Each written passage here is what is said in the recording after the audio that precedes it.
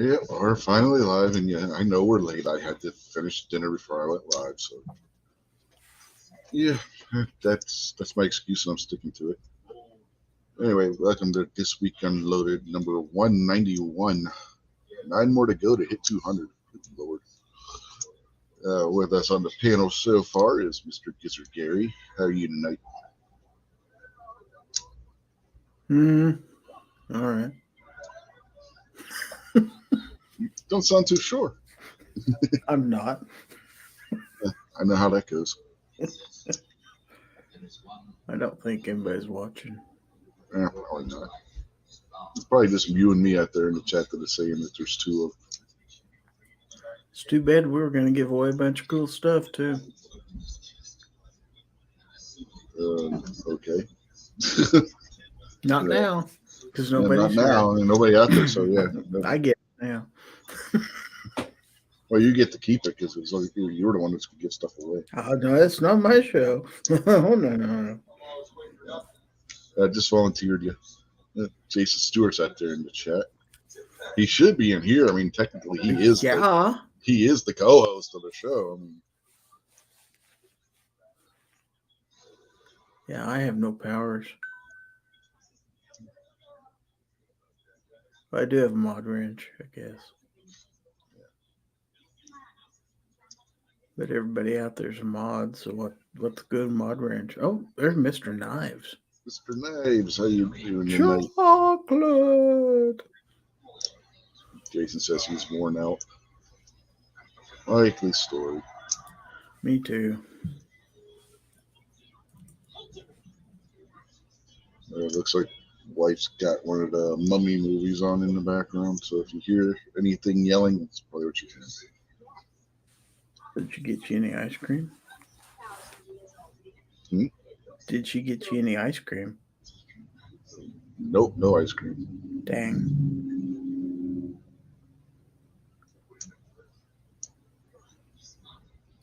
Bernie's out there.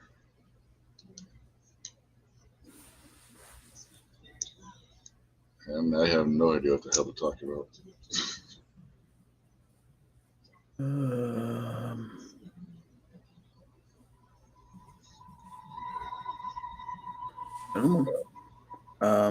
New guns? No, I wish. New knives? No, I don't have them either. Used? No. I haven't bought anything. The only thing I bought lately is computer parts.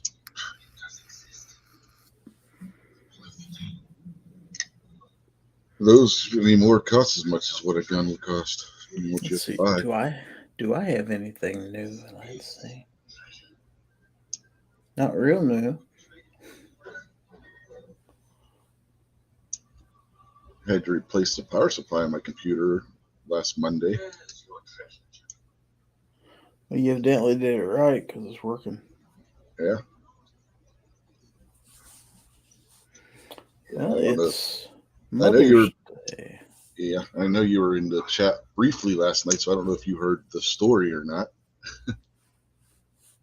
about why I had to replace the power supply. Tell me, because I'm not sure I do. I may. Oh, our cat decided that one of our cats decided my computer was his, and he marked the computer. So when did you bury said cat? I haven't gotten my hands on him yet. He's faster than I am. And they tend to frown on people firing firearms within city limits. So. You know as well as I do. All you got to do is put a cardboard box in the middle of the room to catch a cat. Oh, no. He's not one of those cats. He's not. Would catch one of the other cats before he got him that way. or a flashlight Nope, you can't get my flashlight through there. or a laser pointer. Just take like a laser pointer, like a. I don't know what they did with our laser pointer. I bought a really nice one that you could do like PowerPoint presentations and stuff with, because they had it on sale on Newegg a couple years ago, and it disappeared. I have no idea whatever happened to it. Because a cat don't care whether or not it's supposed to be a cat toy. If it's a laser, it's a cat toy. Mm-hmm. If you've got a sight off a gun, I've got a Olight Balder Mini. All I got to do is turn on the laser pointer from that. Yeah, I don't have any laser sights for on firearms. Used to have an old Winchester one, but it died.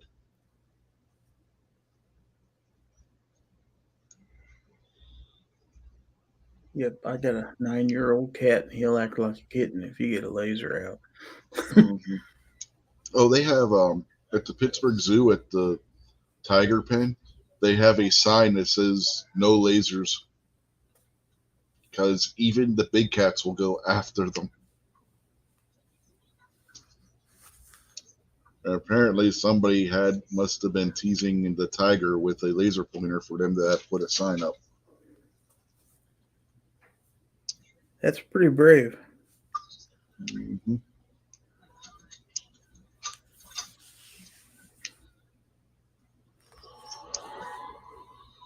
Bernie bought gasoline today.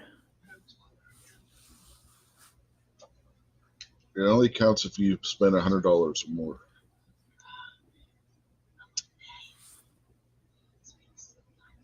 If I still had my old pickup that had what did it have, a 28-gallon tank on it or something, you could come pretty close.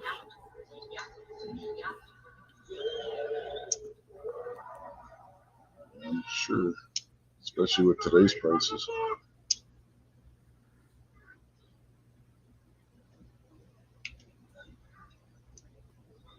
Speaking of prices, you see Anheuser-Busch InBev stock got downgraded. Mm-mm. Yeah, they got downgraded to a hold from sell. Wow. That means they're losing money, folks, in case you don't know how the stock market Well, if you were going to sell it, you should have sold it before now. Yeah. Yeah. You held on to it too damn long already. Yep. At this point, yeah, that's good advice. Hold it.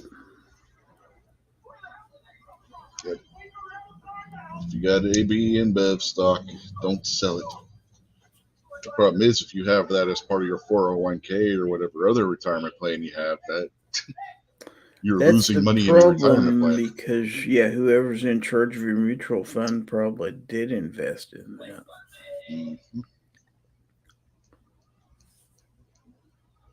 Probably is a long-term equity investment. Sometimes those don't. That's not typically a very volatile stock. No, it's generally not. It might go down pretty quick, but it's going to be pretty hard for it to build back up that quickly. Mm-hmm.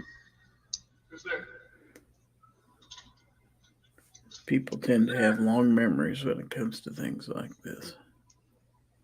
Yeah, and they were just saying the other day that it is starting to affect the other Budweiser brands, where they're starting to see sales on them taper off too. It's gonna have to. Yeah. Budweiser, there was Bud Light. I was watching Tim Pool's show the other day, and they were talking about how in certain areas Budweiser is giving a $15 rebate on Bud Light purchases. If you buy a case of Bud Light, you get a $15 rebate. Well, they're going to be in a mess soon because, you have to pay production, you have to pay factory workers and everything else. If you don't have the money coming in, you have to borrow. That's going to make things worse. Yeah. Reduce production, lay people off. Yeah. And we got one of the highest beer drinking holidays coming up at the end of this month.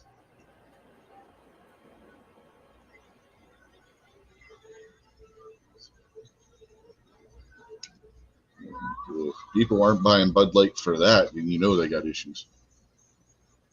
Yeah, summer's coming up. They sell a lot of beer Memorial Day weekend.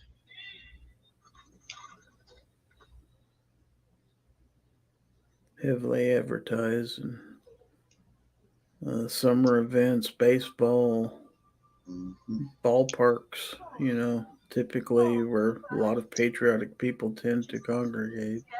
NASCAR. Mm-hmm. Mm-hmm. Yeah, they were talking about the one person saying where they went to one of the sporting events that's going on. I forget which one they said it was that they went to, but you could walk by the Bud Light vendor. Nobody was in line. Nobody.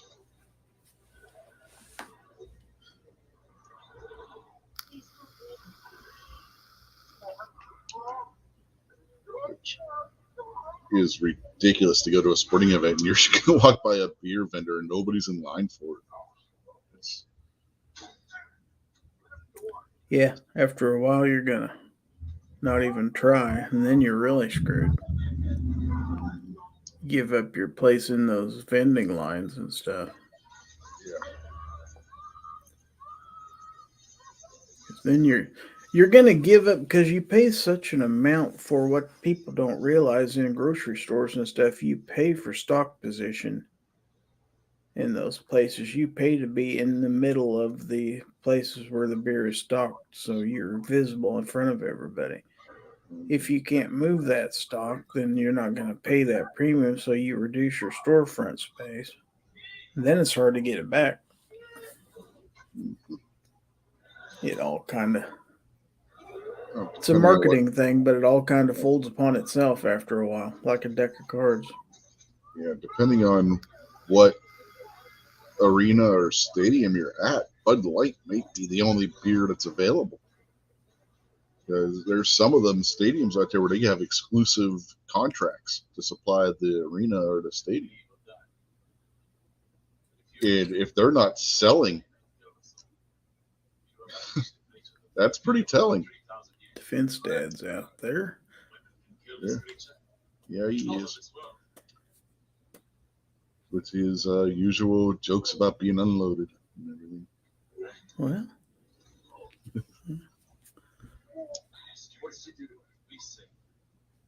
he had to work today. He can give him a break.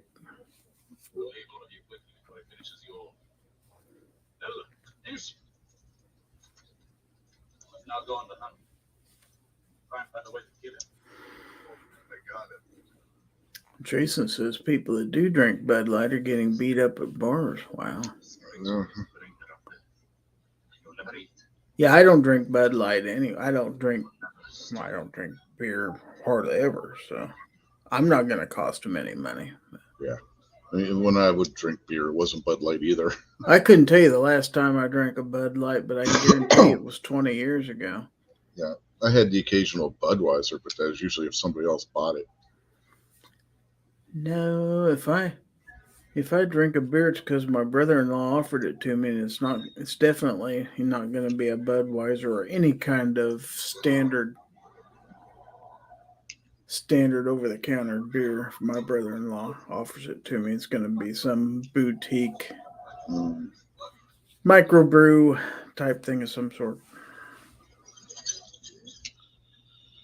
Yeah, I don't even know when the last time I had a Budweiser was. I couldn't tell you the last time I had a beer. Oh, I can too. It was at Thunder on the Prairie last year. The last beer I had. I don't know what the last beer I had was. Probably a Miller Lite. It was a good old Nebraska brew or something like that, I think it was called.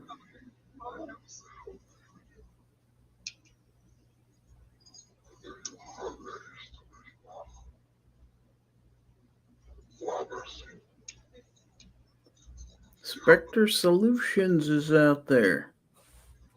Evening.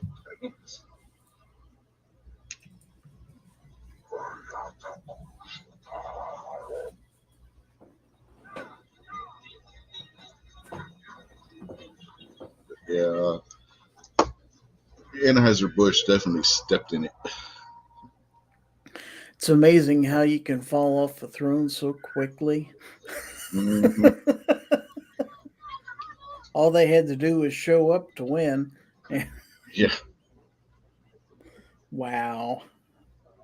Yeah, dumb marketing move. yeah, very dumb. Very, very dumb. Sometimes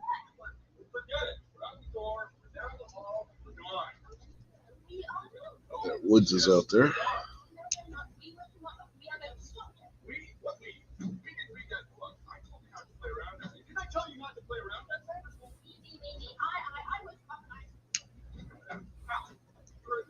No mortal weapons can kill this guy.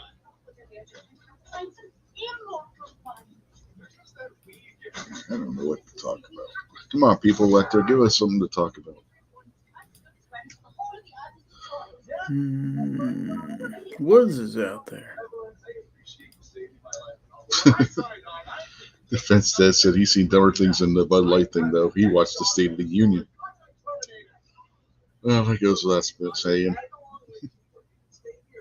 When you have a guy who should be under constant medical care for dementia, yeah, that's going to happen.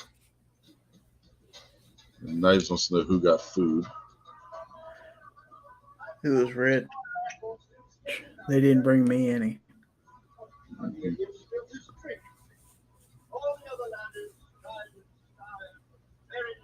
By the time it got to Kansas, I don't think it would have been edible anymore.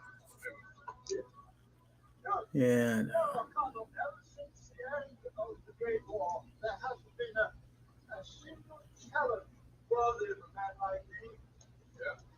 Defense Dad said he got a ham and cheese sandwich.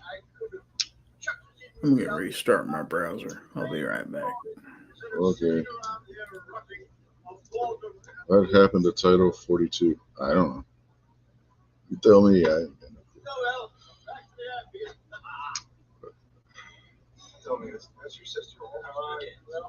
I just love how the higher ups said Budweiser just throw two people under the bus and say, hey, it's all their fault.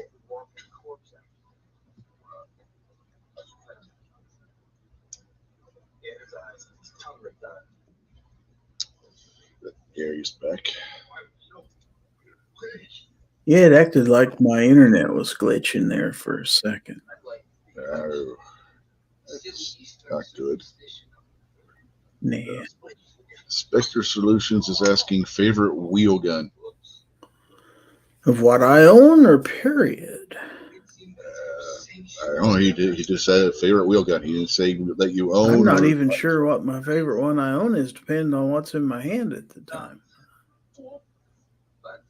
To carry, I can tell you which one's my favorite to carry. That's my LCR. To shoot, just for pure fun shooting, probably my Heritage Barkeep.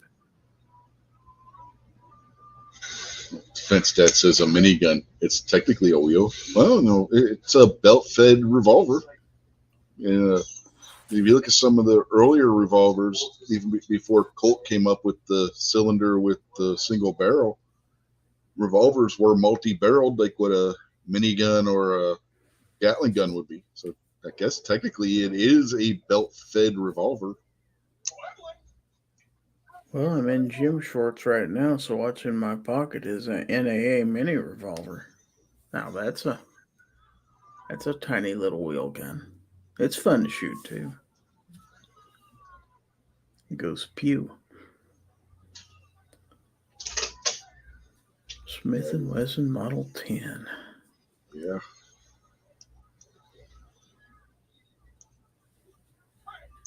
Yeah, Smith & Wesson Model 10s have been around for a long time in some form or another. Started what? Is the police positive or something like that?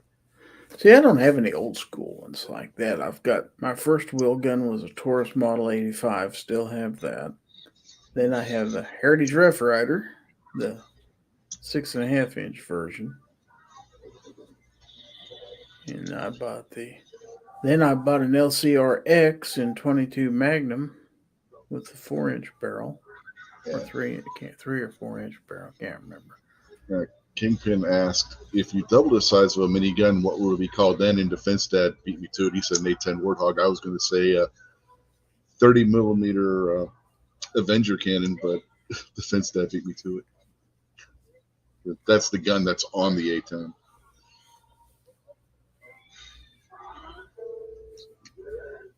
I'm Yes. scared to buy a Smith & Wesson revolver now with all the problems they're having with them. I ain't had a single problem with mine. Did you buy it in the last year or two? No, it was 2018, I think, is when I got that. Yeah, see, I think they were still doing all right back then. I'm hearing the last couple, 3 years, though.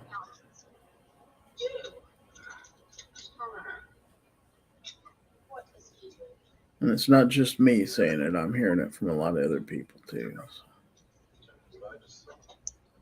Extension base plate for the P10. I got my P10C came with the extended magazines.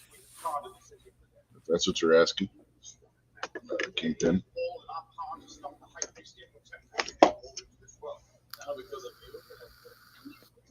See, is my camera working this week? Yes, it's working. See, got the extended magazine on them. They came from the factory like that. It's supposed to hold 17. It actually holds 18. Standard capacity is 15 on the P10C, but these ones hold. Or again, advertised as 17, but it actually holds 18. Will it cycle that way? Yeah, cycle's fine. I could actually almost squeeze a 19th round in here if I try.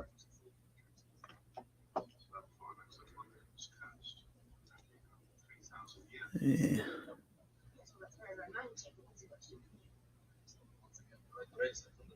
Well, you could take those off. I mean, there's a. Yeah, I'd go with Woods. I'd rather buy a Ruger over a Smith right now. Which is a shame.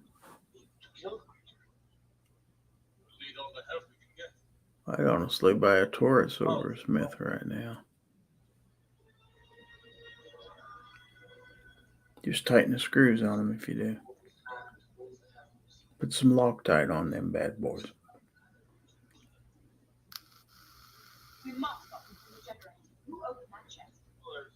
19 and a 17 is that high capacity. I don't know. I never got a 19th round in. I can almost. It just doesn't quite fit. But 18, they go in. I can easily get 18 into it. If you did, you'd probably never get it seated. Mm-hmm.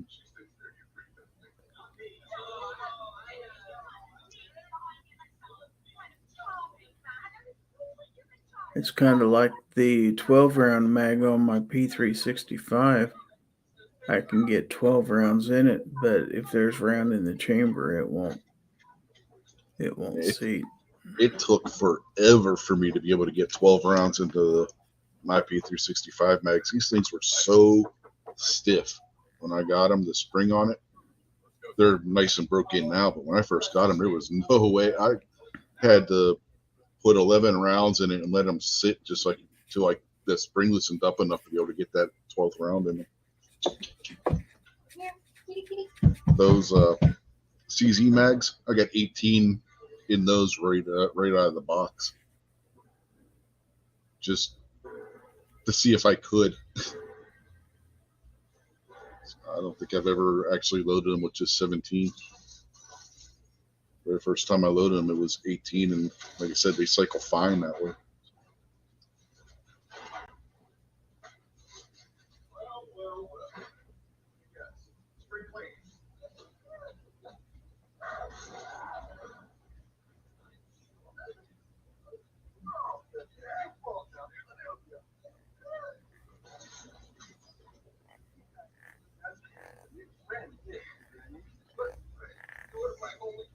Right there, talking about Taurus and Smith. Which one's better still? I don't own a Taurus, so I can't really comment too much. You should expand your horizons. I ain't got no money right now, man. You don't need much money to buy a Taurus. More than what I got.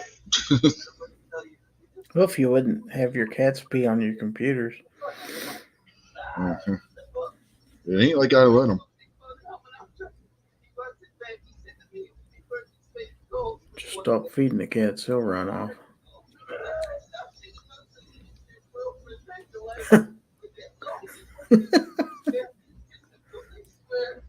You see what Spectre Solutions? Yeah, I saw. I wouldn't quite say that. I didn't have to say it. I just read it. I know.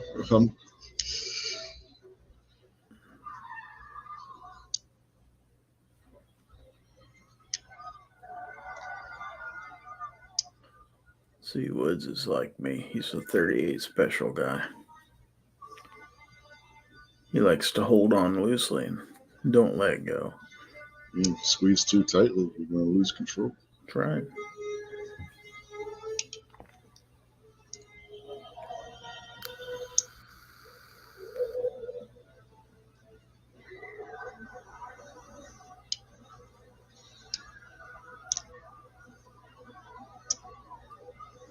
Foss is out there. He said he has a Taurus 65, a Smith M360. Ooh, he's a glutton for punishment. Well, And a Ruger Super Warhawk in 44. He's just buying everything in the store, isn't he? Got a Taurus, a Smith, and a Ruger.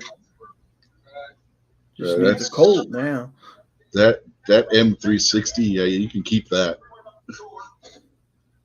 That's an airweight 357 Magnum in case you didn't know what that is. You couldn't pay me to shoot that.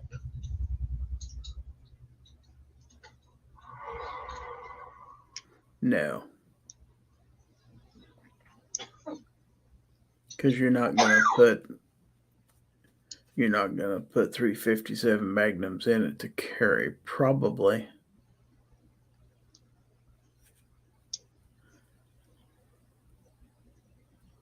One or two spare mags for EDC. If you're carrying a revolver, you don't have any spare mags. Mm-hmm. I generally carry one extra mag. So, Defense Dad wants a Rhino.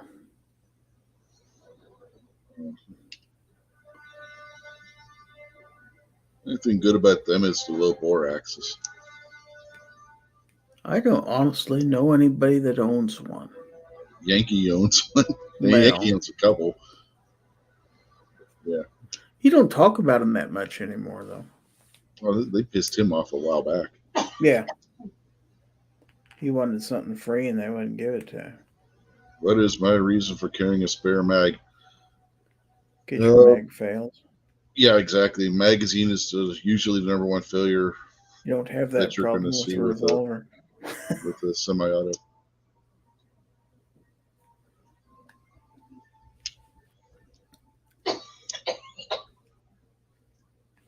Foss says hoe grips help on the air weight. They do. Did My it do too? my LCR has Hogue Tamer grips on it. So they are nice. It They didn't make help very much. bigger. It didn't help very much with my wife's air weight. 642. I hated that gun.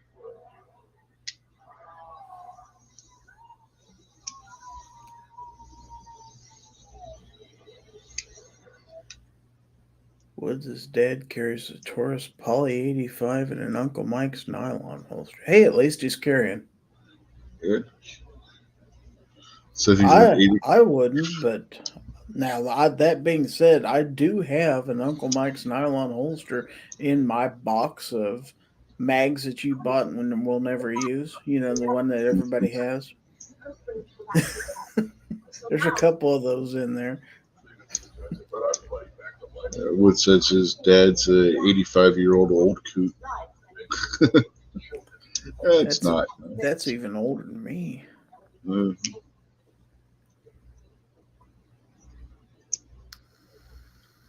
Paying your time finding a holster that's Kydex for what, Woods? For a revolver?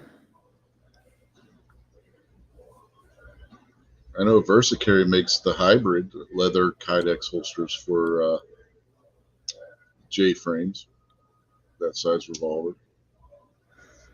Inside or outside the waistband? Both, I think. Either Say, or. I have one of their outside the waistband J-frame holsters, and it's all leather. But that being said, we'll see. I think they have that. I think I- they do have, because that's one of the things that I'm trying to get a hold of. Yeah, let me check their website real quick.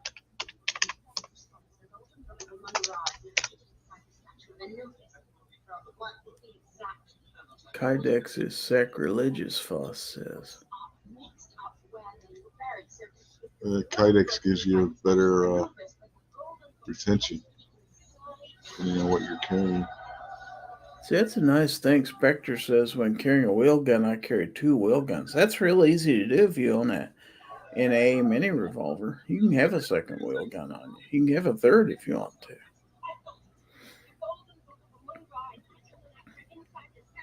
And your backup gun can be a 22 Magnum. Yeah, it looks like the revolver ones, the hybrid ones they have for the revolvers, are only inside the waistband.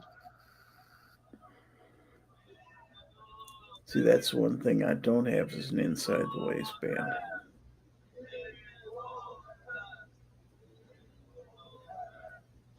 You'll see. And there's other companies out there.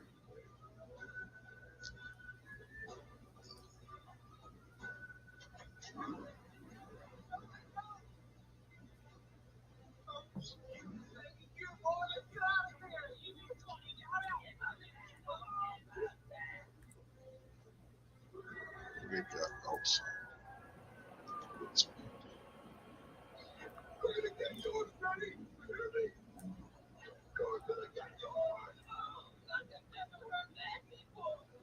Might just have just plain leather outside. And if you're somewhere where you're out there with your wheel gun and you need 2 speed loaders, you're in a firefight. You're in trouble. Uh-huh. You Yeah, better- you You might want to run. Mhm. Your odds might be better.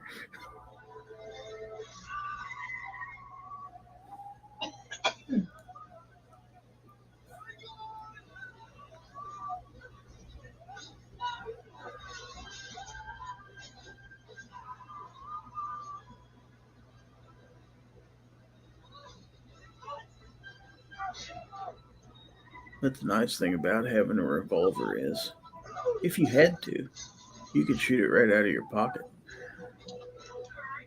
Mhm. That's one of the one of the pluses. Mm-hmm.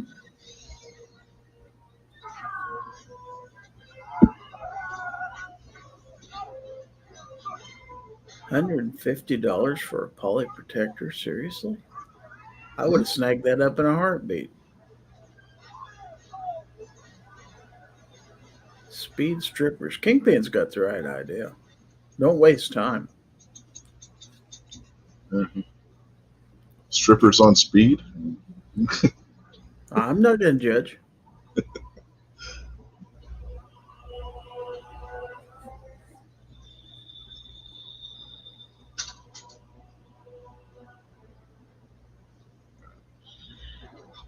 This is the speed loader I got for my thing, the 627. You load the top 5 and then the bottom 3.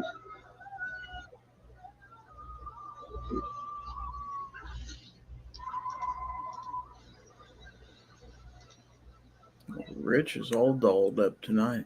His fancy red shirt. It's my Remember Everyone Deployed shirt that I got in Harrisburg. Pretty snazzy. Kingpin, he says, no stripper does drugs. Most are in med school, so they know drugs are bad. Okay. Mm-hmm.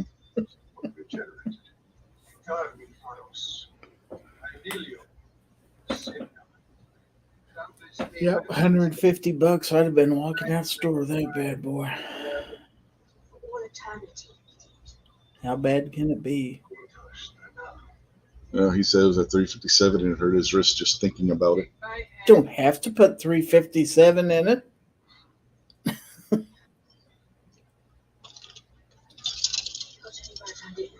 That's the nice thing about a 357. You can tame it down if you want to. Wood says he has similar speed loaders for his SP 101. You load 3 and then 2. It's today, fight tomorrow.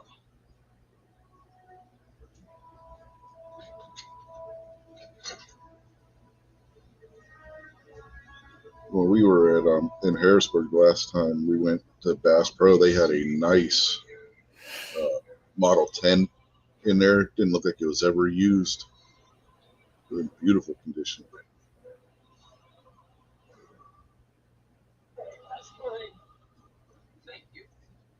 There were 2 problems. One, I didn't have the money for it. 2, it was in Pennsylvania.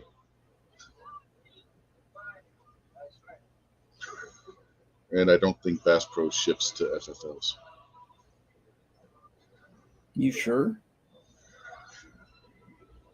Not really, but I didn't ask. I was going to say. I would A lot think they would. Big box stores won't, so. And again, I didn't have the money for it anyway at the time. I wish I would have. Say if you pay for it and pay the shipping, I'm pretty sure they'd do it. Because then you're going to have to turn around and pay a transfer fee again to pick it up. They got their money. They don't care.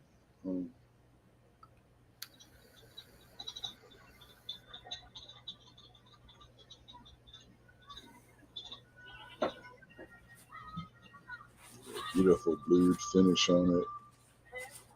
Walnut grips. With the gold Smith & Wesson medallion in the grip. Really pretty looking.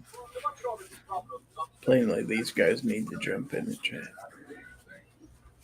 Hmm? I said, clearly, these guys need to jump in the chat and defend themselves. What's the challenge?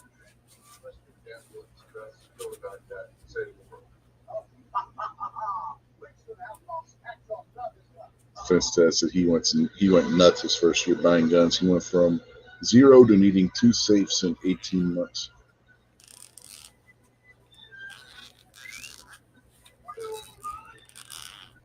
Say that as if it's a bad thing. Mm-hmm.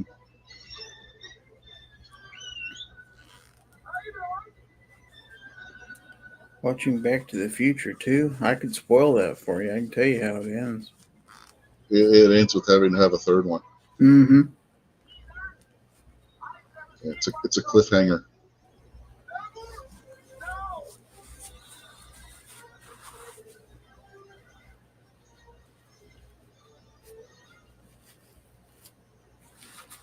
In the end, they all end up in Mill Valley again.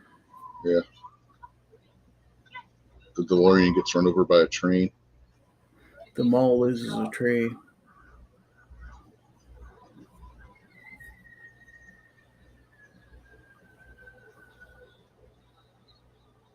Said Mother's Day, wife gets the remote.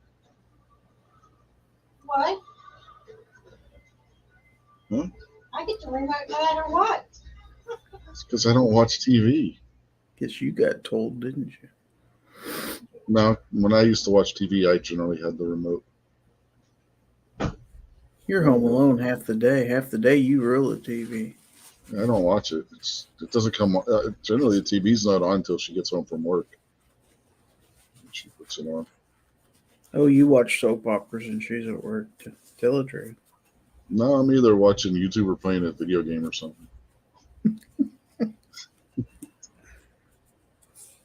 There's nothing on TV worth watching anymore. There really isn't. Yeah, I pay for cable and I'm not real sure why. The only thing we have from the cable company is the internet and the home security systems through the cable company too.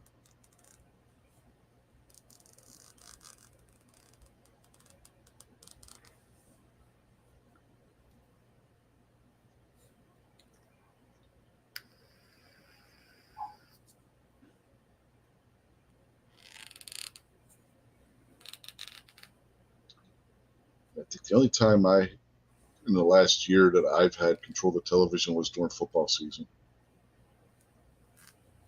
Why? because I was watching the football game. It's just the Steelers. Yeah. It's not like you get the Chiefs to watch or anything. Of course, the Chiefs are Six always Super on Bowls. Monday night. So Six Super Bowls, Gary. when was the last one?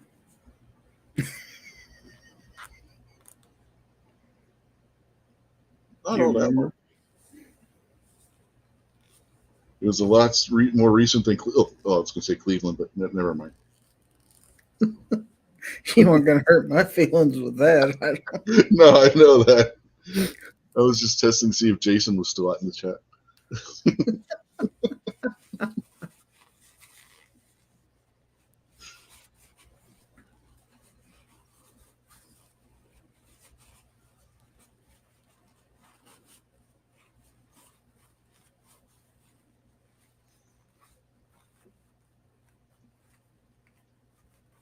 I guess he's not. He hasn't said anything yet.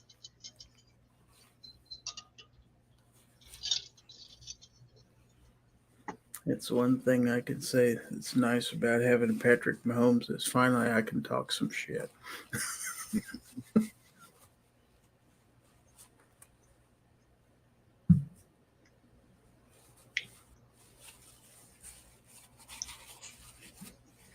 The defense stat says he watches more nerdy photography videos than anything else. I watch more nerdy tech chats or tech shows than anything else. What was the barrel length on that Model 10? I believe it was a 4-inch, if I remember correctly. Sam. It's either a 3 or a 4.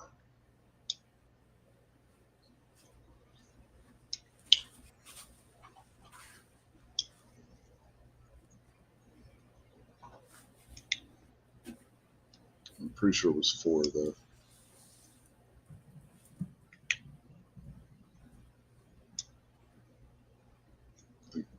I remember what they wanted. I think it was $5.99 they were asking for.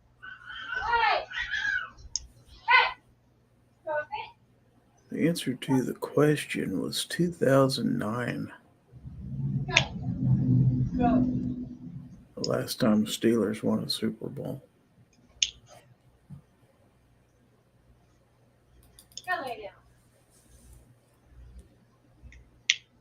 They came real close a couple years after that, too. One interception that was returned for a touchdown screwed up the whole thing at the beginning of the game. And I still say if Marquise Pouncey hadn't been hurt, that would never have happened.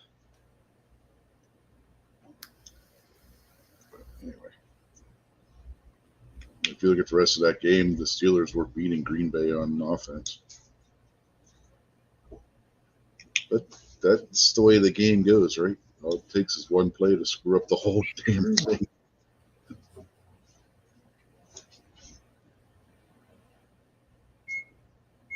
No, Patriot, there has not been any midget tossing. Again, that's Saturday, not Sunday.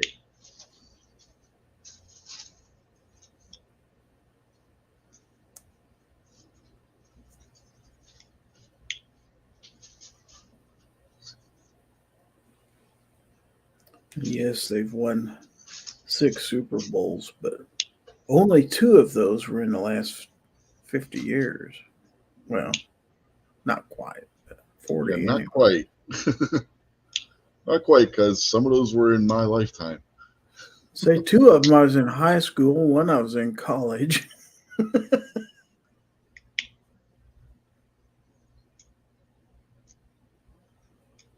Sam says the cheapest for the 4-inch model on Gunbroker is $829. Woo!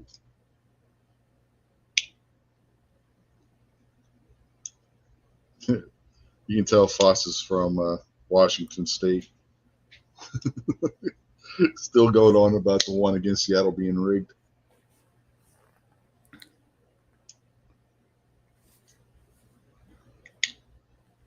Well, Seattle has a tendency to give up Super Bowls too. Brady. It was rigged, and the Steelers still won. So, I mean, what are you going to do? Let's throw a 1-yard interception to end the game. Oh. Too soon? Yeah. Don't get me started on rigged Super Bowls. That one the Steelers had against Dallas in the 90s. How the hell does Neil O'Donnell throw 2 interceptions to the same guy? And in both cases, there wasn't a Steelers receiver in the vicinity. Yeah, I'm with Kingpin on that one. Why do you not run the ball on that play? Uh-huh. I was waiting. I was waiting for them to run the ball in. And I'm like, what are you doing? No. I was at my And mom, or I'd have thrown a brick through the TV. yeah, you have Marshawn Lynch. I mean, you're on the half-yard line. We're going to throw the ball. Yeah, that's okay, Sam. I'm not in the market for anything right now. I don't have the money to. Then I damn sure don't have $829.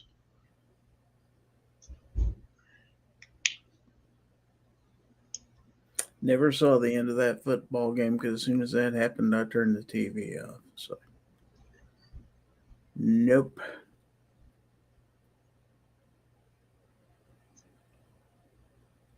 You know, what's worse, that or wide right?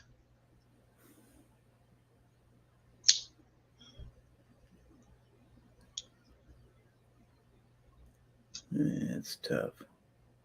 I guess it would depend on whether you're from Seattle or Buffalo, right? Yeah.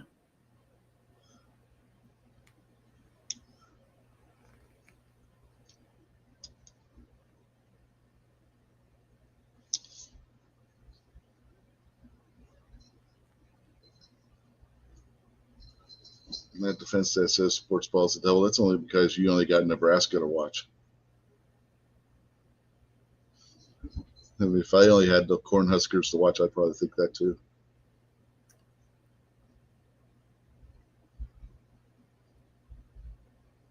Heard a rumor Nebraska's trying to get back in the Big 12.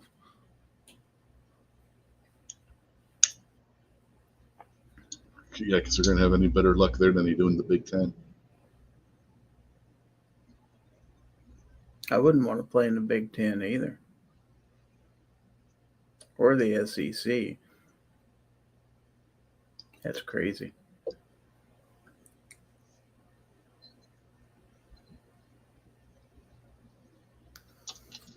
Of course, the Big 12 is going to change so much in the next few years.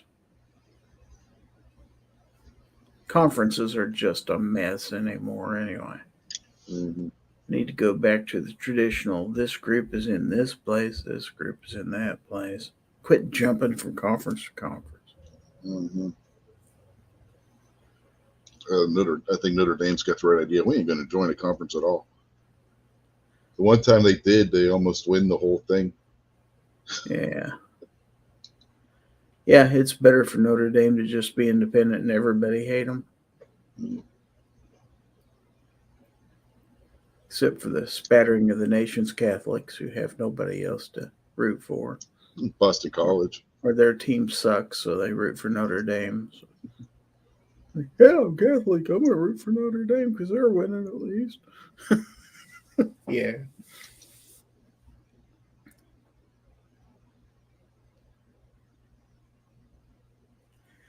When I was growing up in the 70s, Notre Dame was always on. Usually, whoever they played, it was a nationwide broadcast because they got big time coverage on TV for some Oh, reason. it is. It still is. I mean, they got exclusive contract with NBC. A couple games a year will end up on like ABC, So you but could most of their games are on NBC nationwide. always catch a Notre Dame game on TV. Yeah. We couldn't watch our own teams play most of the time. Back in the Big 8 days, those games, unless it was Nebraska and Oklahoma, those are the only ones you ever saw on TV. Fox says USC and UCLA are going to the Big Ten next year. That's ridiculous. Big Ten used to be Northeast. What the hell? Let them go. You got, what is it, Iowa, or is it Iowa State, or is it both that are in the Big Ten? Hell, I can't remember anymore. Who? Iowa's Big 10, Iowa State's Big 12. Are they? Okay.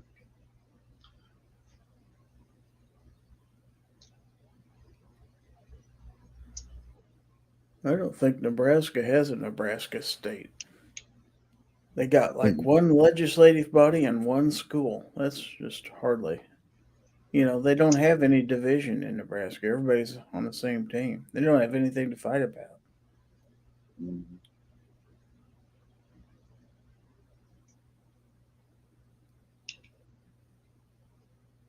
Patriot says Notre Dame's not Catholic. They pretend. There's a whole lot of priests on that campus for them not being actually being Catholic. I'm just saying. Yeah.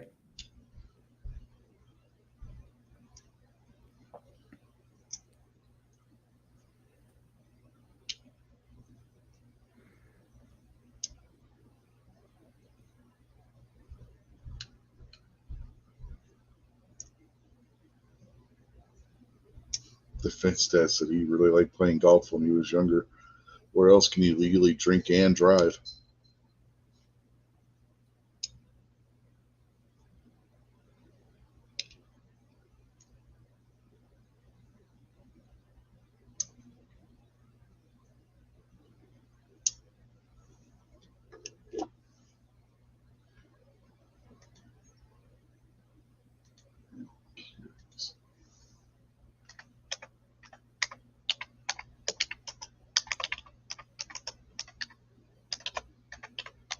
Let's see.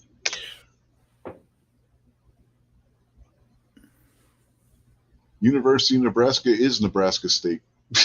That is their state university.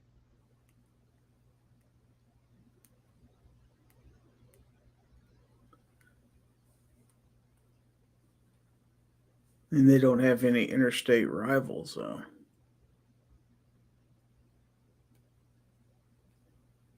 I mean, who's the next biggest university in the state of Nebraska? Creighton? Probably one of the sub branches of University of I Nebraska. say Creighton? Come on.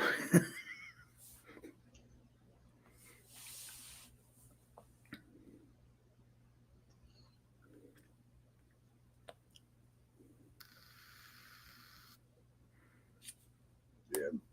University of Nebraska is the Nebraska State University system. Well, And they have 4 campuses.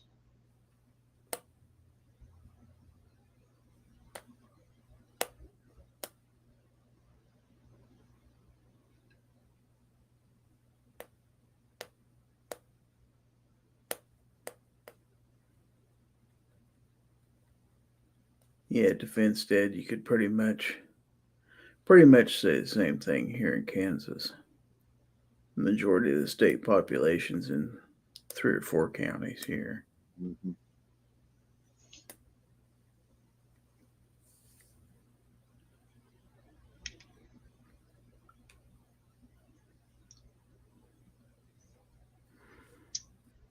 But all the good people live outside there.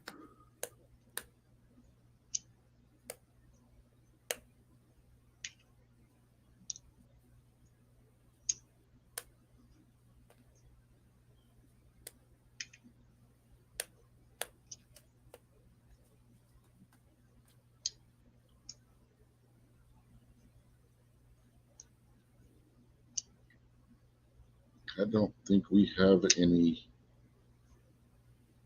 quote unquote blue counties. I think all the counties are on the red level. Like I've said it before, if it wasn't for a third party candidate, Joe Manchin would not be sitting in the U.S. Senate right now.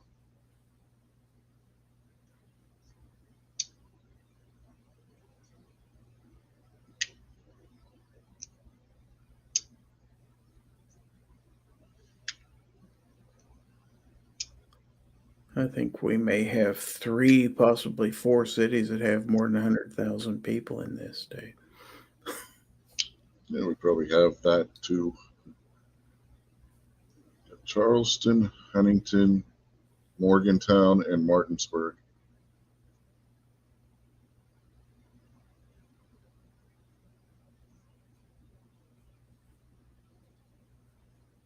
Hell, I can't remember his name. M. Gabriel.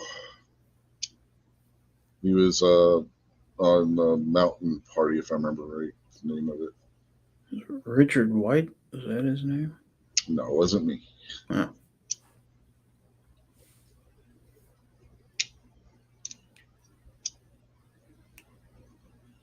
But he took just enough of the vote to give Manchin the win. In 2018, I think Manchin comes up for re-election next year again.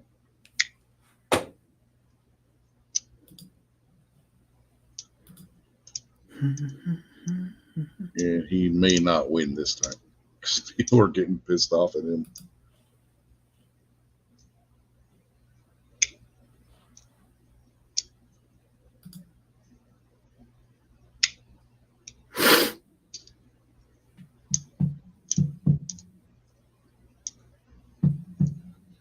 I'll have to wait and see what happens. Manchin is the only statewide elected Democrat from the state of West Virginia. The only one. All the other statewide elections are held by Republicans.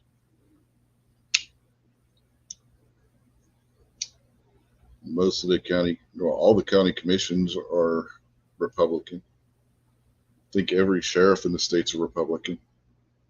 Democrats got, which if you go back to 2000, it was the other way around. Almost everything was blue. In the last 23 years, the state has completely shifted. Manchin's the only holdout yet that's still a Democrat.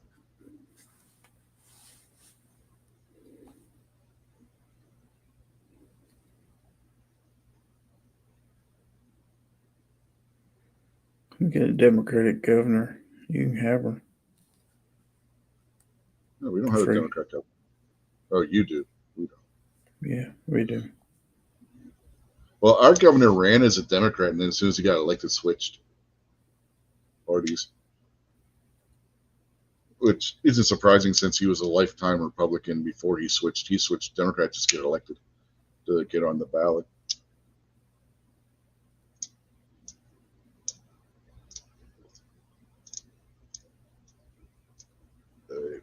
It was funny, all the Democrats, like Barack Obama and whatnot, they were coming out and campaigning for the guy. And honest to God, the day after election day, he switched parties.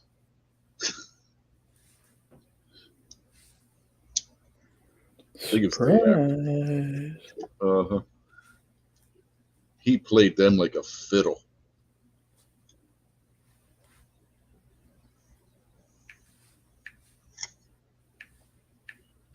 The Mountain Party isn't progressive. There's a different party for that. The Mountain Party is more libertarian to conservative.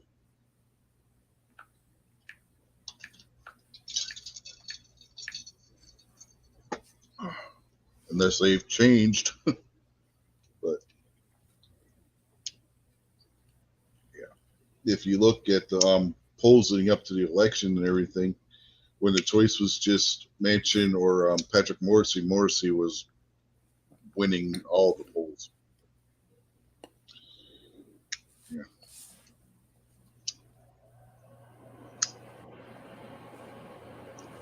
Because we had the Green Party run. I mean, there's a bunch of craziness. But, yeah. I think he was Mountain Party. He might not have been Mountain Party. We had so many people running in different parties in the Senate election last time. Will Manchin win again? That remains to be seen. Like I was just saying, there are a lot of people that are coming out. They are not happy with Joe Manchin this time around. Manchin talks a good game, but then he'll go and turn around and vote for what he says he's not going to vote for. And people have had about enough of that. He's losing support among moderates, so he may not win this next go around. Third party or not, candidate or not. We'll have to wait and see.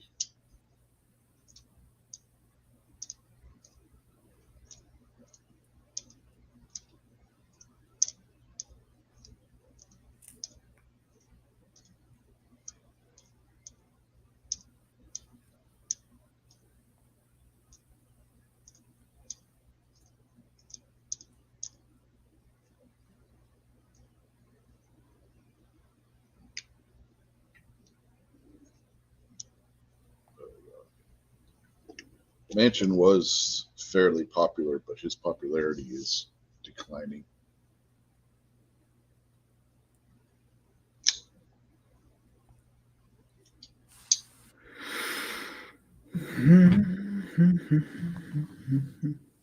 I don't think his voting to support Ukraine has helped any, because a lot of people in this state do not support the whole sending money over to Ukraine thing when we got our own problems. We should send them Bud Light. Yes, that's what we could do. We want to send the Ukrainians all the Bud Light we can get. Then they can give it to the Russians and get the Russians all drunk.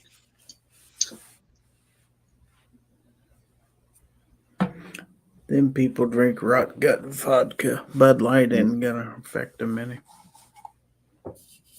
Kingpin says he stands with the current thing. What is the current thing?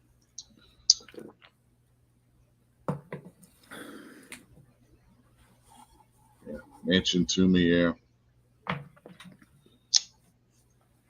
Yep, that was. I know that was a gun control bill. I'm trying to remember. Was that nationwide red flag that he had in there and stuff like that? Wood says both sides would drink it like water. Yeah. Like, what is this? This is not my vodka.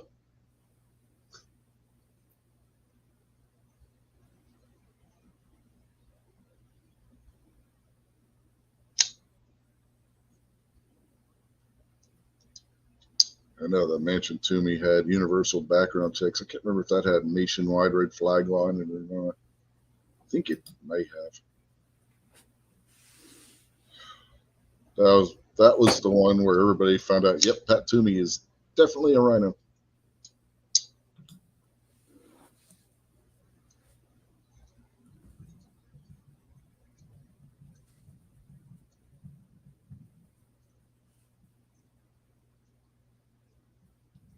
Yeah, we're not going down that rabbit hole, M. Gabriel. We've done that, and Rob's not here, so.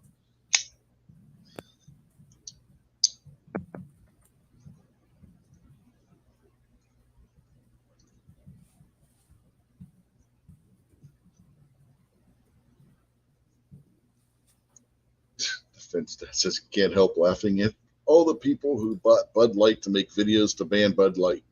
That's not how a boycott works, fellers.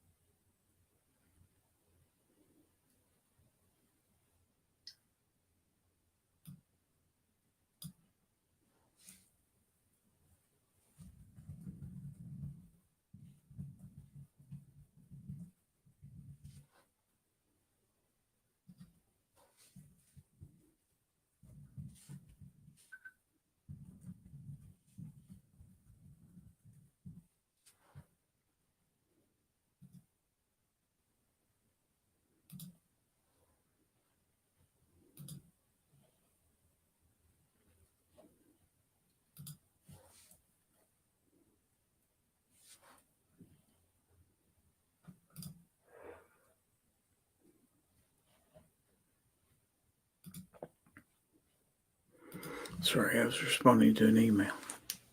And I had just noticed that I had gotten the red thing about connection being unstable. So I don't know how long that was there, but and Gabriel asked, "Where's Rob?" He was over on Bald and Curious's chat. So Yeah, he was. I don't know if they're still running or not.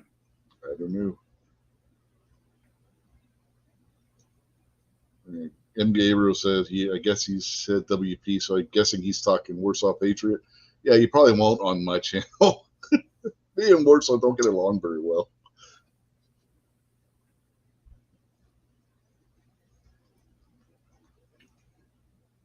Trying to think of who else WP would be. No, Rob is not backstage, Kingpin. Yeah, he might be trying to replace that old Honda. So his Honda blew up. Mm-hmm. Kept telling him he needed to get something else. But no, this old Honda's going to be around for another 100 years. Was it his Honda or his pickup that he ran into another building or something like? Ran into a house or something like I that. do not know. Apparently, Patriot wants to talk about Winnie the Pooh. Winnie the Pooh, Winnie the Pooh. Or Walter Payton could be. Uh, Or William Penn. Now you're yeah. from Pennsylvania. There you go. Yeah. The guy that's on top of Independence Hall. Or say that he's on top of a couple of buildings. Now that I think about it.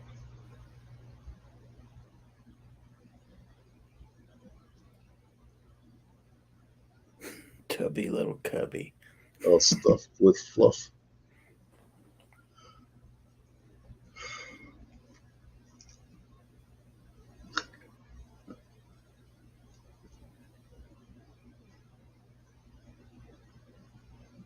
Oh, bother.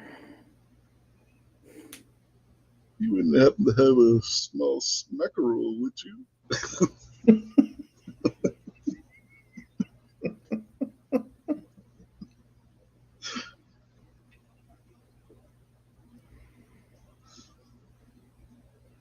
Winnie the Pooh is a fitness instructor. In what universe? I know where he's going with that, but still. In what universe is Winnie the Pooh actually a fitness instructor?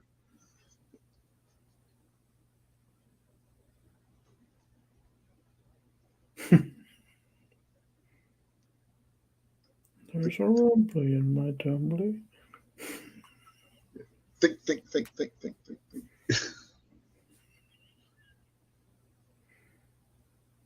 But remember, he's just a little black rain cloud. Pay no attention to him. He's trying to steal the bee's honey. And I want to know where he got the quadruple strength helium for that balloon when he's imitating a little black rain cloud. Yes, he has a rifle, I believe is what it was. You know, That's my kind of bear. it. If you get in the jam, you want Winnie the Pooh and Yukon Cornelius on your side. He believes in the right to keep and arm bears. Yeah. An arms-bearing bear. Man's worst nightmare. A bear that's packing. He not only can eat you, but he can take you from a distance. You're screwed. Wood says it was a double-barrel quirt gun. It's been a while since I've watched that one.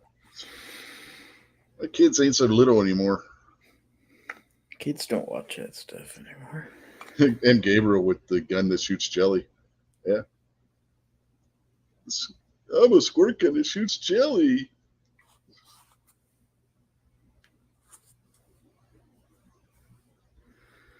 I wouldn't worry about those guns because in the cartoons you could stop a shotgun just by putting your finger in the end of it. I saw Bugs Bunny do it. I don't know how many times. Now, Kingpin said that Pooh Bear used honey to pack his black powder loads. I don't think Pooh was doing anything with honey but eating it.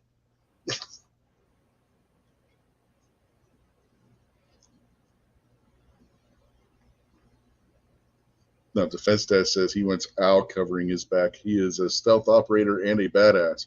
And he was an awfully big owl, too. Mm-hmm. You know, Al in his treehouse in the other room had a full set of free weights. He's in the back room bench pressing 1,000 pounds. Have you ever seen an owl close up and personal? Yeah. You ever hit one with a car? Those are big birds. No, I can't say I've ever hit one with a car. They are huge. They will damage a car. Oh, I can believe it. I've seen them. When I was in middle My school, buddy hit one. Once damn thing had a 6 or 7 foot wingspan on it. Jeez. Oh yeah, yeah. When I was in middle school, right, the school I went to was right across the street from the National Aviary in Pittsburgh, and they had outdoor displays with some of the birds, and they had the big old Arctic owls out in the pens outside. They were huge birds.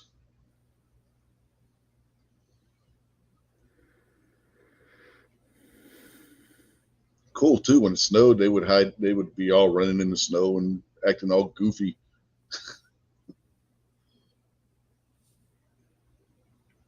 You know, you've had dogs. You have dogs out in the snow, and they go out there and they start rolling around and acting crazy.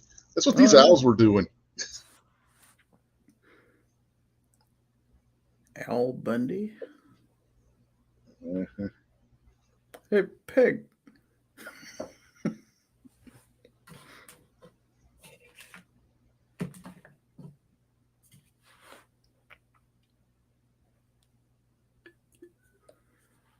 You know darn well Jane Fonda wasn't actually shooting a double barrel shotgun. She'd have fainted from the fear.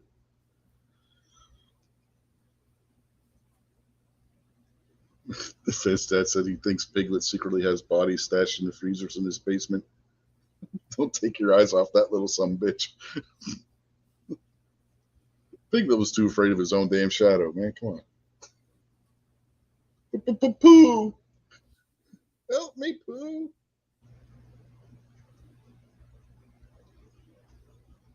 Now, the ones you really got to watch are the heffalumps and woozles.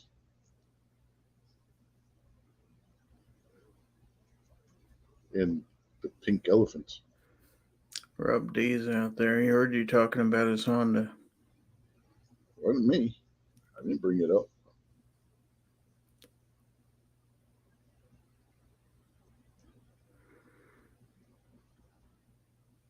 Yeah. Once those things get out of gear, it's all downhill from there, I hear.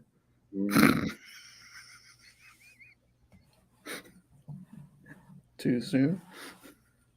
No. Too close to home? Yes, it was too close to home. Yeah, somebody's home. The Fizz dad says Tigger was a speed addict. That may be true.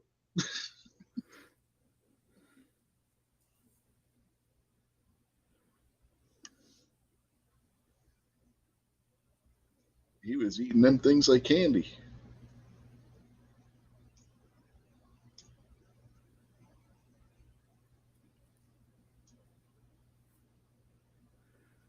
The wonderful thing about Tiggers.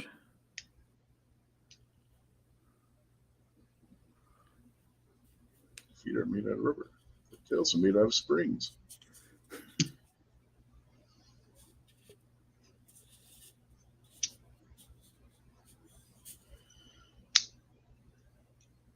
My daughter had that bounce around Tigger that came out in the early or mid 90s. That and Tickle Me Elmo. My father-in-law drove around 4 or 5 states to find a Tickle Me Elmo for her because she wanted that for Christmas.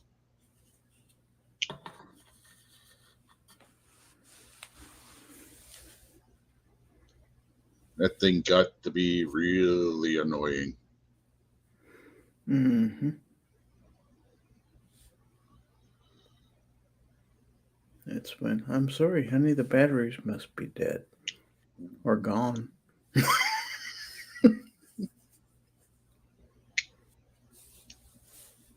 rechargeable and I lost the cable. Sorry. Yeah. Foss said he had one of the bouncing Tiggers. Them things are USB mini. They don't make those anymore. Mm-hmm. She had a Rescue Roy too. Rescue Roy was the introduction of little kids into Transformers, essentially. It was a transforming fire truck. Well, nowadays, Transformers means a completely different thing. Uh-huh.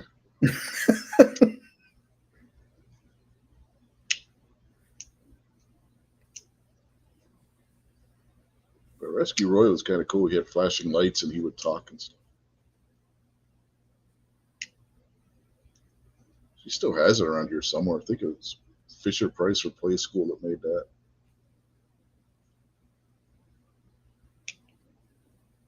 Oh wait, that was my youngest daughter that had that. That was my youngest daughter's. The oldest daughter's one that had Elmo and Tigger. Yeah, the guy that did Elmo's voice was a bad person. Corn Pop would probably like to get his hands on him. Okay, you only have 225. What's the best gun for that price? Taurus G2C. Gonna say, well, you can. Yeah, gonna say with the rebate, you can pick up a G3C now for that. Well, he didn't say with rebate. I was thinking just base price. I mean, Say I there's. paid less than $200 for mine right before COVID. I think there's still a $25 rebate on the G3s. Somebody was advertising G3 for $250. Mm-hmm. And with the rebate, it'd be 2 1/4. I want to say it was Grab a Gun. I don't remember. Grab a Gun has the threaded barrel P10F. I've thought seriously about going ahead and grabbing a G3C now. Rock Island M200. Canik TP9 Elite SC for $400. 2 1/4. Well, geez, you could almost pick up the new High Point. You can't. Well, you come close to getting the 10mm for that. Yeah, no. You get the Taurus G2C 40 Smith & Wesson from Grab a Gun for $240. 40 Smith & Wesson is a 10mm projectile. Yeah. Well, it is. It's a 10mm projectile. It's not a 10mm cartridge. It's a 10mm projectile. Yeah. Yeah, I know I'm going on technicalities, but it is true.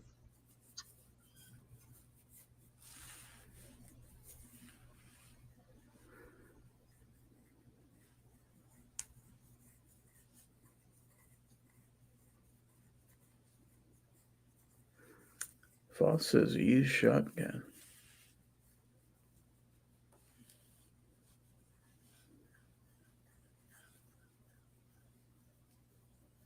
Well, 12 gauge is closer to a 50.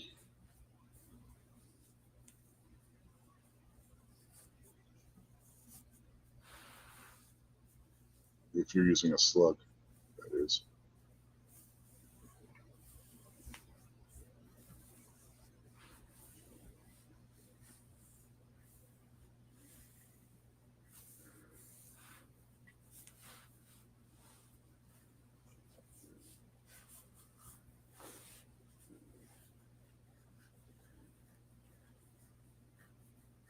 I say $225. You could probably buy a used '98 Honda. Slightly damaged. It's a slight. You have to tow it out of somebody's house first.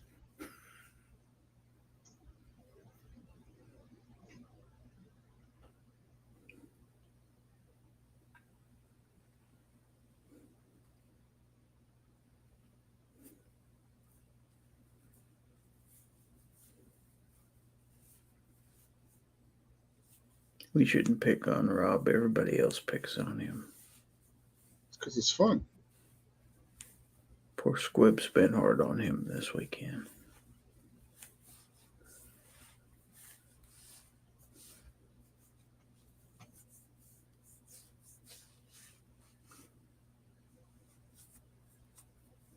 You can almost get a PSA dagger for $250. They got one for $300.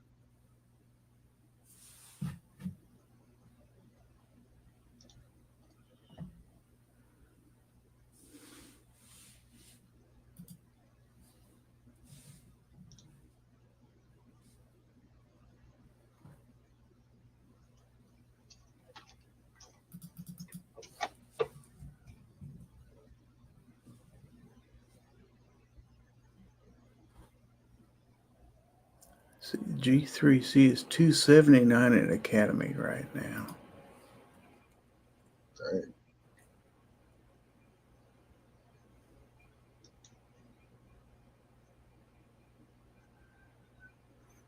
Now the G2C, you can get that for 259.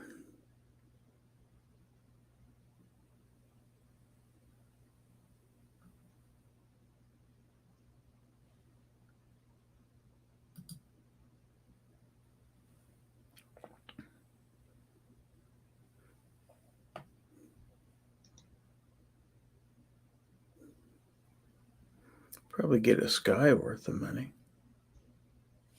This guy's cheap. That's the whole point. The sky's the limit. Until it breaks. You just got to pay attention to them roll pins. Mm-hmm. Put some duct tape on them. You think If they I would was- come out with anti-walking pins like an AR-15 by now? If I was going to pick one up, I would want the G3C. Right, that's pretty solid, actually. Mm-hmm. That or the GX4. Which I'd really like to get a hold of a GX4.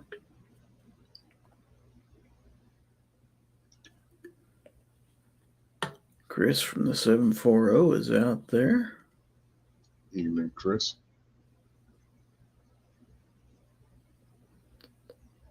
So we got Chris from the 740. We got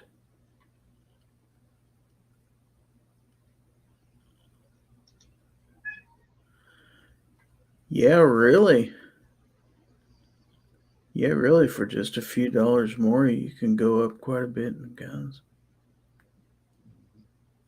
Okay.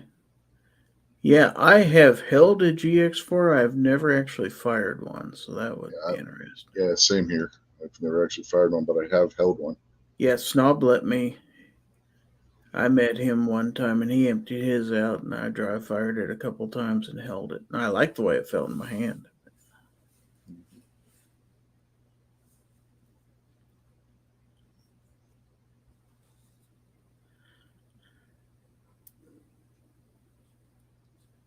Yeah, I was checking them out at the Great American Outdoor Show. They didn't make it into my video for tourists, but I was checking those out. You weren't going to get anywhere near Taurus for much of an interview at NRAM, or anybody else for that matter. Day 3 is when I finally got it to where I could get to talk to somebody at Taurus. And even then, if you watch the video, I had people bumping into me. NRAM was a zoo this year. I mean, it was interesting to see just how many people crammed into that place. It's good for the industry. Don't get me wrong. Very encouraging. Yeah, it's the same way at the Great American Outdoor Show. That place is a madhouse. It's Especially like if that's any indication as to the firearm industry and the demand for stuff, then we're in pretty good shape. We were there 3 days. Chris was there 1 day. The first 2 days were an absolute madhouse at the Great American Outdoor Show. It settled down a little bit on the third day.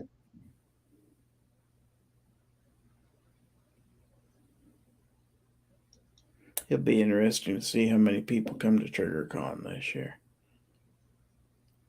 I'd like to see that get bigger too.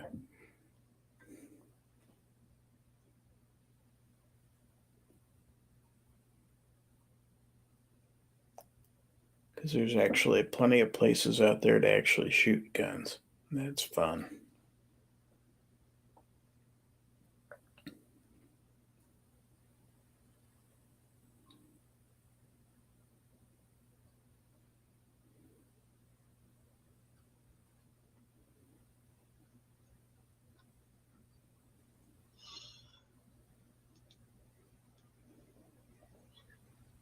Yeah, I'm going to have to rewatch the first part of Squib's live stream so I can see his 25 rules. I've heard people talk about that.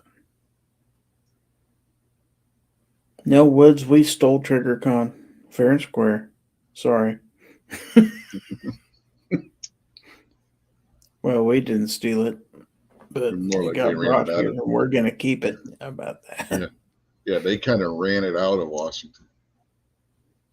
It kind of got Those dropped in laws. our lap. It's like, Kansas? Trigger con? Sure.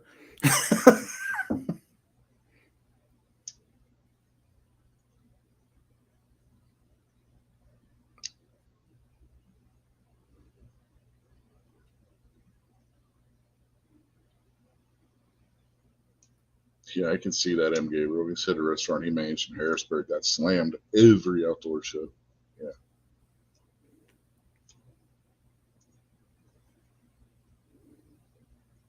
And that one runs almost 2 weeks.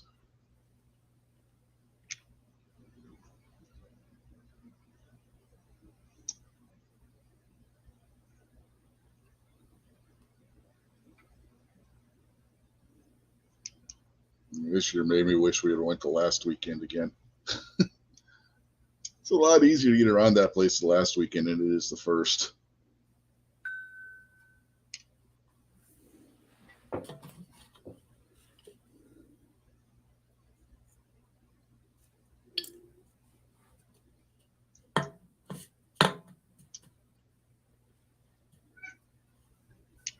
Meow.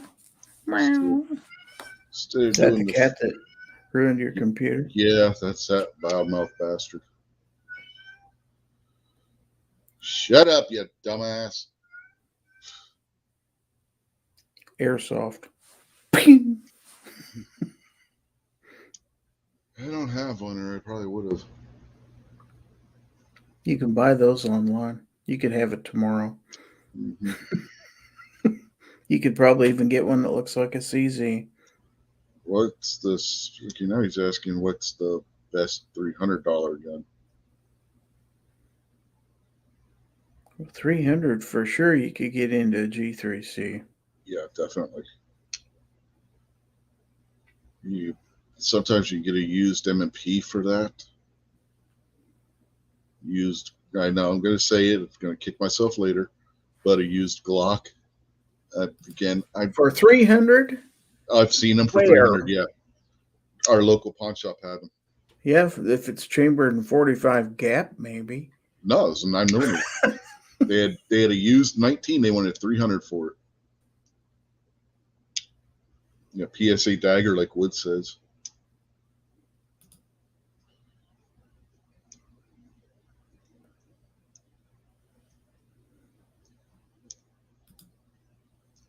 Why does his Gabriel wants to know why his dog is chewing his cat's whiskers? I do not know. Let's see. I'm trying to filter by price here. Let's see. Minimum 0, maximum. What do you say? 300? Yeah. Sometimes if you include the rebate, you can get a Smith & Wesson Shield Plus for $3 if they're on sale at the time. Let's You see. could find Gen 1 shields for that price on sale. Okay, here's a list of everything that Academy has. And there are quite a few. Let's see. We are talking the Taurus G2C, the Ruger EC9S, Ruger LCP, a Sky CPX2, Taurus G3C, the Keltec P17, High Point 9mm, of course. Rock Island M200, there it is for $279. M. Gabriel says, "Go Altor." Bond Arms Roughneck 9mm Diamondback Sidekick you can get for $299.99. You probably get their 9mm pistol or 380 for that too. Do we want to limit it to 9mm just so we can make it a little easier? Let's do that. Yeah. Okay. I know. I just was looking at somebody had the Diamondback 9mm for cheap. Let's see. Is there anything I haven't already named on this list? I think.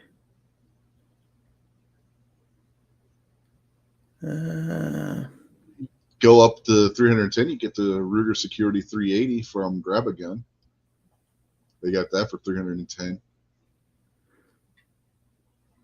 Those are nice. I don't know if you got a chance to check those out or not, Gary. What was that again? The Ruger Security 380.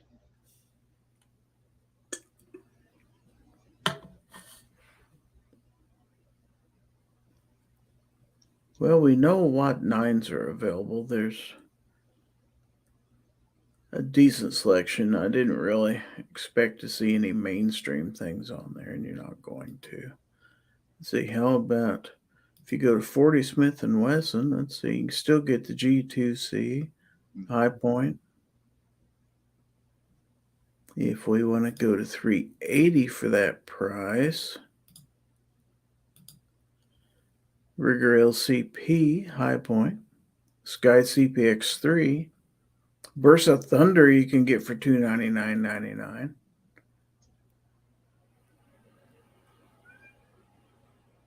Yeah, honestly, if I was going to do 380 at $10 over 300, that Ruger Security 380 is not a bad gun. Those are pretty nice. You've got the Rock Island M200 and M206 you can pick up for 38 specials. About 45. Is there anything you can get? Yes, the High Point. Uh-huh.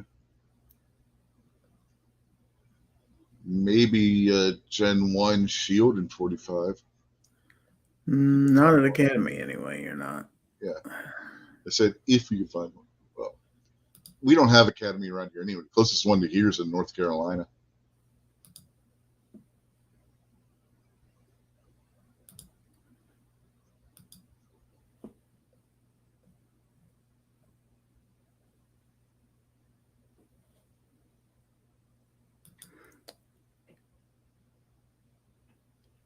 So just a random sampling of one store I happen to be familiar with.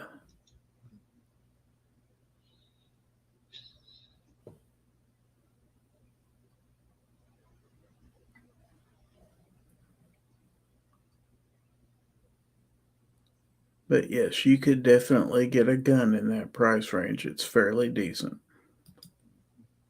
Arguably.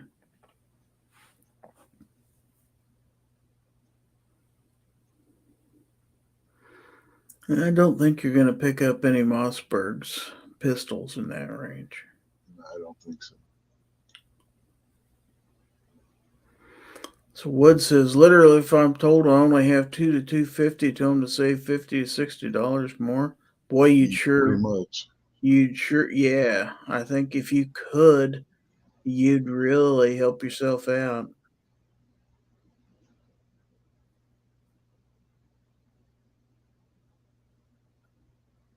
Yeah, Ozzy says the G3C is a great gun for the money. Yeah. I found too many people who would disagree with that. I'm not telling you it's the best gun in the world, but it's definitely for that money. That's pretty good performer. Classic Firearms after rebate had the full size G3 for $251.29 the other day. Yeah, it's running right about the same price. It's just it's a pretty good size gun to carry on you. Mm-hmm. Although, really, is it that much bigger than the G3C? No, but enough so. That's about like saying the Glock 17 isn't that much bigger than the Glock 19. It's not, Well, but you know the difference. The G3 is a 4-inch barrel, so that will be Glock 19 size. So going from a 3.26-inch barrel to a 4-inch barrel.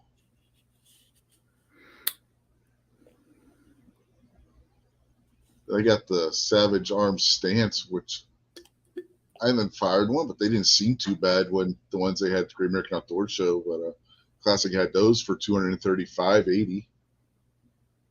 That's a 3.2-inch barrel, 8-round, basically a competitor for the Smith & Wesson Shield. It looks like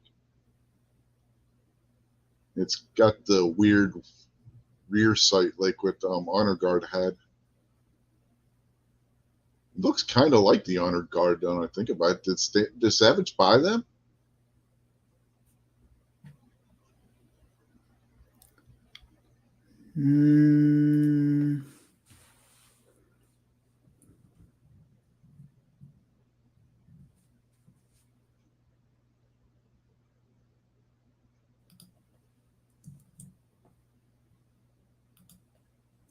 Don't know.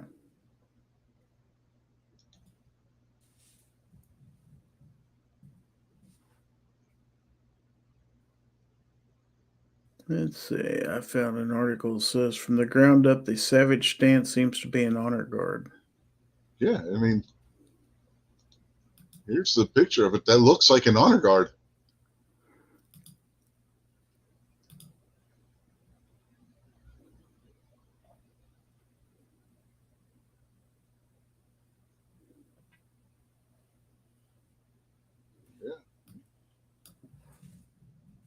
You see why I was wondering that. I mean, look at the rear sight and everything on it. It looks like an honor guard.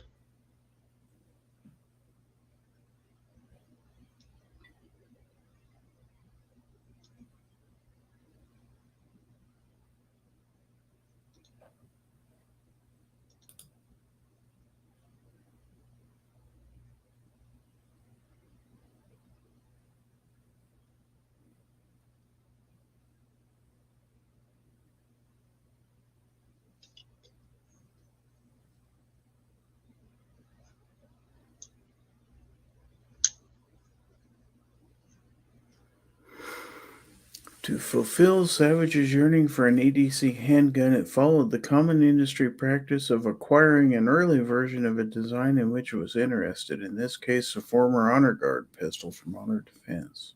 So, yeah, I guess they did. They did.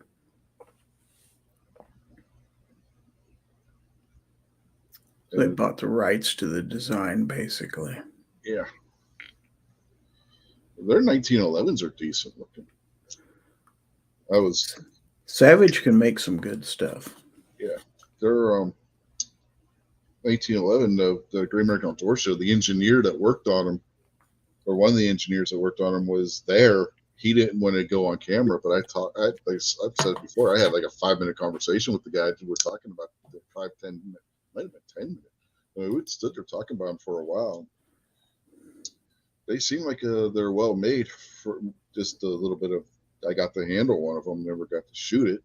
Obviously, there's no range day at the Great American Outdoor Show, sadly. But their gun, it seems like a well-made 1911. And the price they want for them, it better be.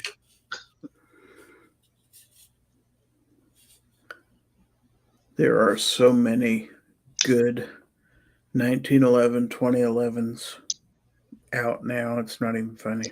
Mm-hmm. Remember a couple of years ago, people were saying the 1911 was dead. Boy, how times have changed. Yeah, things are swinging. Mm-hmm. And I didn't see that coming. No. Everybody and their mother has a 1911 now. Well, it helps a lot. Everybody's wanting to go to, they were wanting to go to all metal designs and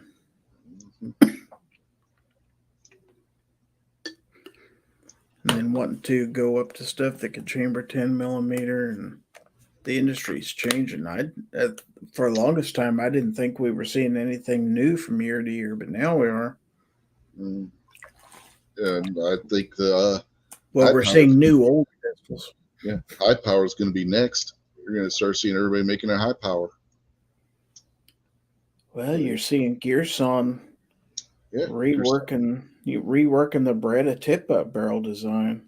Mm-hmm. Well, Gerson just brought out a high power. I mean, FN canceled it and then brought it back because there was so much demand for it and people were complaining because they got rid of it. So. Digging out old designs and putting some new tricks on them and bringing them to market and engineering them decently. Yeah. What an opportunity. Don't have to redesign stuff. Just take some tried and true old designs and refine them a little bit. Yep. That's basically what we're seeing right now with the 1911/2011, the high power, and like you said, the tip-up barrel. Because a lot of that stuff, the designs were good. They just hadn't been updated in a while. Right.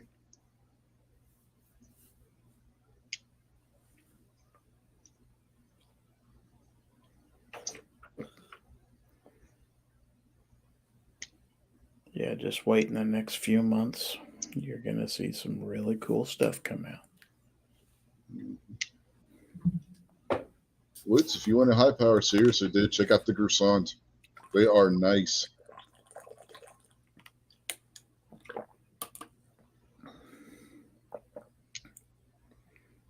Yeah, Gearson and EAA is moving and grooving.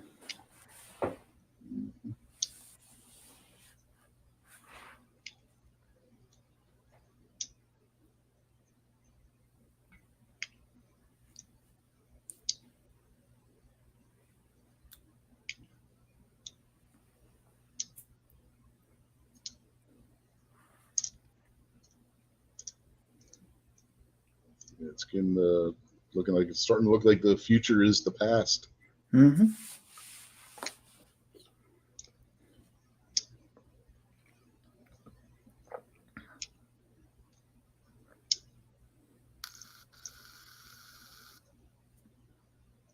See now with some of the new computer technology designs are coming out with too. Multi-die video cards and stuff like that they were doing years ago. They're starting to come out with again. If you look at the new AMD video cards, they're multi-die. If you look at the graphics on the Apple M1, particularly the Ultra, that's a multi-die GPU on those. They stopped doing those really back in the early 90s or late 90s, but they're starting to do that again.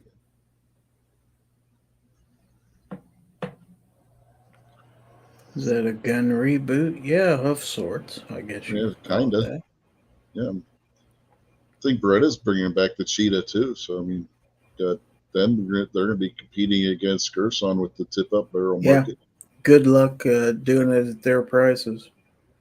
Well, people are going to buy Beretta because it's a Beretta. Let's be honest. Maybe. We'll see. Go back and watch a couple of weeks ago when we were talking about the Gersons and Jason was poo-pooing them because they weren't a real Beretta. Yeah, people are going to buy it because it's a Beretta. People will Some buy will. it because of the name. Yeah, Some that's will. all they need. That's all they need is some. They don't need the entire everybody.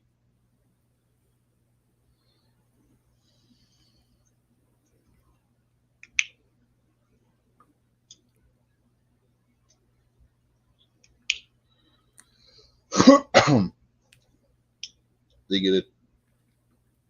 God, all the 380s that are out there now, they get what, a tenth of the market, and they're going to be making a profit. Yeah, and a year or two ago, I would have told you the 380s were dying. Mm-hmm. The revitalization of the 380 market came about because Smith and Wesson with that EZ, they came out with that, and all of a sudden everybody's bringing out 380 afterwards. So I mean, they did something, and everybody else is like, "Hey, we got to do something about this." Personally, I don't think it's a bad thing. No, I like people having the option to shoot 380 if that's what they want. if that's what you want, if that's what you can handle, it's a better option than a 25 ACP. It's a better option than a 32. I mean, I can understand people who say it's not enough. I'll never own one, like Defense Dad. Well, Defense Dad's also not. He doesn't have small hands. He's not old. He doesn't have arthritis. But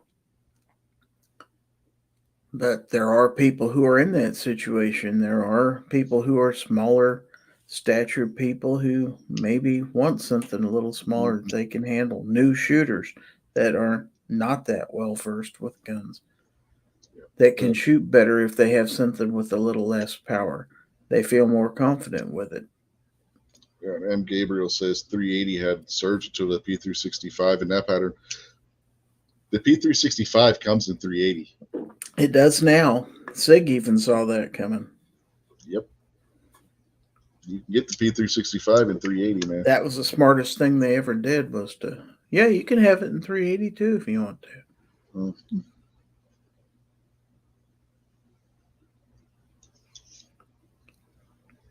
Rather than come out with a new model. That makes total sense.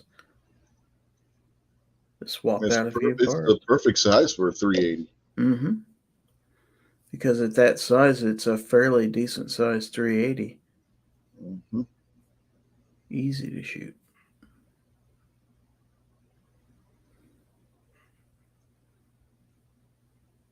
And if you want aftermarket parts for it, they're out there already. Oh yeah, takes the same fire control unit as the 9mm. Yep. I get the money. I'm thinking about putting the gold accent kit on my P365. The where it has the same like killer parts on it, like what the Rose does. I like that rose gold accents on it. Looks really cool with those rose gold accents. I just don't want the like rose and shit on the slide, but the rose gold trigger, the rose gold takedown lever, and the slide stop and all that. That looks really cool on it. I like the way it offsets. You know what I mean? It almost gives like that two-tone colorish scheme. And maybe get one of the barrel in the same kind of color scheme for in it.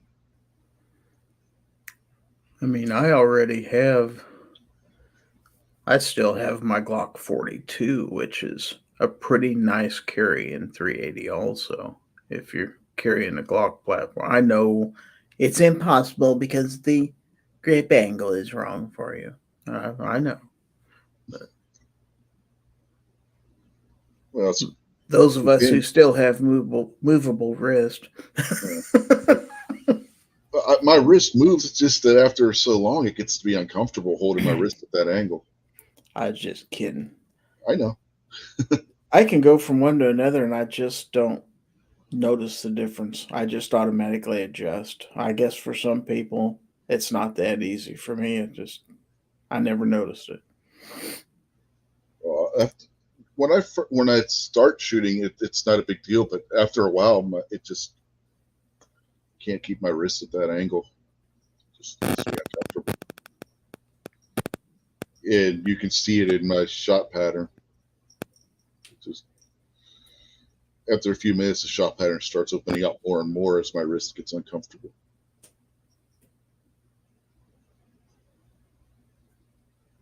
But with the size of this P365, I really don't need to be carrying the Glock 42 or Glock 43, to be perfectly honest. Yes, 380 is more expensive to shoot, but let's be honest, your average gun owner does not put that many rounds through their gun in a year's time. Mm-hmm. I know they should, but they don't. That's just a fact. Yeah, They may put 50 rounds through their gun when they first buy it, if you're lucky. Yes, they'll say that's good enough, and then they'll put it in a drawer, and they don't pull it out again unless they need it, or maybe to clean it once a year. But even if they did what they should, and buy a new box every few months or a year or whatever, still it's not that much money. Mm-hmm. It's not like they're going to blow through 500 rounds every 6 months. They're just not going to do it. The vast majority of the time, I'm carrying this P365. Yeah, the Glock 42 is just about as easy to carry as a 365. The defense dad says, how does the P365 and 380 lockup work? It's basically the same thing as the 9mm. It's just chambered in 380 instead of 9. It's about the same size pistol and everything. Now, as far as jumping from 9mm to 45 versus 9mm to 40, the one thing you do lose to 45 is you're going to lose magazine capacity fairly quickly when you do that. And your pistol usually ends up being significantly wider as a result, too. Mm-hmm. Versus that there's not that much difference from 9 to 40, usually as far as... Yeah, mag capacity, you might lose a round. You might lose a round. Yeah. I think with the M&P, if you go from... On the compact, you go from 15 to 13, so you're losing 2 rounds. A single stack, you'll lose 1 round. But the difference is, depending on what 40 Smith & Wesson round you have, you're going from a 9mm to a round that's comparable to 357 Magnum. So there is a difference. And a lot of people don't. A lot of people, and this is, I've said it before. The reputation that 40 has is totally and completely the fault of the FBI. The FBI wanted a round that fired the same as what their 10mm round did, so they kept the 180 grain bullet as the standard bullet for 40 Smith & Wesson. That was a mistake. They should have went with a lighter bullet. You put a 135 grain bullet in a 40 Smith & Wesson, and that thing is producing power levels equal to some of your lower power 357 Magnum rounds. So I know, because I've got rounds that'll do it. Or just throw a 357 SIG in there, and then you'll have something that really sings coming out that barrel. Well, if you do that you could do the same thing with a 40. Put a 125 grain bullet in a 40 Smith & Wesson, it's going to be just as fast as 357 SIG. The only difference between 40 and a 357 SIG is 357 SIG is neck down to a 9mm cartridge. Yeah. The 40 Smith & Wesson is just a little bit bigger around. And realistically, there's no real difference between the two if you got the right loading.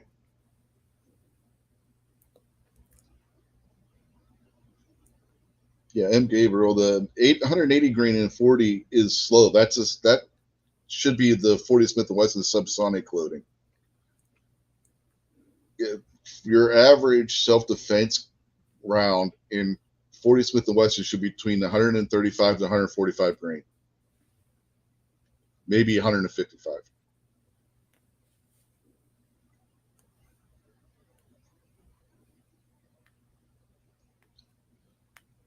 But again, because the FBI wanted it in 180 grain, and in law enforcement, they wanted what the FBI had. That's why you see the proliferation of 180 and 100, even 165 grain in 40 Smith & Wesson, and not the smaller, lighter bullets, which are where it should be. In the meantime, I've not seen a whole lot of new firearms that's chambered in 30 Super Carry other than the High Point carbine. Yeah, that really didn't take off very well. It's not like Taurus doesn't offer one. Yeah, Smith & Wesson and High Point. That's about Very it. much. Yeah. And I was kind of curious why High Point went that way. So, well, there's an awful lot. Are there really that many sales? I'm not hearing that. No, I'm not. I'm not hearing that industry news. Maybe there's something going on that I haven't heard of. But you would think if 30 Super Carry was, the best thing since sliced bread, Taurus would be bringing something out soon. Haven't heard any rumblings of that. When I was talking to Jim last year from SIG at the Great American Outdoor Show, they said, and one of the other guys there at the booth backed him up on this, that if 30 Super Carry took off, the 365 would have been coming out this year in 30 Super Carry. We didn't see that. Mm-mm. They weren't at SHOT. So they'd have been showing something off at NRAM. Yeah, or the Great American Outdoor Show. Mm-hmm. Either one. But no, there was nothing. Nope, crickets.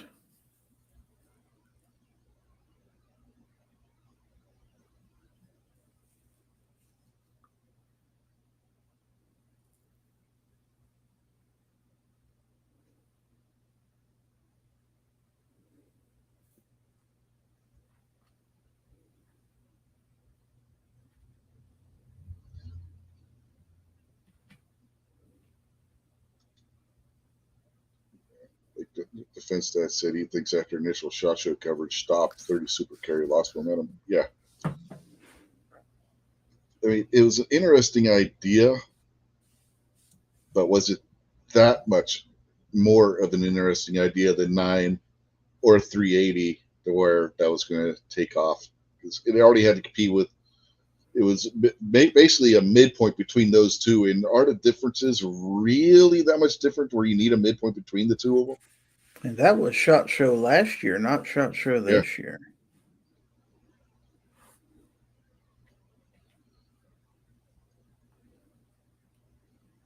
And depending on the gun you're shooting it out of, a lot of people said it had just as much recoil as a 9mm, which defeated the purpose too.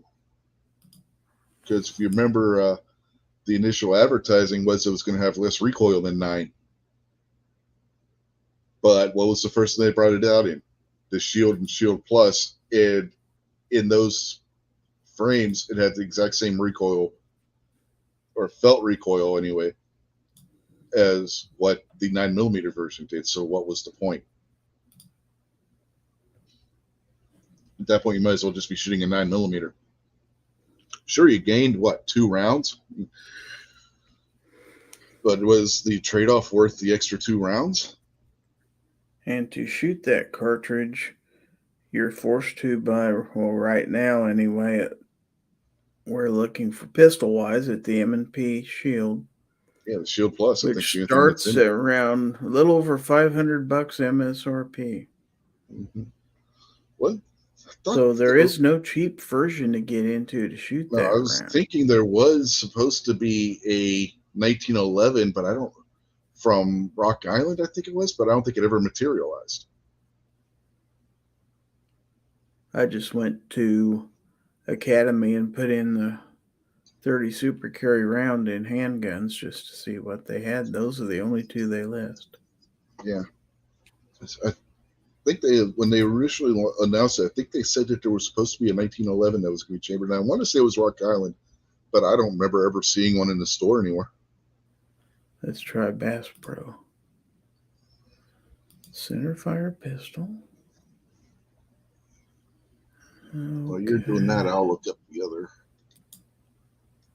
I don't even see it listed on their site. Anything chambered in that round. Nope. So that's a wash.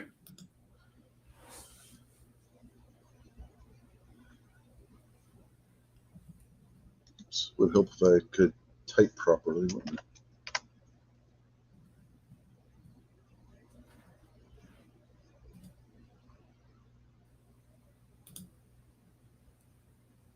Yeah, I'm not seeing anything on that either.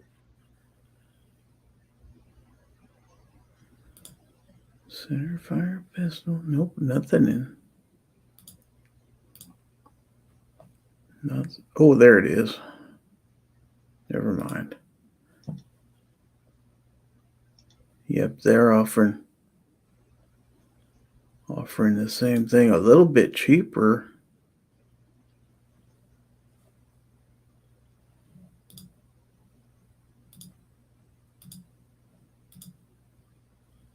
$4.99 at Cabela's Bass Pro for the M&P Shield 30 Super Carry. That's it. Yeah, if it was going to be a Rock Island, they don't even have 30 Super Carry listed on their website for chamberings. So.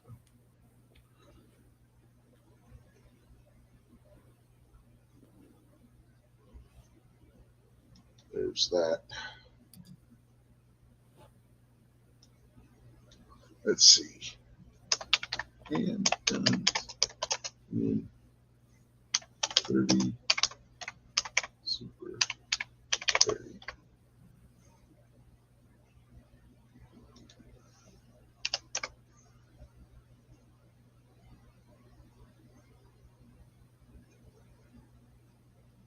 Nighthawk, that's who it was that did the 1911. It was Nighthawk. Oh, I knew there was one. I don't know if they ever actually put them on the market or not. so Abby's out there. Defense Dad's excited about HKs. Of course he is. Uh-huh.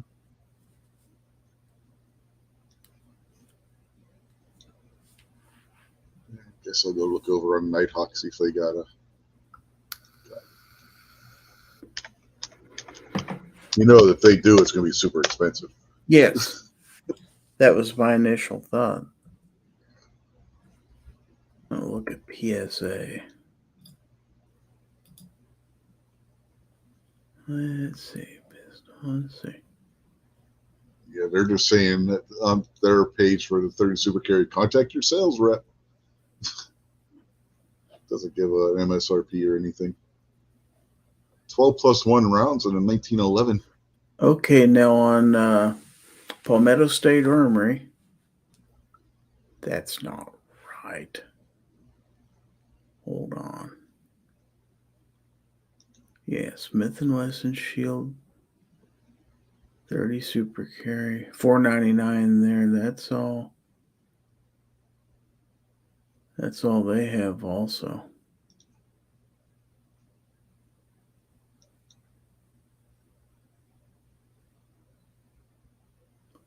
So you can get them $500.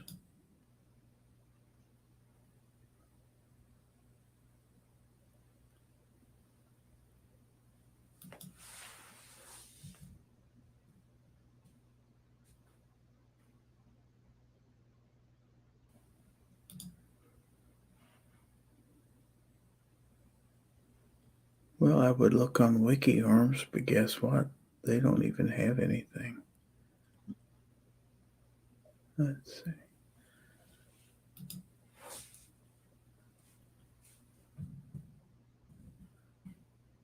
$30 Super Carry.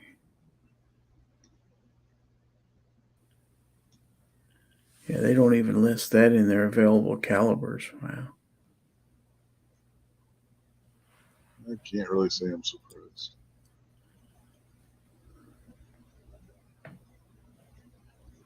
Interesting. 223 DMR is out there. Evening.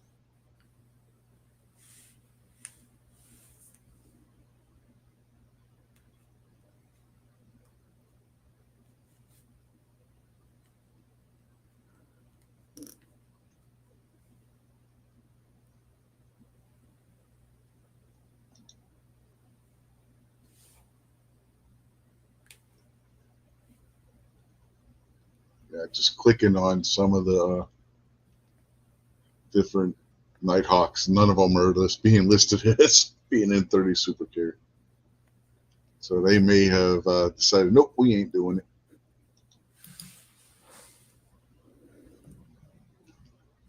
Let's go to Gunbroker. Yes, I'm at least 18 years old. Trust me.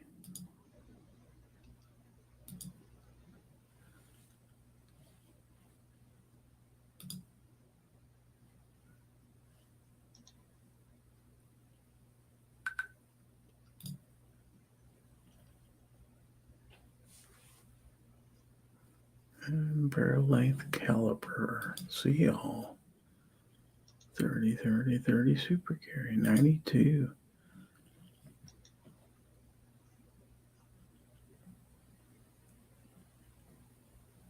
There is a Nighthawk Custom 30 Super Carry 1911. Starting bid $36.95.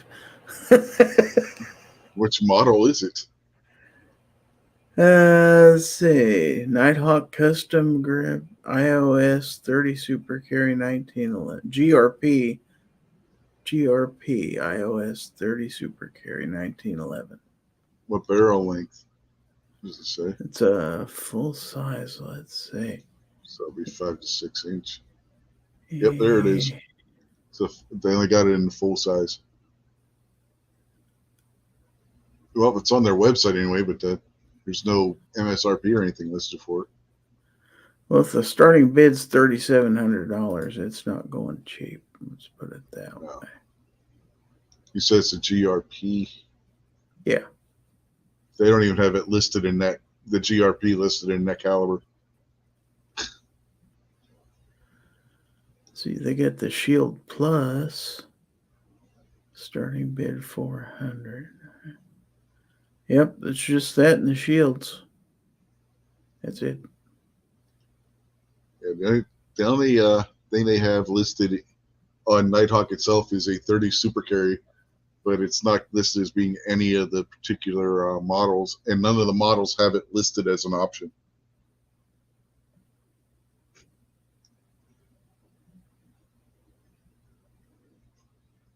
It's supposed to be available in their GRP and President government models according to their page on 30 Super Carry, but when you look at both of those firearms, it doesn't list it as being a thing. It just says 9 or 45.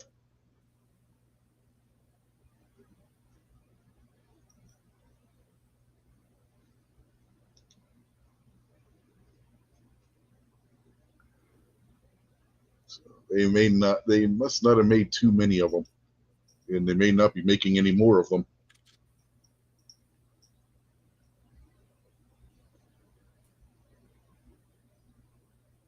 And they only do it in full, and both of those are full size.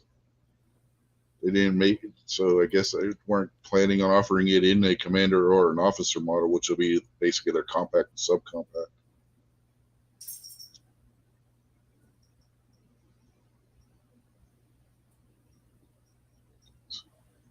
Yeah, I don't think it's going to take off very much.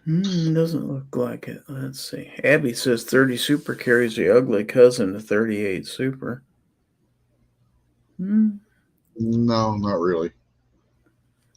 Let's see. Defense Dad says the HK is the SFP 9CC. It's a contender to replace his 938, same size and fully ambi. I don't really know anything about it. I was just giving you grief.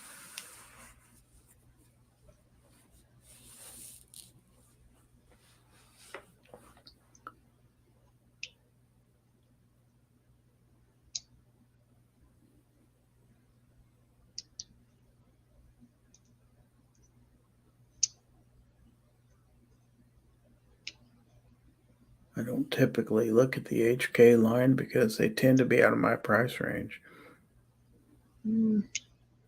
Not so much. You get like the VP9s and stuff. They're not as ridiculously priced as, say, the USP or the P2000 lines. And the P30, they can be had for not a lot too.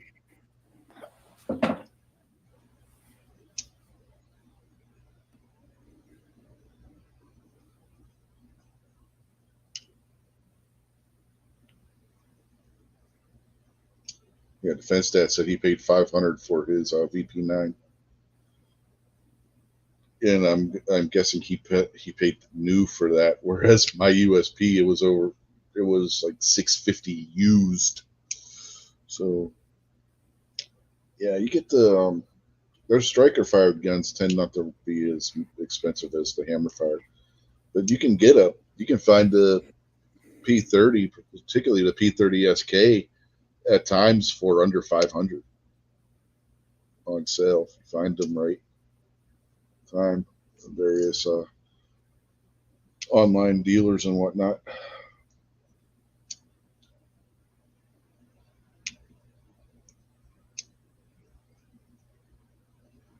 Now used USP, I mean a new USP on the other hand, you're talking over 1,000 for one of those.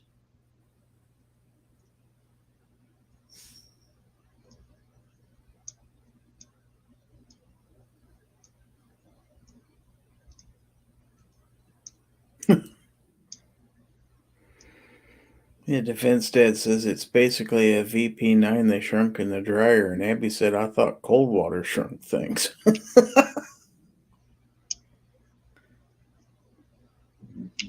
Defense Dad says it was used, but the non-optics cut ones you can get new now on sale for $500 if you don't care about mounting a dot. Every so often, if you subscribe to CDNN's email list, they'll have the optics cut ones for under 600, which isn't bad at all. You know, you compare that to how much Glocks are going for these days.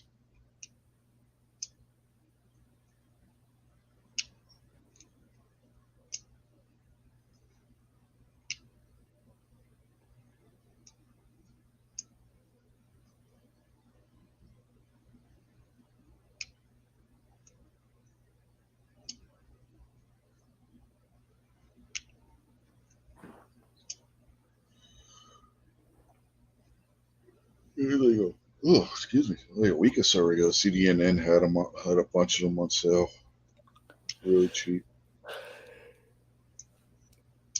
For an HK. Yeah.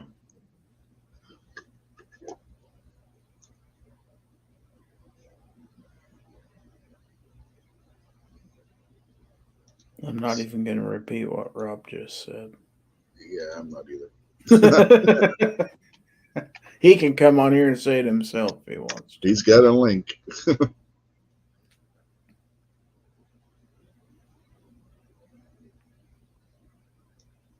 Yeah, I'm not paying $800 for a Canic. How much for a Canic? Defense Dad said, "Yeah, HK pistols aren't as expensive as everyone thinks they are. You can pay $800 for certain Canics anymore. Yeah, you can. If you want Personally, to buy those. if you want to buy all their aftermarket upgrades, yeah. Or you could just stick with their simple base model, which is a perfectly good pistol. Personally, I thought that Miami special, whatever the hell they called it, was stupid as hell. I know a lot of guys liked them. I wasn't one of them. That was dumb. You couldn't pay me enough to buy one of those ugly things. Nah.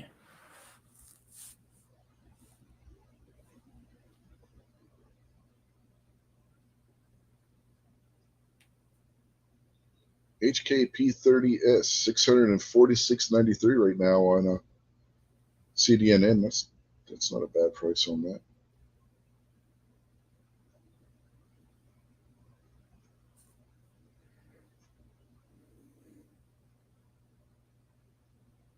$799 with optic and mounting plates for the VP9 optics ready. That's not too bad. So I mean, you can get into an HK for a decent price. Just gotta know where to look and when to look. But I've seen them where they've had them on sale for less than that, with the optic and optics plates for it. Rob says he's staying out to keep the peace. Nobody in here is going to raise any fuss with you, buddy. How dare you speak for me? Say, we've already said our piece before you got here. We're not going to bash you once you get in here. Well, you know damn well if we talk behind his back, we'll definitely say the same thing to his face. I mean, come on. Nah. Rob's all right. I don't care what you say about him. Hey, he meant what I say. It's what everybody else says.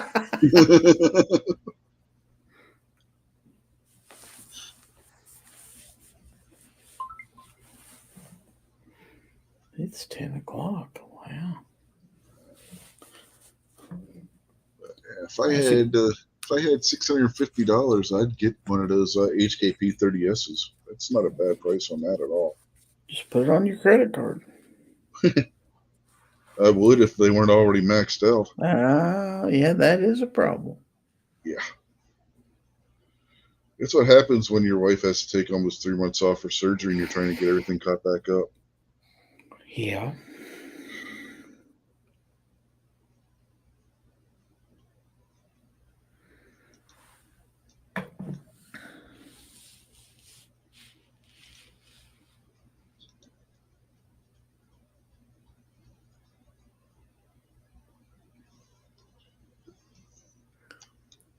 Oh, give it time, Abby. You'll find somebody you'll try and stay away from. It happens to everybody eventually. We like to rib each other a little bit. And there's just some people that just grate on your nerves. Mm-hmm. It There happens. are those too. Yeah.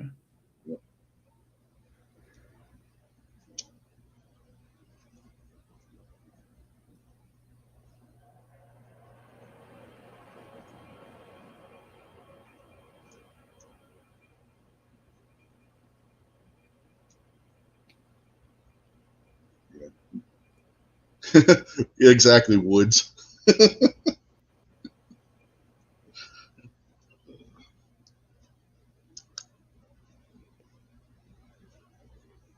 But the defense dad's pointing about this 800 for certain mechanics and everything.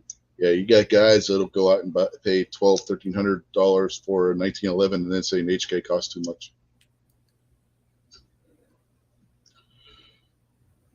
I don't All know. depends on what you want and if you want it bad enough. Mhm.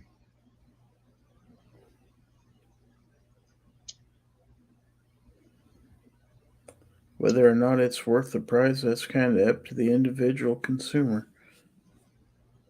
Usually, the gun manufacturers won't put a price tag on it that people will refuse to pay. So somebody's buying them. Mhm. It's kind of like when you look at your Colt revolvers and see how high they are. It's like, who can Yeah. afford that? Well, somebody can, evidently.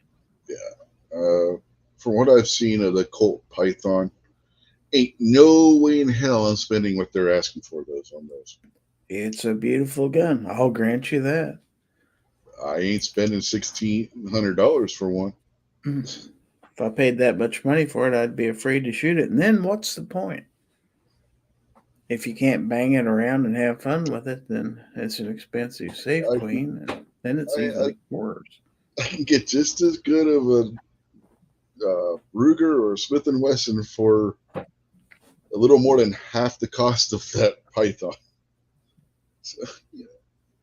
It's a collector's value at a certain point. No, it's because of a video game and a TV show.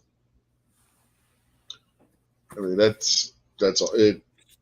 Call of Duty and Walking Dead are why that gun costs as much as what it does.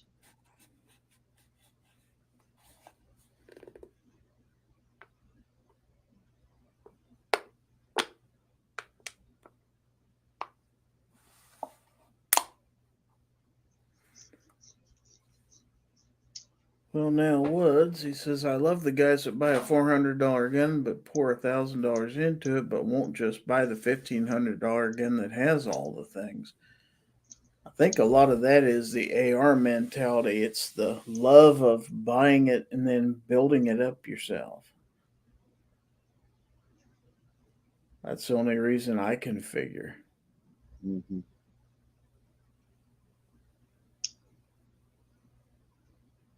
Defense Dad, you should check out the new P320 that they just came out with this year. What the hell is it? See, the I got the X5 video. Legion is the only one I really didn't care for. Yeah, the one that they got that I just did the video on this year at the Great American Outdoor Show. Damn, I can't remember the name of it. Let me go check on my YouTube And channel. I owned the X5 Legion. I didn't like it and I sold it. But if he likes the X5 Legion, he should check out the AXG Legion one. Those are nice. That's the metal frame one. Yeah, my next gun probably won't be a SIG.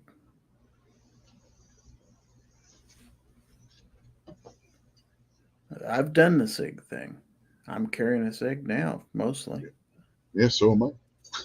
P365. I want to get one of the XLs. Yeah, I really don't have any reason to buy another one. I just want to try something else. I've carried a 365 for a while now. Mm-hmm. Might just end up getting the slide kit and recoil spring and putting the 360 the XL slide on here, or maybe get the compensated slide. That way I just reuse my barrel.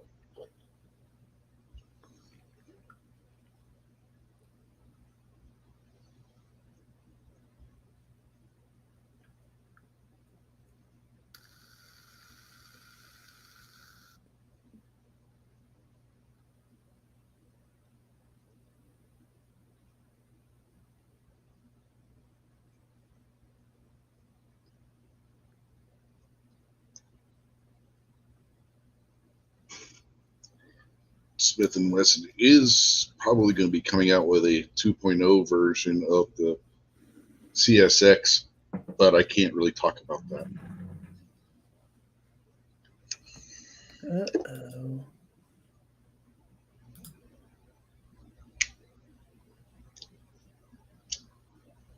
I may have said too much even saying that, to be perfectly honest with you. Anything on their shit, I can't think of the name of the program right now, but it's invite only thing, and they do polls and stuff, and somehow I got invited to it. But there's some stuff going on with that, so it's going to be improved. I'll give you that much. A lot, which I'm hoping so, because the CSX has potential if but they just made some really stupid decisions with it.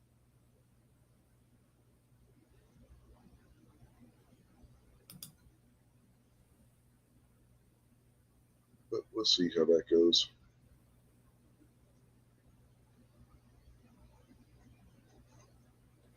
The gun cabinet, that's what it is, Smith & Wesson gun cabinet.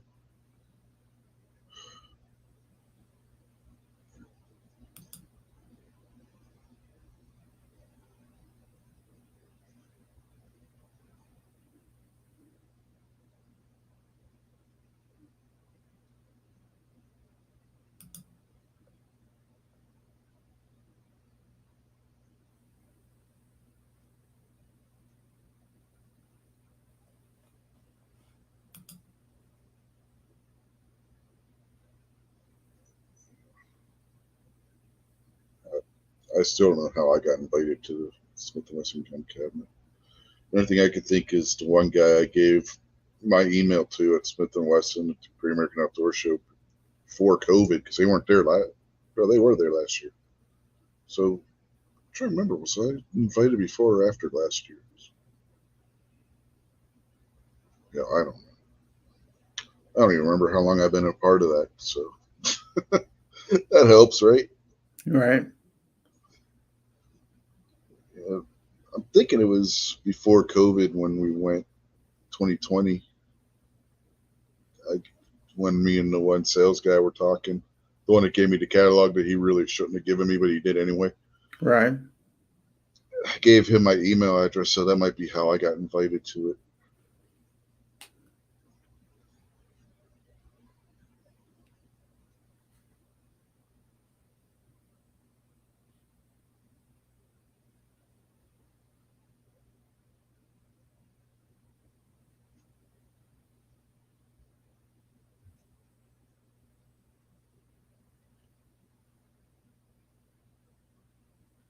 Defense that says he thinks almost everyone has at least one line of guns that are perfectly fine that they just don't mesh well with.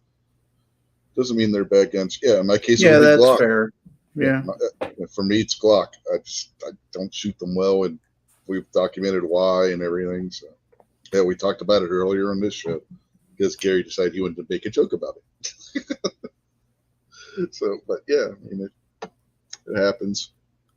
There's Well, just about everybody likes to bash on. If you don't own a Glock, a lot of people just like to bash them. Yeah, I don't necessarily bash them unless somebody's like a Glock fanboy that gets on my damn nerves. Then I'll do it just to troll that person at times. You know what I mean? Well, I don't think I fall into either category. I own No, three Glocks.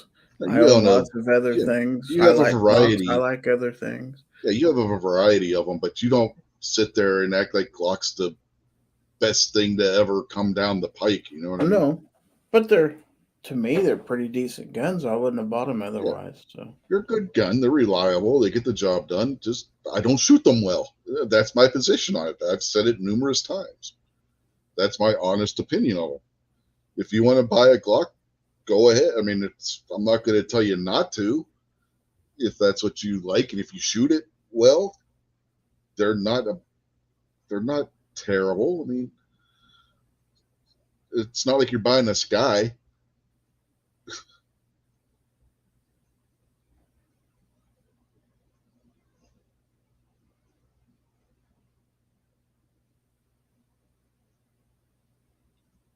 I mean, if somebody's gonna put just about anything in front of me on a shooting bench and say, "Here, shoot this," I'm probably gonna pick it up and shoot it. I'm not gonna say, "Ew, that's icky because this is X pistol." I'm not gonna shoot that. Mhm.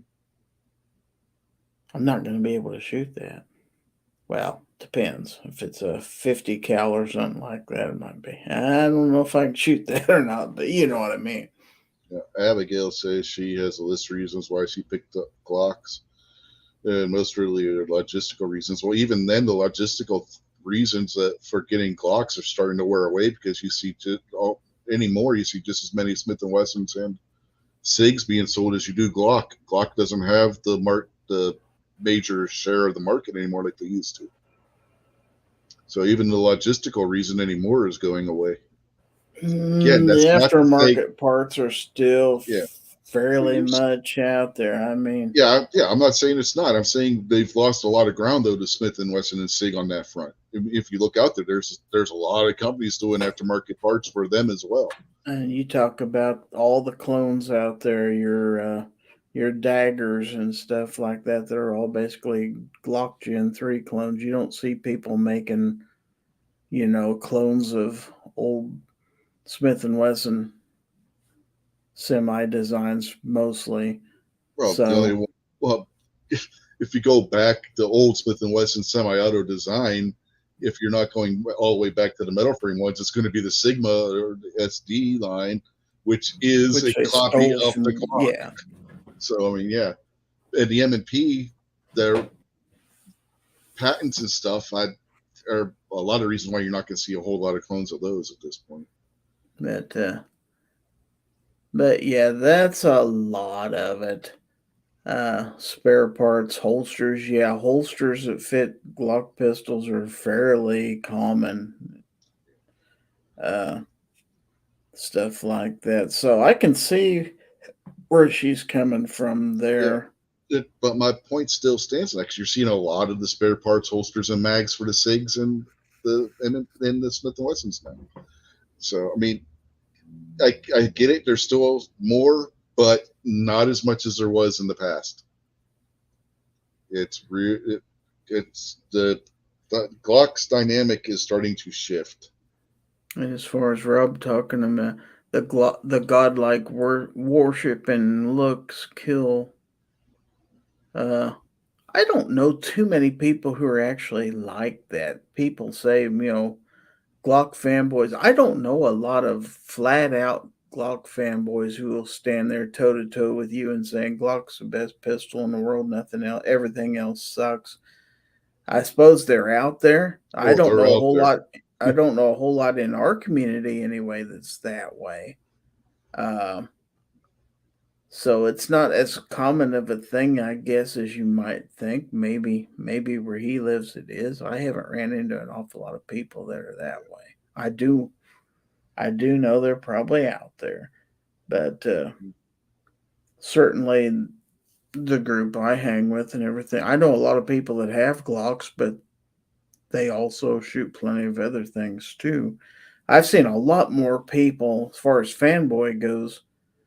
There's fanboys for CZs, for example. I know a lot of people who Oh take, if yeah, you don't buy CZ a CZ, fanboy. it's crap, Yeah, blah, CZ blah, blah. fanboys can be just as bad.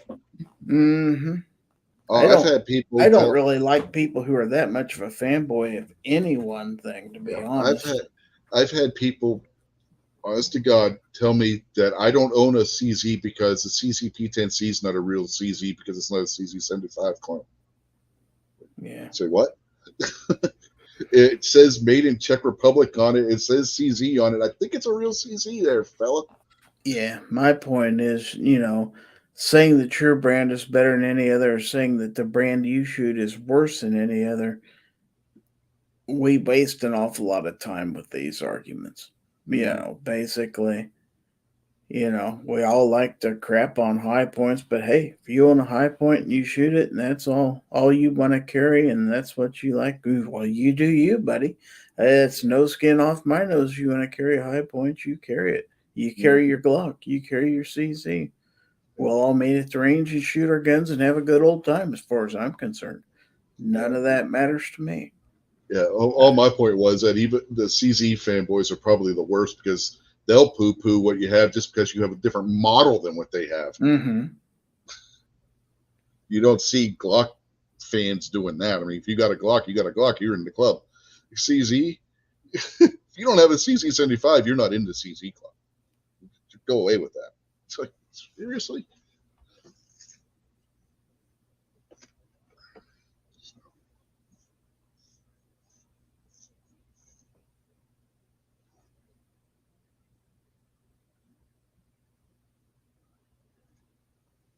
When I first started getting into guns, and I talked to a couple of my friends because I didn't know a lot of people back then I didn't know so many of my friends owned pistols because a lot of people never discuss it. That's the thing. You got an awful lot of people who carry that never tell other people they carry. And people don't walk around with signs saying, I carry a gun. And so a lot of times, if you're just starting to carry, you don't know who else to talk to. You might talk to your one or two friends you know who do talk about it. And in my case, yeah, I had one or two of my friends recommending, you need a Glock 19. That's what you need, blah, blah, blah. So I walked into a Glock store walked in a Glock store. Yeah, that's a faux pas. I walked into a gun store thinking that's what I needed to look for. And then I started looking at prices. I was like, oh, shoot, I'm going to have to spend that much to have a good gun. Then I saw stuff that was cheaper. And it's like, well, wait a minute. There's other things in here, this store besides Glocks. What's wrong with those? But I hadn't done the research yet. I hadn't had the experience of shooting all these other brands and knowing this is pretty good too or not. So I think with experience comes, the fact that you can find out what you do like and don't like, and don't take somebody else's word for it as to, what gun you should get. Because in the end, you're going to have to pick. Yep. No, And Abby what's said good for your best friend doesn't mean it's best for you. Yeah, Abby said one other reason why she picked it is because there's a lot of law enforcement agencies who use Glock. Both the city police here and the county sheriff's office, the officers buy what handgun they want, and the vast majority of them are carrying an M&P here. They're not most of them aren't carrying a Glock. So I mean, that's changing too. If you look at the Pennsylvania State Police, they dumped Glock for SIG. They went from using Glock 17 and 45 gap. They switched to using one of the hammer fired ones. I can't remember which one. I think it was the 227 or 228 and 45 ACP. So I mean, even with law enforcement, you're starting to see your law enforcement agencies shy away from Glock because they're not getting the prices in mass from Glock anymore that they were getting. So, which is basically Glock's marketing strategy from the start. If you've read the book The Rise and Fall of Glock, it will tell you that was Gaston's marketing strategy from the beginning, was to get them in the hands of law enforcement. So it would be the gun that most people saw all the time. And it would be the one that people are the most familiar with. And then they'd want to have what the police carry and stuff. And so that was a strategy. And at that time, they sold to police departments for basically cost. Oh, yeah. I remember. Just to get them out there. I remember when Pittsburgh's police shifted from revolvers and your choice of either 38 or 357 to the Glock 17.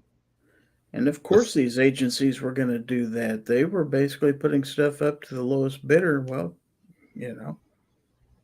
guess what? It doesn't cost that much to produce these things. They got them at a pretty good price. Yeah, the first Glock I fired was a Pittsburgh police issued Glock 17. It was one of our neighbors' guns, who was a police officer. We would go to the range with her, and she had her duty gun. I was like, "Here, you want to shoot this?" Okay.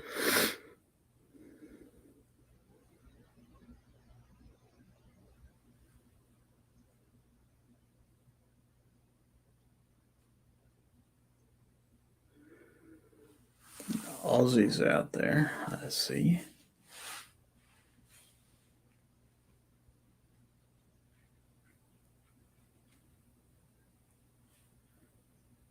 But in the end, everybody has to make their choice, and whatever they choose is probably right if it's right for them. So I think my main point is the Glock Mystique is really starting to lose its luster. Not because Glocks are bad, but everybody else is starting to catch up. but I made a video a long time ago called Your Gun Sucks, and that's basically the point of it. Whatever you pick, somebody out there thinks your gun sucks. Mhm. There Pretty is much. no gun you can pick that somebody won't say your gun sucks. So No, you I might as think well get used to it. there are some guns that universally can be agreed upon to suck, though. A lot bigger percentage, that's for sure. Right. Yeah. I'm sure there might be 15 people in this world who think the Sky CPX is the most wonderful thing in the world, but they probably also work for Sky too. But Yeah.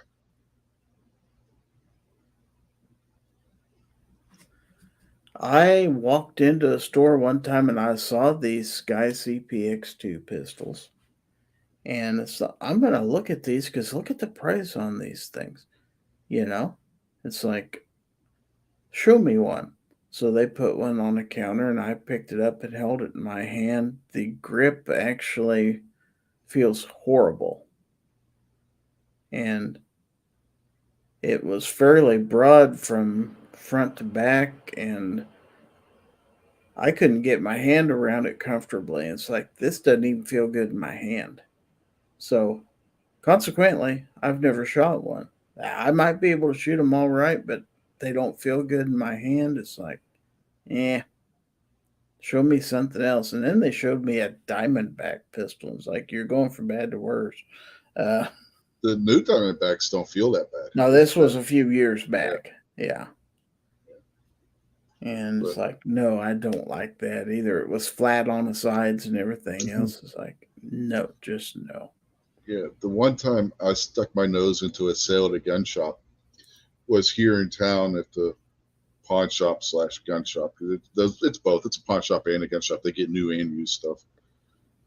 There was a guy in there that was getting ready to buy a Sky for his wife that she was going to use for home defense because he was going to be away for a while. And they had 2 small kids. And they also had the Ruger EC9S in the case. I was like, Mister, I don't know.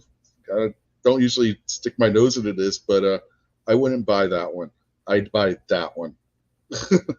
He asked me why, and I explained to him everything and explained to him the issues that Travis had with his and with some other people have had with them and everything.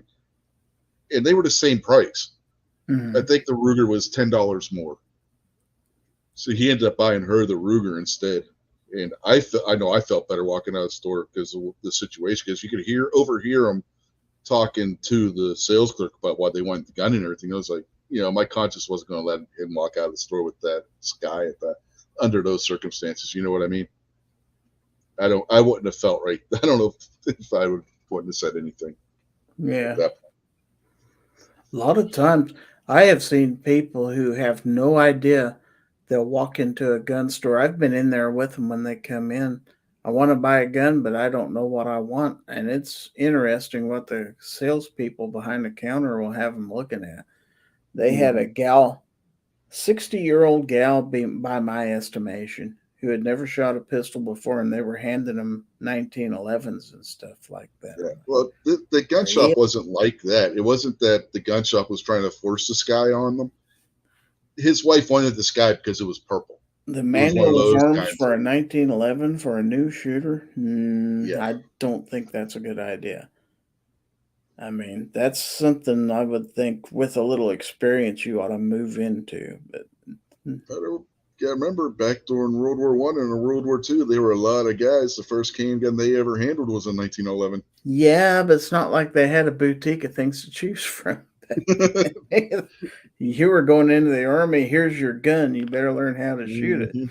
That's a little different story, but I mean, I understand you're wanting to move certain things behind the counter and stuff like that, but now if the boss is in there, the boss is pretty good about pointing them in the right direction as to what a new person wouldn't have much trouble learning how to shoot and stuff like that. I think 2 Live Moves out there. I think, to me, if you got somebody that's coming into it new, you want to get them something that's not going to be a real complicated manual of arms and stuff like that. It's not going to blow their hands off when they go to shoot it. Mhm. And to me, you give them 2 or 3 things and say, well, why don't you go to your range and, check out this, this, and this. Yeah, definitely. You want to find a range that rents things so that people can try them before they Yeah, buy my them. indoor range does. It does have rentals of the most popular stuff. And it's not that expensive to shoot 2 or 3 different things and try it. Hmm. And if I was with a new shooter buying a firearm, it's like, let's go to a gun range first before we even think about going to price it. Let's get an idea about what feels good to you in the hand and what you think you would like to carry, and then we'll talk about prices and stuff like that. But I don't know if there's a lot of that out there. I have heard horror stories of a lot of people showing up to self-defense classes with double action snubbies, 357 snubbies. Never shot them, Yeah, mind you. that's a bad choice. Yeah, somebody bought this for his wife, Uh-huh. Well, new shooter, buy him a revolver. That's what they need. That's easy to Yeah, learn on. And then buy them yeah, something that could practically break their wrist. that's yeah. My wife wanted the 642 because it looked like a smaller version of my 357. I was like, "You're not gonna like it." She's like, "I want it. It's cute." You're not gonna like it. Once you get accustomed to shooting a little bit, you could move into that and possibly become comfortable with it. I wouldn't want my first few shots that somebody fired to be with a gun like that. That's Yeah, just me. I'm hoping that the fence that typoed out there. He said he knows he gets a lot of crap, but honestly, being left-handed severely influences his gum preferences. I'm hoping he meant gun and not gum. I don't They see may how. they may have left-handed gum out there. I don't know. Yeah, do they have gum for lefties? I mean, Most of it is ambidextrous, I think. you would think. I mean, do you only chew the gum on the left side of your mouth? I mean, is that why? I mean, gotta if have, the wrapper isn't opening the right direction, I think you could just flip it 180 degrees and you'd uh-huh. have that lick, but that's just me. You would think that, right? To me, if you're taking a new shooter and wanting to get them used to a gun, get them something that you're pretty, they're going to be pretty successful in getting rounds on target with it. Because if they shoot that and like it, then it's like, oh, I can really hit things with this one. Look, Yeah. I hit the black thing in the middle. Isn't that good? Yes, that's very good. My wife likes the higher recoiling handgun calibers. She likes my 40 Smith & Wessons, and she loves my 357 Magnum revolver. Yeah, some people are going to. Some people actually shoot stuff like that better. I know when I first got into shooting pistols, I thought the way to go was a small little mouse gun in 380 ACP. I had no idea because I hadn't been on forums. I hadn't talked to people. I didn't know that when you get a gun that small that's that light, that even 380 is a heck of a recoil. And with that short barrel and short sight radius, it's very difficult to keep on target. I didn't know these things because a new shooter doesn't come into the world knowing these things. And had I had somebody to help me through the process, I probably wouldn't have wasted the first couple of years with a gun I couldn't shoot well. I had to learn that on my own. So, yeah, I wished I'd have had the common sense to try things at the range. I wished I'd have had somebody to help guide me through the process. Hell, you're talking about first handgun, 1911 not being a good choice. The first handgun I shot was a 22 revolver. The second was a 1911. Now, there may be some people that pick up that 1911 with that heavy weight, and that's what feels comfortable to them. I want something that's bigger and longer and has a heavy weight to it. And they shoot that gun, and it's like, well, this is the one I shoot best is this 1911, and I can handle this manual of arms. I can handle the action. I can handle the trigger. I can handle everything. If that's true, then that's the right choice. But I wouldn't just assume that with somebody. I've, yeah, Oh yeah, that's just me. yeah. My grandfather started me on a 22 revolver, then a 1911, and then a Smith and Wesson Model 27 with 38 caliber, and then from there went to 357. Let's see, Abby said YouTube helped me get a head start. I wished I'd have spent more time watching YouTube videos before I picked out Yeah, a pistol. YouTube's a good resource, but your best resource is still going to be a gun shop or a range where you can rent and test Right. out. I mean, that's not to say you don't want to get an idea of what you're looking for before you go, but always shoot before you buy if you can. Right. I just wished a lot of the things I know, I wished I knew them ahead of time. I probably, yeah, there's guns I wouldn't have bought and stuff like that. And it's okay for me. I was working and making a decent wage. How about a person who had to scrimp and save just to get enough to buy that first gun, who may not ever be able to afford to get another one? You don't want them to make a mistake, that first time. So, I mean, those people exist out there. So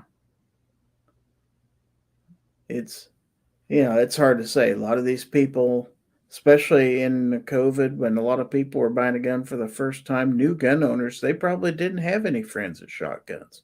Who Mhm. are they going to go to for advice?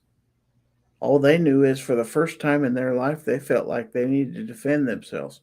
Oh crap, I need a gun. What do I do? Go to a gun store. Uh, they didn't know to go to YouTube. They didn't know to go to a range maybe and rent something. They didn't have a friend to tell them. Right. That's, yeah.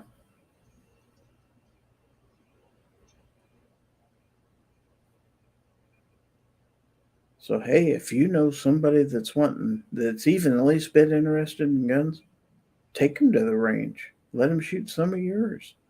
Mhm.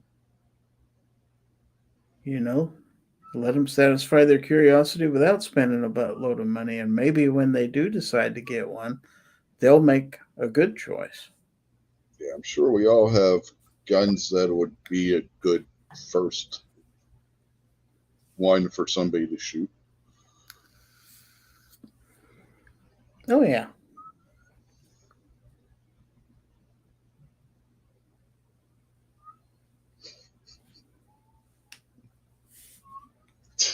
Rob says that his lady had a good day, but it's about to get better. So, and then Ozzy says, "So you're saying you sleeping on the couch?" Ouch.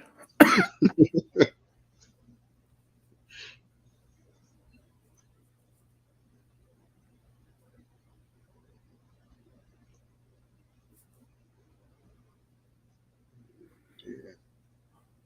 Wood says he had a Jennings 22 at 15. Oh, I'm sorry, man. Oh, then he had a Rome at 16 and several. Jesus, man, somebody not love you?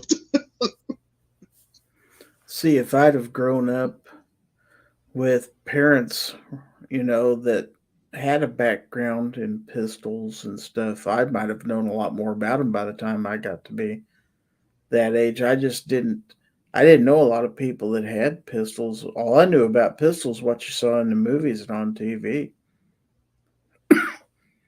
I couldn't have honestly told you what the difference was between 9 mil. You heard 9 millimeter all the time on TV. I thought, well, that was the gun to have, and stuff like that.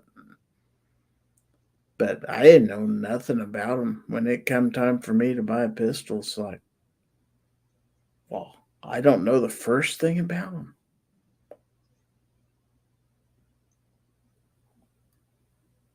Wood says it was illegal in 1986 and he didn't get them from a store.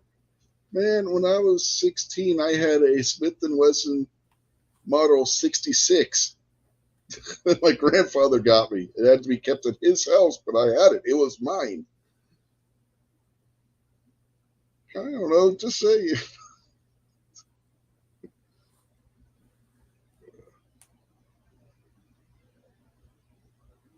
But yeah, basically, I'm just poking fun. I mean, the Jennings, the Rom, and the Ravens, they weren't known as the most reliable handguns in the world. They were the Sky of their day.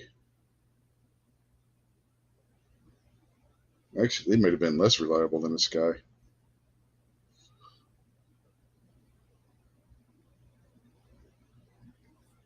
Well, you know, I actually had a friend at work that owned a couple Skies and really had good things to say about them. So that was one of the things I looked at when I went into a store. And then I started watching some videos on them and I saw nothing but horrible things. I think Travis P11, and I didn't know him very well back then, but if you looked up the Sky CPX, that he had one of the first videos on it. And it's like, well, wait a minute. That's probably not a good idea. Look at all these videos. Look at all these people having problems. Uh-oh. Mm-hmm. And then I actually held one in my hand. It's like, nah, they're inexpensive, but this isn't the gun for me. Now, on the other hand, the gun snob owned one. He said never had a bit of problem with it. He said he sold it just because he wanted to buy something else. He said, I never had an ounce problem with that gun. He says, I know everybody else has. I never had that problem. So, you know, for every 16,000 people who say they have issues with something, you're going to find somebody who says, well, that wasn't my experience. So, and maybe there are the occasional good ones out there. Who knows? I can't believe they're all bad, or the company had been out of business a long time ago, you'd think.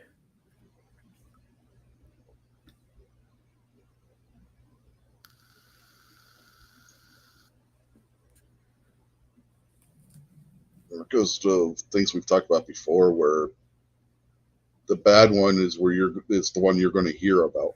Well, that's true too. Yeah, a lot of people don't make videos about guns saying how great they run. You know, here's a video watching me shoot this same gun 200 times. Look, not one failure the entire time. People are going to watch that for 15 seconds and then click, you know. On the other hand, we all know as well as you do that people make a whole career out of making videos of guns that fail. You know, this thing, you know, failed, you know, the first 5 rounds, blah, blah, blah, blah. Well, people will click on that and people will watch it. So, yeah, it's kind of like, you know, everybody wants to see something fail. Mm-hmm. That's what sells. I don't know why we're that way. That success is boring, but failure is exciting. Well, it's like when Yankee put out that video. Well, Smith & Wesson M&P will fire out a battery. You know what? So does my P365 does the exact same thing. Well, that's where you want to remember that, you know, what didn't he say? Mm-hmm. What he said wasn't exactly wrong, but what he didn't go on to say is, this isn't that uncommon. Right. And Yankee we talked about when it happened. Yankee has a habit, if somebody does something that pisses him off, he will badmouth them, whether rightfully do so or just because he's pissed off. We've seen that numerous times in the past from him, where he thinks somebody did him wrong, he's gonna run his mouth about something. It's what Yankee does. Well, now Defense Dad's got a point too. He said, "I think it's likely there are thousands of skies that new gun owners shot 2 or 3 mags through, and now they're in a box in the closet." It's Mhm. also quite likely that there are several people who just bought the thing and either never shot it, and it's just something they carry, or they shot a mag or two through it. It's like, yeah, it shoots, it's good, and they never shot it again. They never shot it to the point of failure, you know. And for them, they'll probably, if it would have failed in the first 100 rounds, they may never know. And for those people, if that's the criteria they judge a gun by, well, then their gun's fine. So, and I think that's more typical than you might think that, we who are fans of guns, I should say, people like us who like to shoot a lot and stuff like that, there are just as many gun owners that aren't that excited about firing their guns once they buy them. Yeah. That if they take them to the range, they do it once, maybe twice, and then that's the only time they ever take a gun to a range. Other than that, it stays in their glove box, stays in their maybe holster or whatever, nightstand. And so, whether it's bad or good, they don't know. Yeah, I like what Abby said out there. Yankee is a 50-something-year-old toddler. She's not wrong. Yankee gets mad. He throws one hell of a temper tantrum. And Defense Dad is right. They need better quality control. But really, if most of their customers aren't complaining, they take care of the few who do. I mean, from what I understand, their service isn't bad. They'll replace things that don't work. Yeah. Yeah. Eric over at Iraq Veteran 8888 years ago had one that he wanted to see just how good their warranty process was. So he threw it off a roof and a bunch of other stuff and then sent it in for repair, and they fixed it. So what I'm saying is if 95% of their customers don't fire their guns and they're satisfied, that's all Skyke. They're successful in their opinion. They're selling a low cost pistol to new gun owners who, well, people like that. High Point's the same way. Most people who buy High Point aren't going to shoot it all that much. They can't afford to, probably. So, you understand what I'm saying? They're not selling those guns to people who are going to put a high round count through them. No, they're not meant to be. Right. That's not what those guns, not what they're intended for. Yeah, Sky is intended to be something small, easily concealable. And it is that. It is that. Mm-hmm. And they've got them in different colors. So if somebody wants one to match their handbag or whatever, Every color of the rainbow. I mean, literally every color of the rainbow. And then now, black and white. So. Now the question is, if they had to defend themselves with it, would it work? Chances are yes. Yeah. Yes, it would do what it needs to do. That's the kicker of the whole thing. If that's their only criteria, I mean, yeah, there's a chance it won't. That's with anything. So, they're not going to shoot 15,000 guns. They don't care that there's something with a better trigger or that they're suited better. They want something cheap. They want it blue and they want it now.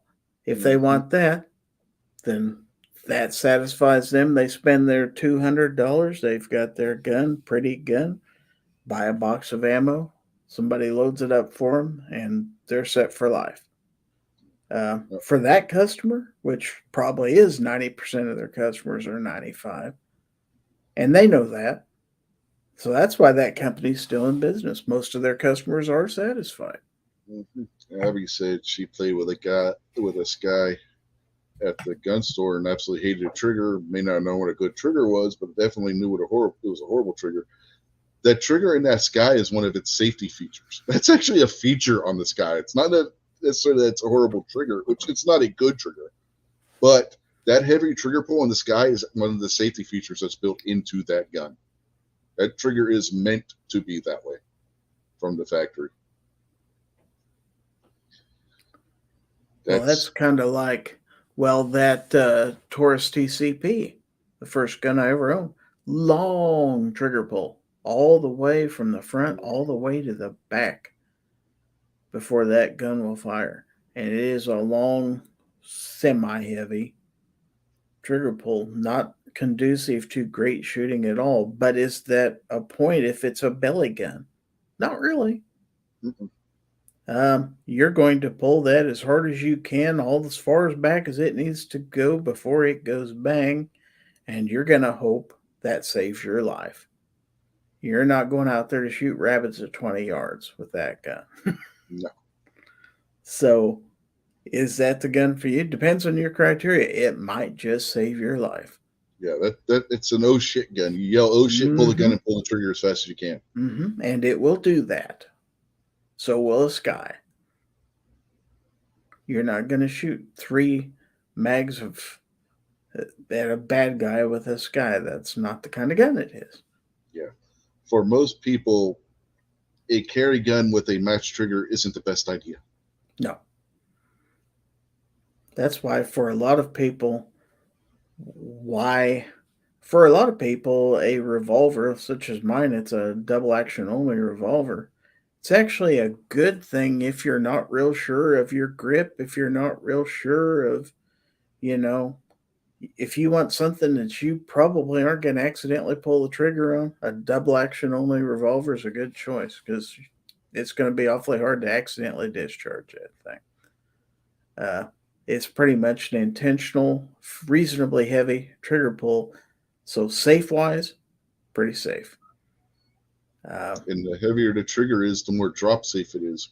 Mm-hmm. Because you're not going to have the inertia of it falling with a light trigger pull and that trigger.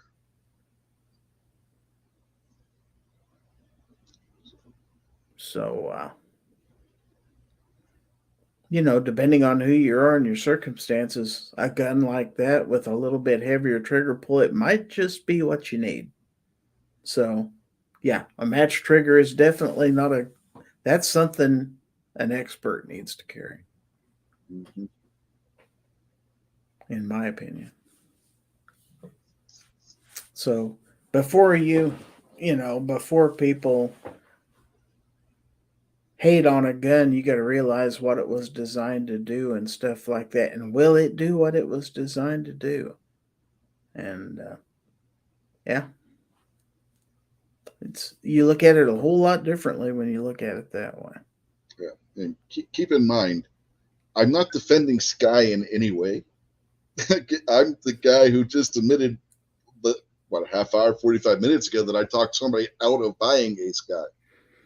But if that's all you can afford, and there's nothing else in the gun shop that's in that price range, where luckily with the time when I talked to the person on the Sky, there was something there that was in their price range. Get what you can afford at the time if it absolutely is a pressing need. Most if it was somebody in our community that's really, a fan of guns and wanting to get into shooting, then yeah, I would recommend that's probably something you want to stay away from.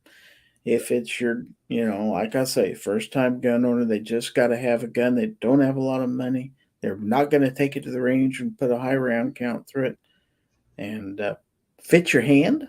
Okay. Yeah, that'll work. It's a gun.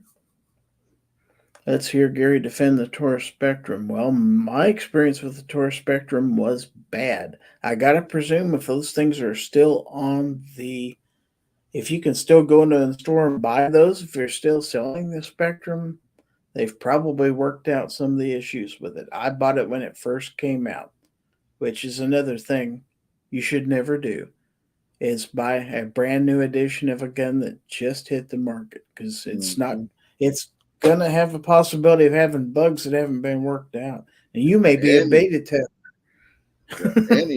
Anything It happened with the anymore for that matter. 365. Yeah. You know, it happened with the 320. It's happened with Glocks. They've had to go in and change this and that because, oh crap, Mm, this isn't working. yeah. Uh, Don't buy.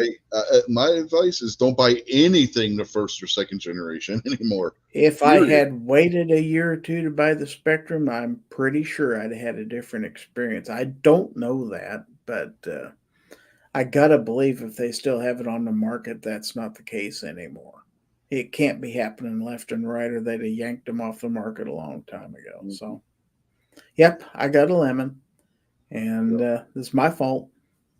And Like I said, it happens with everything. I mean, you'll get that in electronics too. Don't buy anything electronics first generation.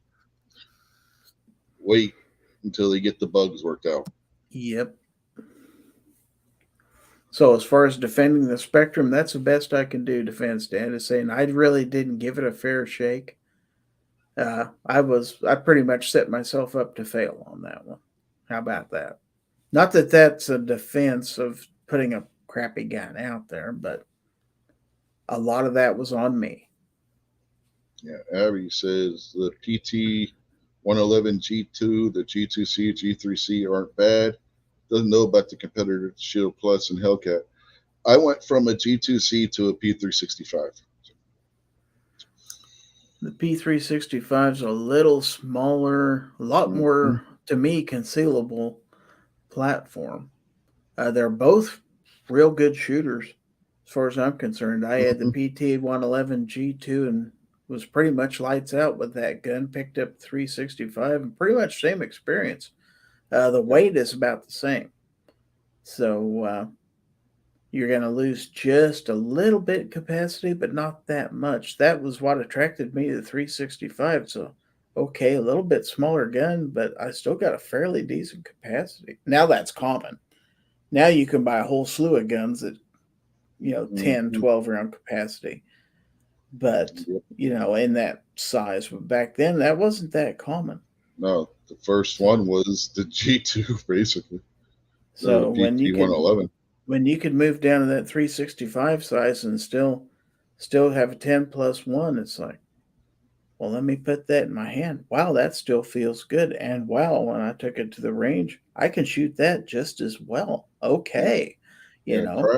Prior to the PT 111, I think the Glock 26 was the only thing that was comparable. Right. That had a 10 round mag.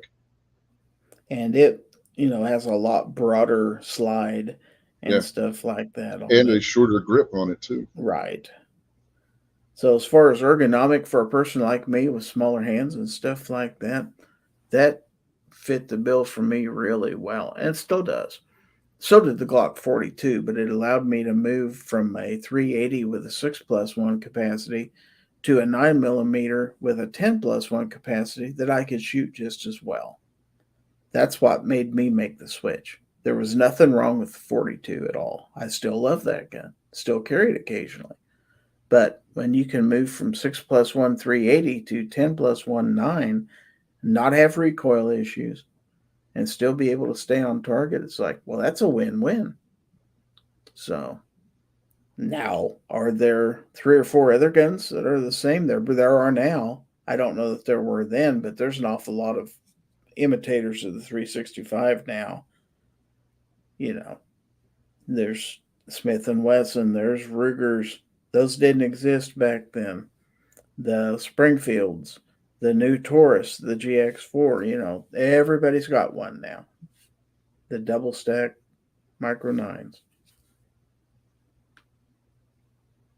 I'm surprised Smith & Wesson didn't come out with one sooner. All they had to do was double stack the shield, which is basically what they did. Yeah, they were an awful late to the game compared to some of the others. I'm surprised it took them that long because SIG didn't have anything in that category, really. I mean, you had the 239 and the 939, but those were steel frame guns, basically mini 1911s. They didn't have anything in the polymer market that small. For the longest time, it was thought that it was impossible to make a mag small enough to offset those rounds enough that you could get it in a pistol and still make it carryable.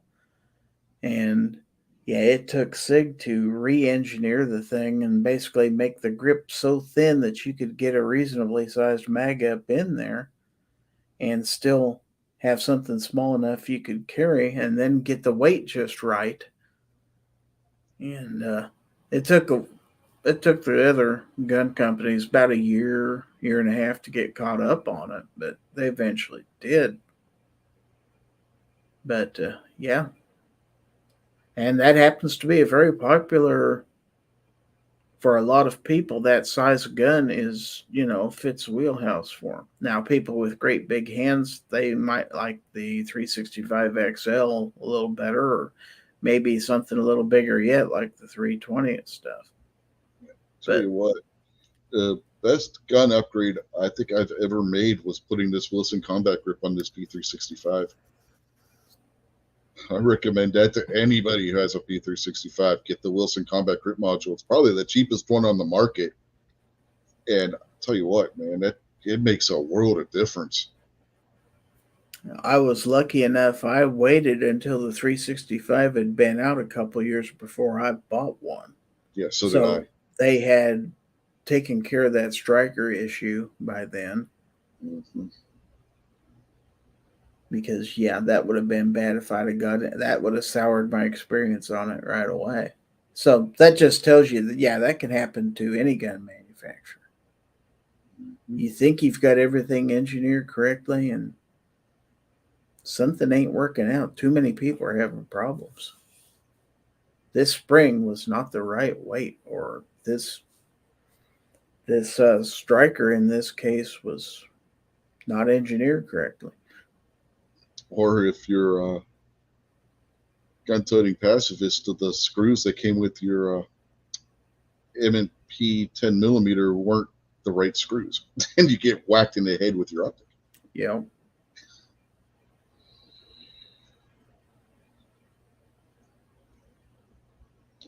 Abby's back. She was talking about the Canik and their trigger. Yeah, Caniks have a really good trigger. If you like the Canik trigger, check out the Walthers too, because the Caniks are essentially a clone of the Walthers. So if you like the Canik trigger, you'll probably like the Walther trigger too. Yeah, I heard about the Canik trigger, and then I won one in a contest, and took it to the range, and at least my experience, it was absolutely true. That was a good shooter. I liked it.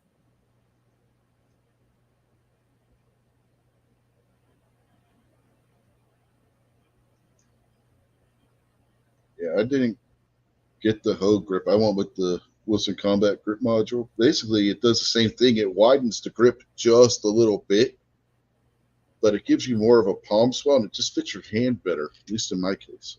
My problem with Walthers is purely in my head. That's one of those guns that I just look at them and think, I don't like the way they look. And it's totally a psychological thing with me. I would never buy one because I think they're ugly. But that's stupid. Mm-hmm. But it's a thing. It can be a mental block. It's a thing. You just don't like that. And I know that's stupid. That's kind of like people with their Glocks. Here we go again with the grip angle thing. In your case, it may be difficult for you to adjust that grip angle. Other people, they hear that from other people and say, no, wrong grip angle. I can't shoot it. And they've never shot one. I literally got into an argument with somebody at gun shop the one time about Glock grip. Like, you don't got to angle it down with the Glock grip. I was like, yeah, you actually are. It's like, no, you're not. I literally had to show him by sitting a Glock mag base down on the counter and then the M&P next to it, and then he visually saw that the Glock was pointing up higher than the M&P was. See, my take on that is when I pick up a new pistol, any pistol, I'm going to raise it up in front of me and align the sights. I don't pay attention to, I had to rotate this more than I did the last one. I don't automatically sense that in my wrist. It doesn't say, this don't feel right because I had to lift it up higher. or less or whatever. It's just not a thing. Now, some people may notice that more than I do. Yeah. That's one of those things. It doesn't register that way to me. Yep. So I get what you're saying, because I didn't think it was going to make a big difference until after I shot a magazine or two, and then it's like I could start seeing it, and I could start feeling it, and could start seeing the group open up after a little while, because it was just getting uncomfortable to hold the gun.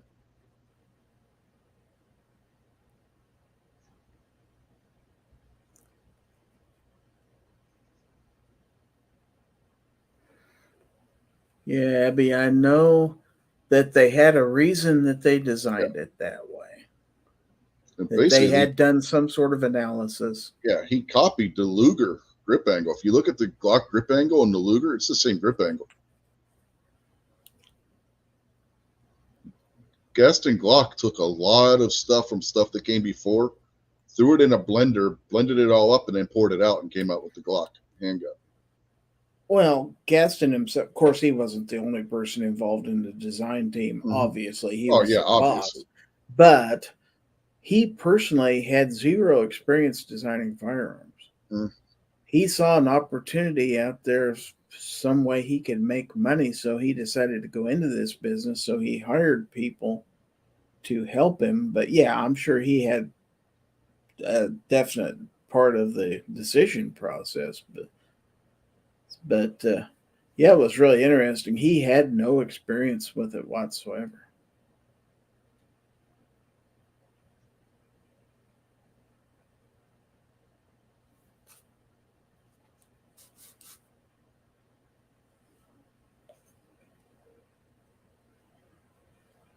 Yeah, Glock was in the polymer business and everything. I mean, I think before guns, he was doing knives, and they still make knives, and they make a very nice knife, I might add. But he basically took the polymer that he was making. So what HK was doing with polymer in the early 70s, which they stopped because they couldn't get their polymer mix right. Yeah, Glock they didn't. being They didn't in- go to an awful lot of trouble marketing those things. HK didn't. So. Yeah, well, they never got the polymer mix right, so there was no point in even really them trying to market it. But Glock saw what they were doing. I mean, he's from one country over. He saw what they were doing with the polymer, being in the polymer business. Like, I can make something that would be strong enough to do that. I got the polymers that can do that. And he basically gathered up, hey, you know what? That Luger, that's got a decent grip angle. I could probably do something with that. Or him and his engineers, you know what I'm saying. And then, hey, that Browning action, that looks good, basically. And like I said, they threw that all in a blender, and what the result was what we know as the Glock 17.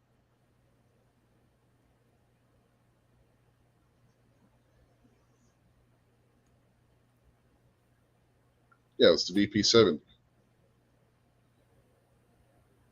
There's some argument that comes out of Russia, oh, we had this one first. But then that's been going on since Cold War, Rich. Yeah, I was going to say, but Russia claimed that's the Soviet Union. Union. We don't exactly know for sure exactly what they were doing in the Soviet Union. Right.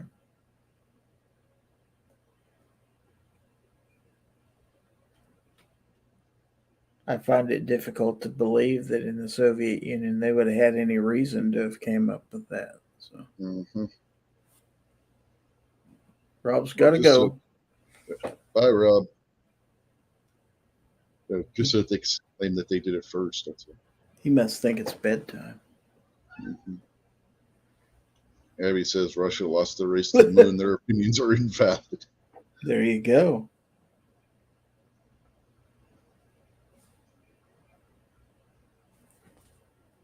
You got all these people who believe, we never went to the moon. That was all, shot here. You got on people Earth. that think that we're on a flat disc too. So if we had faked that moon landing, the first people who would have known that would have been the Russians. Don't you think they'd have raised a red flag immediately? Oh, hell yeah. You guys never sent a rocket up there. We've been monitoring your ship the entire time. You never sent anything up there. Here's proof. Don't use logic. I guarantee you.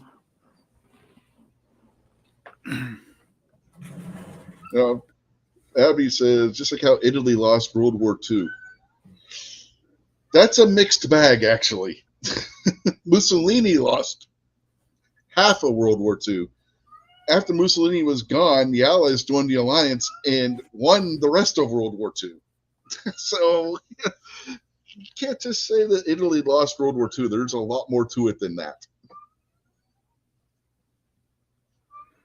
There were many fronts that determined World War II.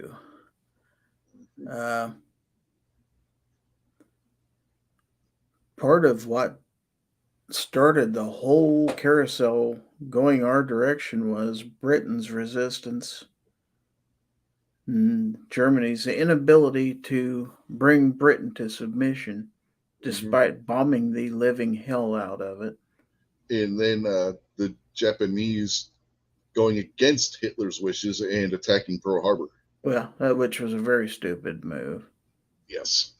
The United States would not have been brought into the war until much later, if at all, if the Japanese would have listened to what Hitler was telling them. The Normandy invasion should have failed. Just pure D luck and a little bit of strategy helped there, and some purely poor decision making. Yeah, Hitler not listening to his generals. Hitler's part. That was a big turning point. Yeah, you had the generals literally quaking in their boots to call Hitler to ask for him to release the tank reserves because he was sleeping. Let's talk about the Eastern Front. That battle didn't go as well as expected. Africa, that didn't turn out so well either. The problem on the Eastern Front, again, goes to Hitler's decision-making long before they even started. Hitler did not believe in the heavy bomber at that point. If Hitler would have had long-range heavy bombers, he could have crippled Russia's ability and the Soviet Union's ability to manufacture. But they didn't have anything long-range enough to reach their manufacturing center. If you look at the kill numbers of Soviet tanks to German tanks, the German army was destroying Soviet armor at a much heavier rate than what the Russians were destroying German armor. The problem was because they couldn't take out their manufacturing center, and in the meantime, we're bombing the shit out of Germany's. Russia was just replacing every tank that was destroyed. If they would have had a heavy bomb fleet and not just a bunch of medium bombers and short-range bombers like the Stuka and the Ju-88 medium bomber, the Russians would have been in a hell of a lot worse situation than what they were.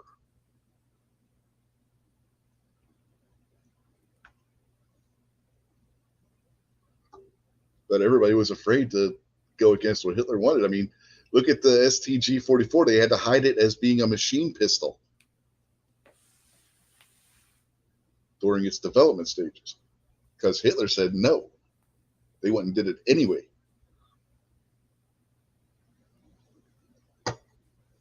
Imagine if Hitler hadn't said no. They would have had that thing 2 or 3 years sooner. Would that have been enough of a difference to change the outcome of the war?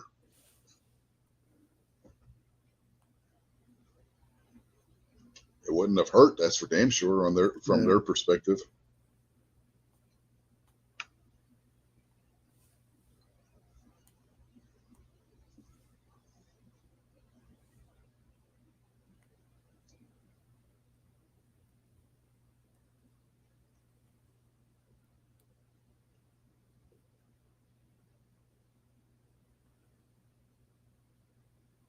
And going back to the D-Day thing, Hitler insisted that the Allies were going to attack at Calais. Even though he had most of his general staff tell him, no, it's going to be at Normandy. No, it's going to be at Calais. So where were most of the heaviest defenses? Up at Calais.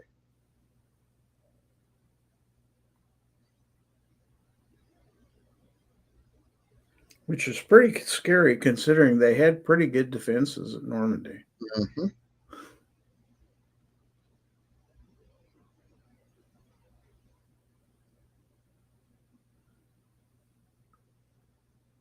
Well, parts of Normandy anyway.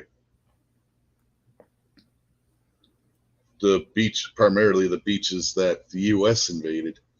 If you go How about to how go about Japan? Japan bombing Pearl Harbor and basically just sitting there afterwards and letting us have time to. If they'd have went ahead and invaded right after then, morale well, was they so couldn't. low. We weren't geared up for war. I'm not sure we could have defended ourselves at that point. No, they couldn't. They were still engaged in the island hopping of their own. They didn't have the forces to invade U.S. coastal region at that point. They were at about the same time that they attacked Pearl Harbor when they were invading the Philippines. And if they would have had a major invasion fleet, we'd have saw that coming. What was their downfall with the attack on Pearl Harbor was the carriers not being in port at the time. If they'd have attacked a couple of days later, we would have been in real trouble because they would have got the carriers too.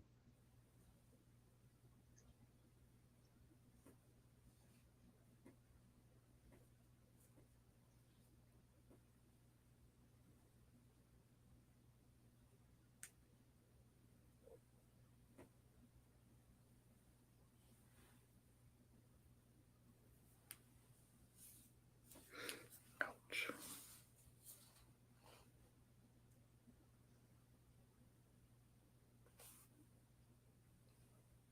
Ozzy says Hitler shows what can happen if you disarm the people.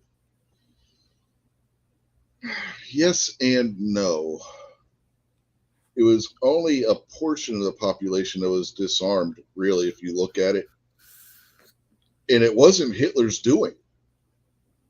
The laws that disarmed the Jews were passed under the Weimar Republic before Hitler ever came to power.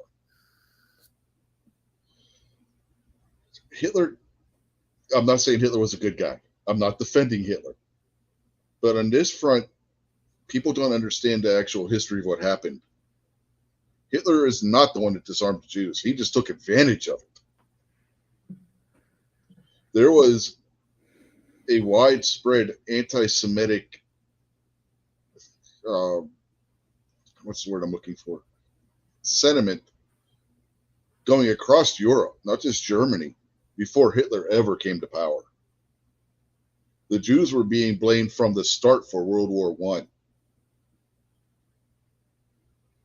So there's a whole lot more to it than just Hitler disarming people.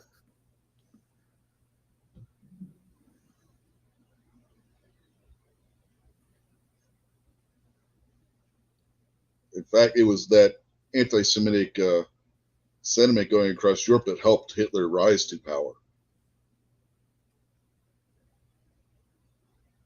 You had the Jews being blamed for World War I, the Jews being blamed for the Depression, which wasn't as bad in Europe as it was in the United States, by the way. It ended much sooner over in Europe than it did here. FDR's policies extended the Depression. It didn't stop it. World War II stopped the Depression in the United States. Without World War II, the Depression probably would have continued into the 50s.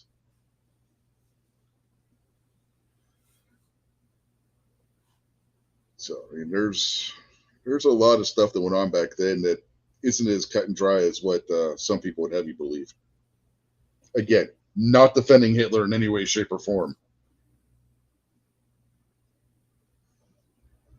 It's just, you got to go and actually look at everything that went on and what's going on around the world and be like, and you'll see how Hitler was able to rise to power the way he was and why people went along with the whole thing where they were rounding up the Jews and everything, because there was a major But sure, you want anti-Semitic. to cure a depression? Start drafting your citizens. Start gearing up for a war effort where you need every available body to produce goods and all of a sudden you've got an economy. You're consuming goods. You're putting people to work that weren't working. Oh yeah. Uh, The best you've way got to people who didn't have an income. Now all of a sudden there's an income for them because yep. money's being expended to get these Best goods way out there. best way to end a depression is go to war. Yeah, I had a professor in college say the same thing. That's the best cure for an economic downturn. Yeah, my civics teacher in ninth grade drummed that into our heads. The best way to end a depression is to go to war.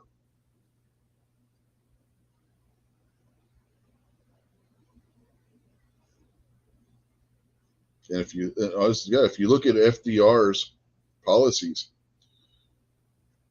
when FDR was elected in 1932, unemployment rate was coming down. When you look at 1938, 1939, when the war in Europe started, the unemployment rate had doubled. FDR didn't do anything to end unemployment. He made it worse. But let's look at what happened post World War II. Okay. Mm-hmm. You had all these soldiers coming home. You had all these people who were in wartime production that all of a sudden these industries were being converted back. And you had people that didn't have war jobs anymore. You had inner cities that were fading into oblivion because people were poor again, and the people who did have money were wanting out of them, which is why we have suburbia now, because the inner cities got so unbearable that these people coming home had to move somewhere else. They moved further and further away from the inner cities. Transportation got to be a bigger thing. Cars were produced. And the economy completely changed. So we had to go from a war economy to a post-war economy. And it took a couple of years or three for things to gear back up again. Yeah. And the only thing that really got us going again, and a lot of people don't think about this, was then we stepped into the Cold War. Now all of a sudden you had industries related to that and stuff like that. You had air bases, you had stuff like that. The space race was starting to gear up and stuff like that. And so in that post-war economy, we quickly shifted to we've got to stay prepared, stay vigilant. And it took a while to shift. So it's a little different thing. It wasn't the immediate after the war, everything's over, depression's cured, we're back to wonderful, back to the roaring 20s, everything's beautiful in America. It wasn't quite that way. Everything transformed. Yeah, it took a while. But one of the things that helped was that the guys who, particularly in the Navy, who were getting the training on how to run this machinery, they were able to take that knowledge, and when they did come back and when the economy did start turning around, they were able to take that knowledge and put it towards automobile manufacturing, running the machinery, the generators, and all the electric generators, and all these different things that use similar technologies.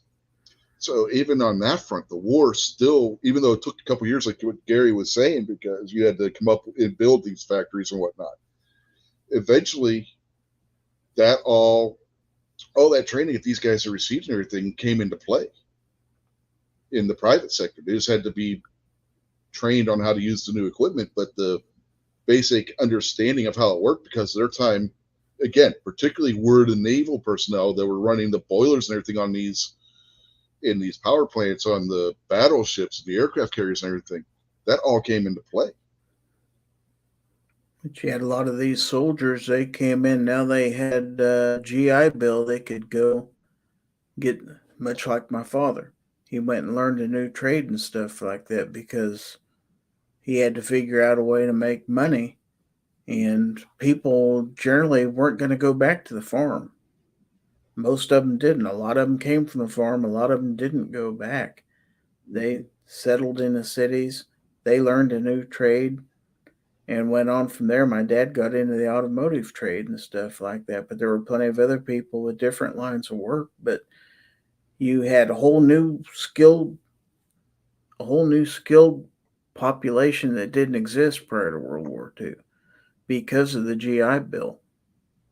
And a lot of people who all of a sudden were able to make a lot better income than they were used to prior to the war and stuff like that. And then all the industries that grew from that, the transportation industry, the vacation industry, which wasn't that big a deal prior to World War II, all of a sudden people were traveling great distances Oh yeah, to take vacations. The interstate system was starting to expand and people could the drive great trailers. distances. Everybody was buying camper trailers. The big vacation resorts started to spring up and stuff like that. And yeah, the world changed after World War II. Disney World's opening. Or Yep, not Disney World, Disneyland. Yeah. 50s. Yep. Yeah. All of a sudden, people were quite willing to drive their car clear across the country to go have a vacation experience with their new nuclear family, 2 or 3 kids, station wagon, gas was cheap, cars were cheap. You had money, you were working. Mm-hmm. Let's take a long trip to California. Stuff like that. They're going to live in the suburbs. A lot of new homes were built to accommodate these new war veterans and stuff like that. They had to build them somewhere. A lot of the guys that were given field promotions to officers or were senior NCOs, they came home, they found themselves in management positions because of their management skills that they learned in the military. So you had a lot of guys who were making a decent wage once everything got going back up just because of what they learned from management from being in the military.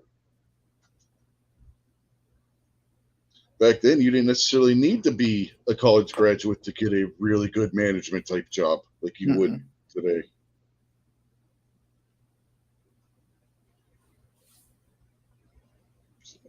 Nope, the world after World War II is a completely different place. Mm-hmm. But it didn't happen overnight. No. I mean, it was quick, but it wasn't overnight. If you look at history, most of 46 was still pretty much kind of slow getting everything geared back up. 46, yeah, 47. Having to reintegrate all the troops and everything. Yeah, you still had diverting all the natural resources back to post-war production. You had to convert most of these factories. You got to realize they may have been auto factories. They may have been they built dishwashers or they built farm implements. They were completely, basically retooled for the war effort. So they reused what they could. Yeah, and a lot of it they had to completely redo. Yeah, if you look at the classic car price list and stuff, you will not see a car that's listed a 1942 to 1947 model. Right. There weren't any. There were none produced because everything was all the automotive factories stuff were producing tanks. Yep, it took a while to get everything converted over.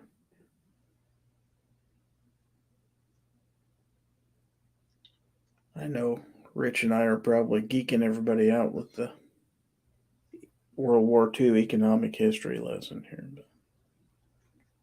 Hey, they brought it up, not us. I don't know if they're still out there watching now. There's 5 people still out there watching. Are they or are they asleep? I don't know. They might be. I mean, if they fall asleep and their computer's still on, they still show us watching. So. That'd probably be Abby. Defense Dad went to bed, so Abby and Ozzy maybe. Yeah, they asked for it when they brought up World War II. Yeah, you gotta be careful who you bring stuff like that up to. Yep. Could have been worse. It could have been reloading. It does show you have 5 people watching still. Yeah. Yeah, StreamYard says that. If you're out there watching, Ozzy's still out there. Yeah, Ozzy's still out there. We woke him up.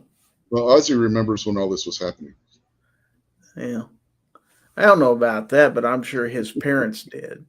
Much like me, I heard these stories, a lot of them from my parents and my grandparents and stuff like that. And it interests me much like it does you. Yeah, Especially the older I get, I enjoy looking at history. It's like, why is the world it? What happened? Brian Bridges is out there. He says the birth of the military industrial complex. Nope, not even close. The birth of the military industrial complex was the end of the American Revolution. There's been a military buildup in this country ever since then. It's not new. People think it's new. It is not new. It's been going on since this country was founded.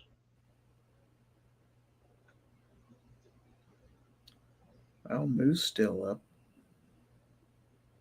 Yeah, Moose says he's catching up on paperwork while listening. Well, there's three of them, and I wasn't on there, so I'm not one of the five. So I am because I got. I started having issues with my browser glitching, so I shut down the YouTube tab.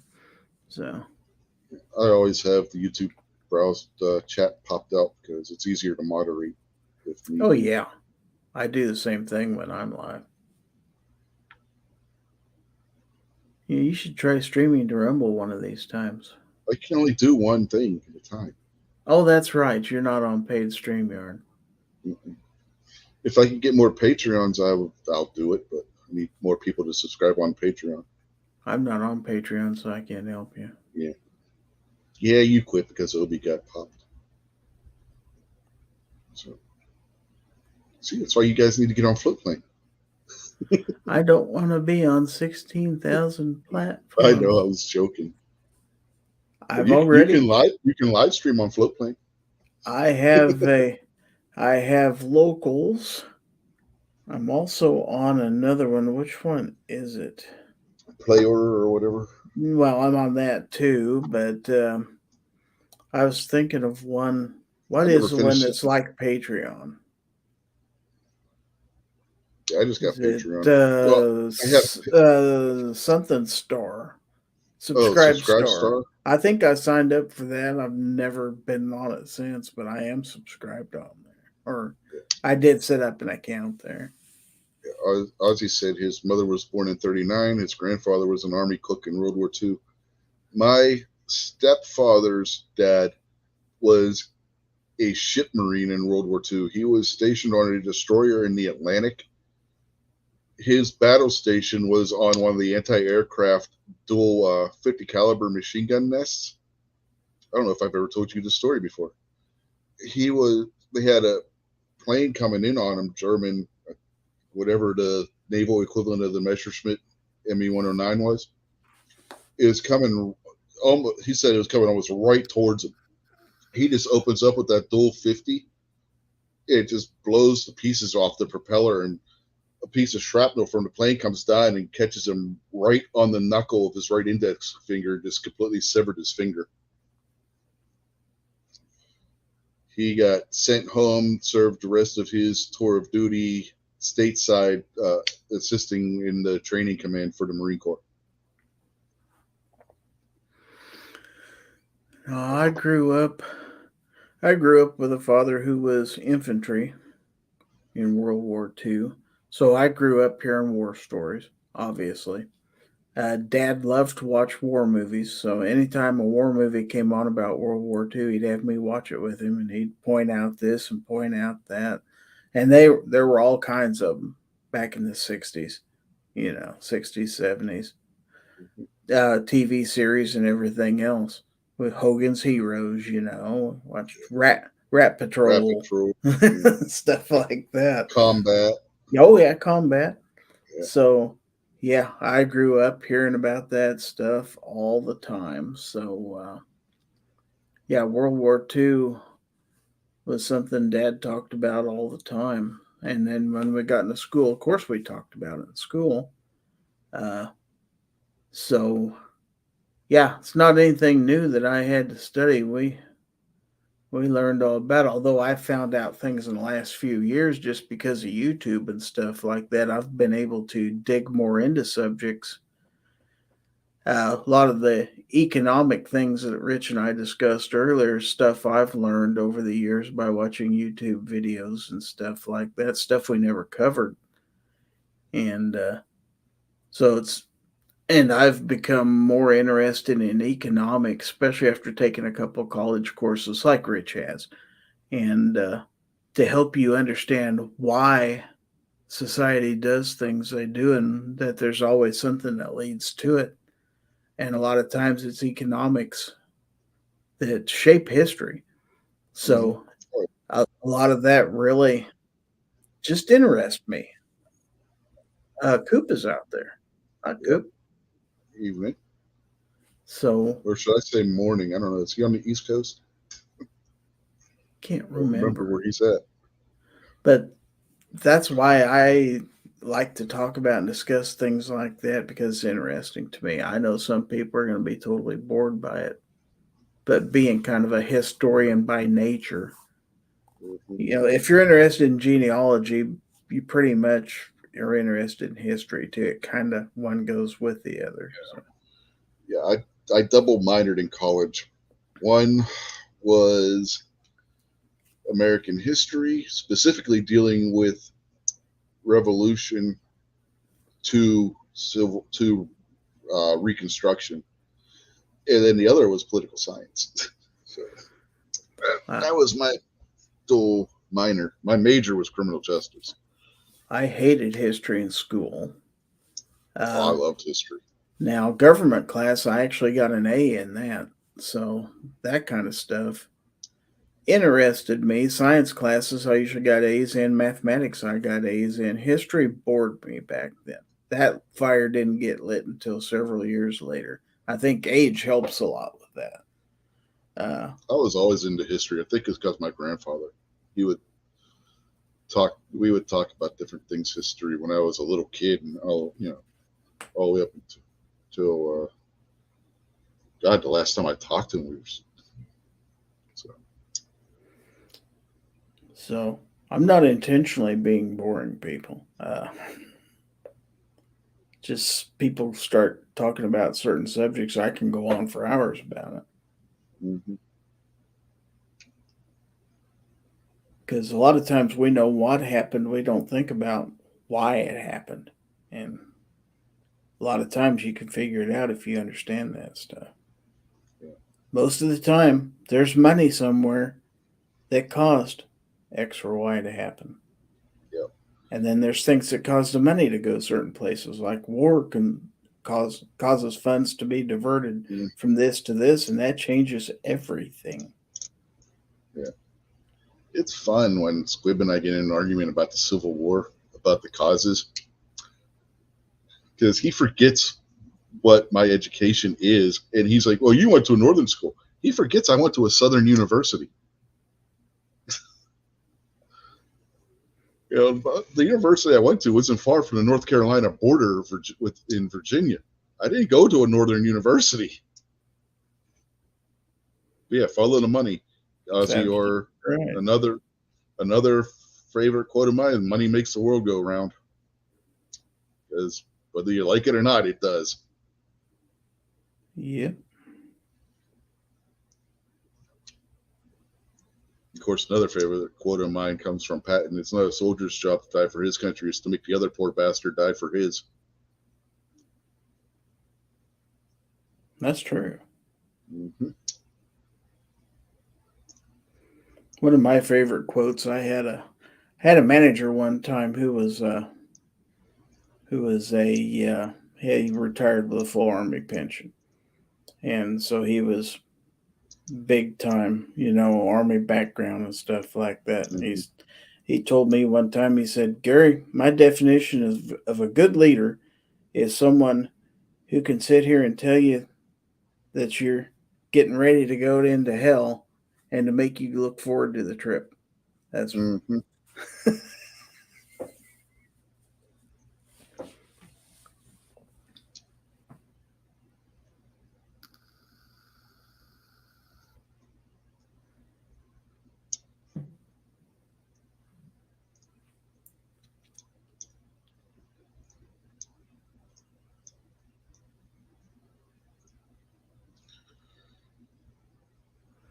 Yeah, Good Lord, it's he been was the in the Korean War, who was and who was I'm sorry, I didn't catch you said.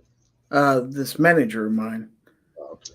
had been in the Korean War, and stepped on a landmine or was close to a landmine. It blew his left leg. Left Mhm. leg had to be amputated, and so he was basically an amputee. He had to learn to walk with an artificial leg. So he spent a great deal of time in an army hospital, and as he was recuperating and everything else, he was bored to tears. He Oh yeah, says, I "I." imagine. He said, "I came down to that office one day in my crutches, and he said I demanded that they give me something to do." Hmm. He said, "I don't care if I sit at a desk and shuffle papers around or whatever. Give me something to do. I don't want to just sit here. Give me a job." So he said that's how I learned how to work in an office environment and stuff like that. And eventually, he said, I went through and reorganized all their files and developed a file system and stuff like that. And that's how he got involved in document control and records and Right. stuff like that. But Yeah, basically the same thing with my stepfather's. Only in his case, it wasn't as bad as your manager, but because he had lost his trigger finger, essentially, it, lost a limb, that automatically disqualifies you from battle. You know what I mean? You're a non-combatant at that point. They sent him back home. They put him in training command, and they trained him on how to manage large numbers of people. So when he got back stateside, he went to work for Coca-Cola and was a foreman for Coca-Cola at the Pittsburgh uh, bottling center until he retired.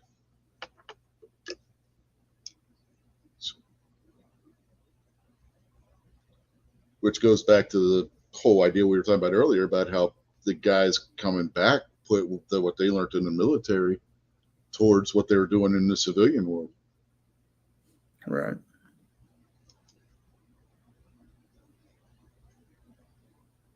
Yeah, he probably would have if what happened to him would have happened in peacetime, he would have been discharged. Yeah.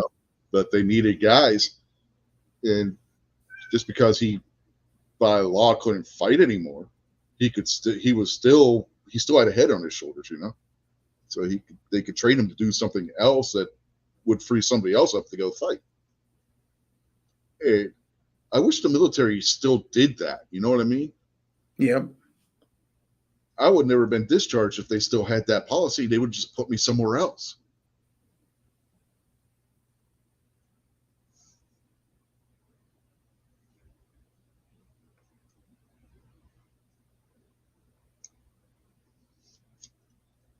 Yeah, well, it's all 20 some years in the past now. Yeah, it's true. God, it doesn't seem like it was that long ago, but it was. That was 1999. It's kind of like the great philosopher Don Meredith used to say. I don't know if you know who Don Meredith is. Former Cowboys Mhm. quarterback.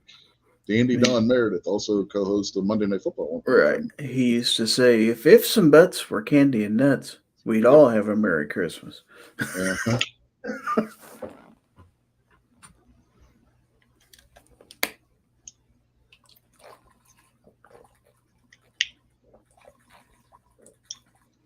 My grandfather, shit in one hand and wish in the other, see which one gets filled first.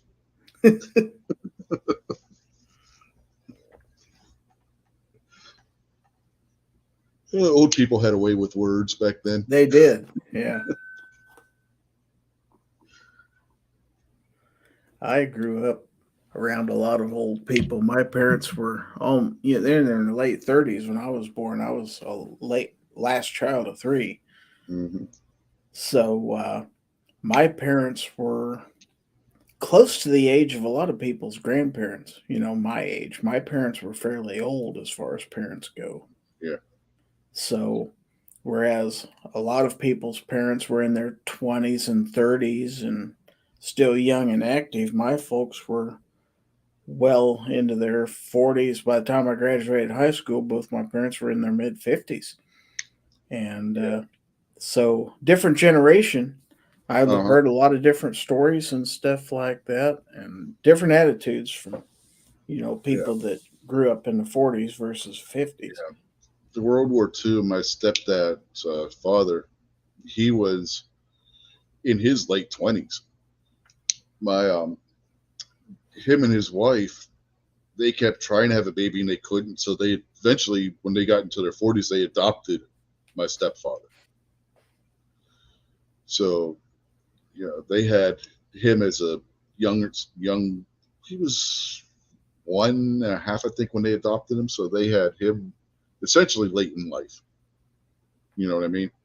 So, but yeah, she would miscarriage and all every time she would get pregnant. So eventually they just adopted.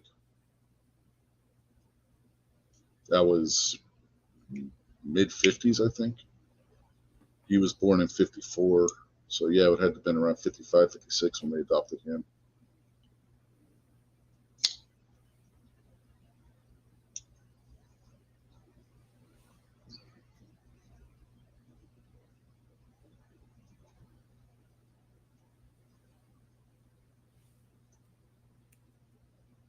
He was older than his wife. She was younger. She was probably late 30s when they adopted, but he was in his mid 40s.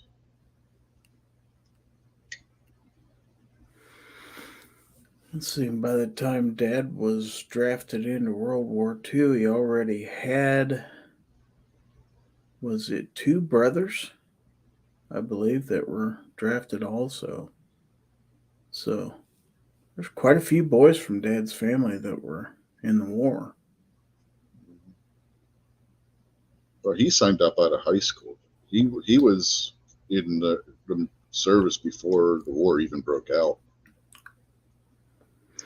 He was going to be a career guy. The two of them. I'm trying to remember the story. It's been a while since I've heard it. I think they got married with her parents' permission before he went to basic, and then she stayed home and finished high school, and then when she graduated high school she went to go live with him where he was stationed, and then World War II broke out and she went back to Pittsburgh, and he was on the destroyer in the Atlantic at that point. That's if I'm remembering the story right. Like I said, it's been, God, he died 30 years ago now.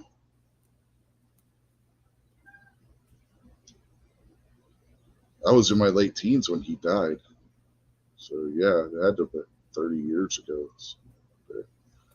So it's been a while since I've heard the story. So my memory might be a little off on the time when they got married, but if I remember right, that's what happened.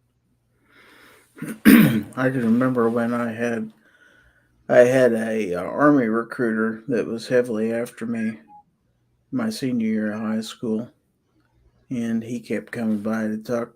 I asked Dad what he thought about it one time. He said, "Well," he said, "tell you the truth," he said, "one of the dumbest thing I ever did when I got out of World War II." He said, "I should have stayed in the service." He said, "If I'd just stayed in another few years," he said, "I could have retired with a pension like a bunch of people he knew." He said, "I'd had it made. I wouldn't have had to work my butt off for the rest of my life." He said, "Never thought about it at the time. You just wanted to get home and get the heck out of there." Yeah, my uncle was like that. He said the worst thing he did was when his enlistment came up was getting out of the Marine Corps, because when his enlistment went up was right at the end of Vietnam War, so he was not going to go over to Vietnam at that point. They were pulling people out of Vietnam. He said the worst thing he did was get out of the Corps at that point. He should have just stayed in there and kept going. He said it probably would never hurt my back because that asshole with the forklift. I don't know if you know the story about what happened to my uncle. I think you told me one time. Yeah, when he was at work and the asshole with the forklift wasn't watching where he was going and hit him with it. Yeah. Fucked his back up.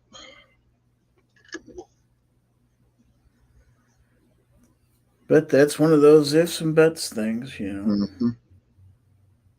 Well, everybody has them. Yep. If I could just change this, or if I could just change that. Fact is, you can't. No, you So, can't. Unless somebody comes up with a time machine. yeah. If somebody did come up with a time machine, would you go back in time to tell yourself, don't do this? Or would you let things play out the way they did? It's interesting. Well, you know, you think, well, if I just go back and tweak this, I could have fixed everything. Or Mhm. there may have been a car accident that you avoided because you didn't make that decision. Yep. You never know how things would have played out. So, Mhm.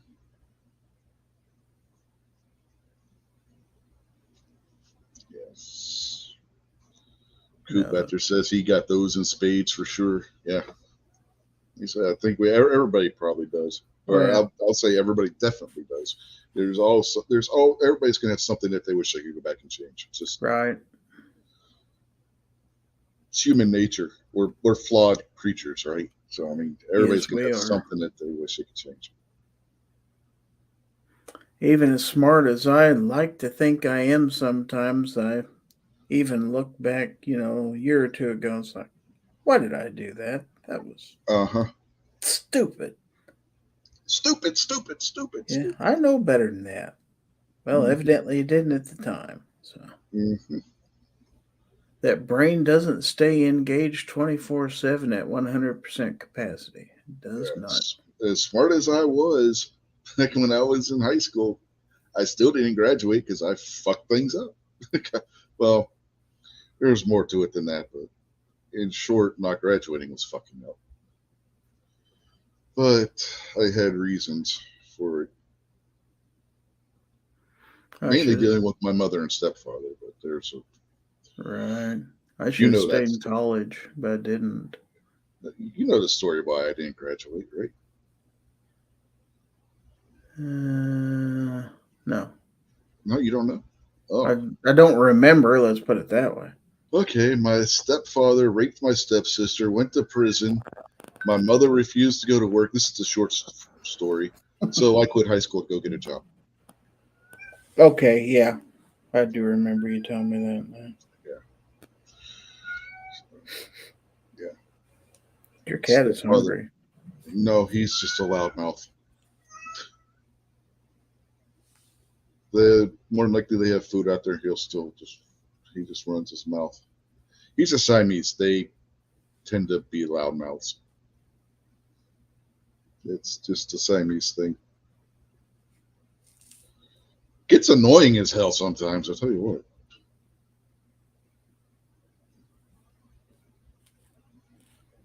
Aren't cats wonderful?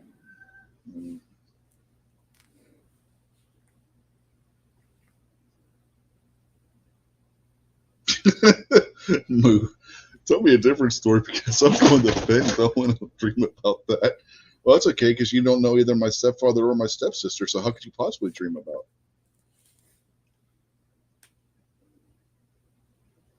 There's your logic on why you don't have to dream about it, Moo. You can't dream about somebody you don't know.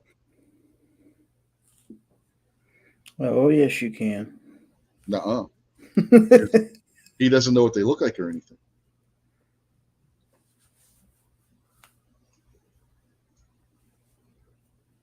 It would just be two faceless blobs. I've had some really weird dreams. Moo says tragedy is tragedy. Oh, hell, I think that's all we've been talking about for the last hour, Moo.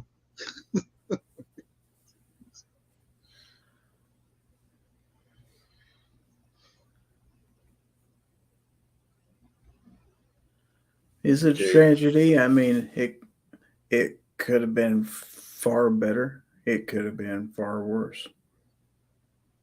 Uh, Dreams are rarely logical, as he says. Here you go, Moo. Dream you're Nick Fury and you're beating the shit out of Hitler. Just keep thinking that before you go to sleep.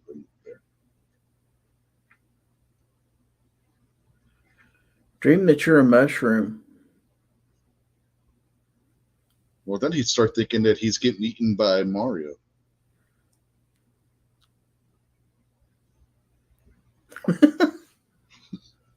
Wow. Yeah, dream about that, man.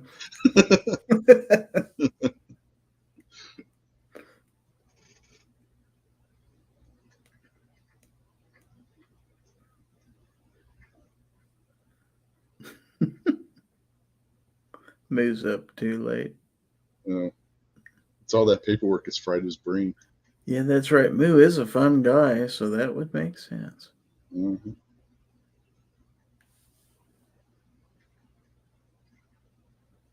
Dream that you're retired. Yeah, dream that you don't got to work tomorrow. Yeah, now I'm going to have him coming after me next. Uh-huh. Damn it, Gizzard. I'm going to get a text here soon. He doesn't have my number, I don't think. He's got mine.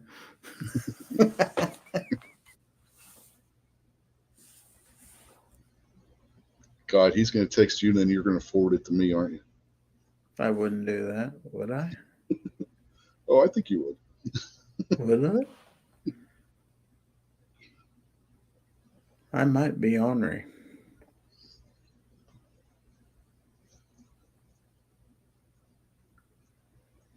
What could we possibly talk about now I don't know. at 1 a.m.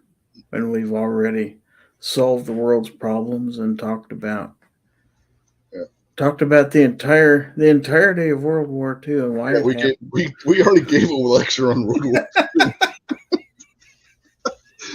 I think that lasted longer than some of the college lectures I went to. Tune in next week for our analysis of World War I era America. Well, my expertise is more American Revolution to Reconstruction. So. I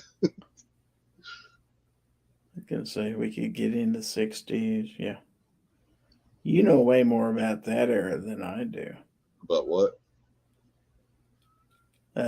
Civil War era Reconstruction. Yeah. The Industrial Revolution is interesting. Yeah, well, that's the same time frame. Yeah. Squib found out the hard way that I know more about it than he does.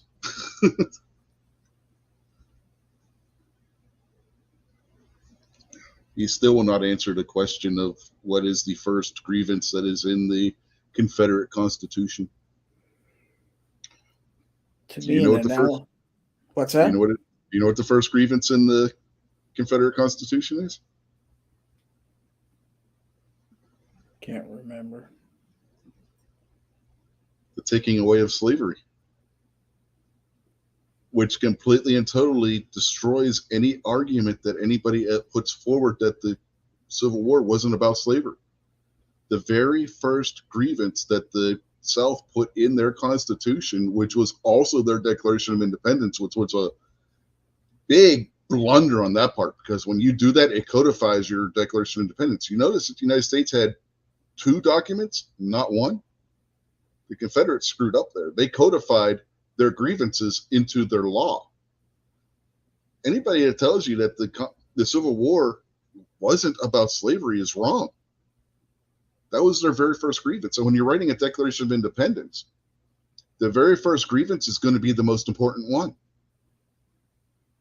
If you look at when Jefferson wrote the U.S. Declaration of Independence, the very first grievance was the most important one about the taxation and everything. That was overboard and everything, and that was the main grievance that they had. And then next was the invasion and all the other stuff. The Confederates, the first one was the right to keep slaves. If that is their first grievance, what else is the war about? So, anyway. I watched an interesting video. It was about an hour long, but it was kind of a biography of George Washington. I watched it about a week ago. It was very interesting from basically his upbringing as a youth to basically how he became what he became, and just the story they told of how the American Revolution came to be and everything else is a lot longer and protracted thing than history would have us believe. The the Boston Tea Party didn't just happen, and No. that was just kind of the culmination of a bunch of things that had been happening up until And then. contrary to popular belief, everybody that was identified as taking part in the Boston Tea Party was tried, convicted, and sentenced for their actions. You have a grievance against Gizzard, right? Yeah, I saw that already. That's why I was trying not to laugh when you were making your point. Contrary to popular belief, the revolutionary forces weren't all that successful in battle. No. There was Washington, only Washington, one or two battles that were fairly decisive enough that it convinced the French to come help us. That was the turning point. yep. Once Contrary Britain to, saw that, it's like, okay, now we can't win. We and better negotiate. also contrary to popular belief, Washington was a military failure for the vast majority of his Yes, career. he was considered a failure. He made some very poor decisions. He was not the genius that people make him out to be. But he did inspire people. The only reason why he was chosen to lead the army was because he was the officer with the most experience. There were better generals. Benedict Arnold was a much better general than Washington, Yeah, he which was is why almost Benedict Arnold got jealous because he thought he should have had that position. And you know what? He was right. and Was he right to rebel and turn traitor? No, but was he right in his opinion that he should have been the one in command? Absolutely. If you look at their military careers, Arnold was much more suited to the job. Also, it's not very widely known that one of Washington's decisions pretty much sparked the outbreak of the Revolutionary War, too. He was in command of an outpost, and a French detachment approached the outpost, and he ordered his unit to fire on them and kill everybody. Then it was discovered that they were diplomatic emissaries. Yeah. And that really, If you want to see how much of a blunder it was putting Washington in charge of anything particularly during his early military career, visit Fort Necessity in Pennsylvania, just south of Uniontown, PA, on Route 40. It's eye-opening.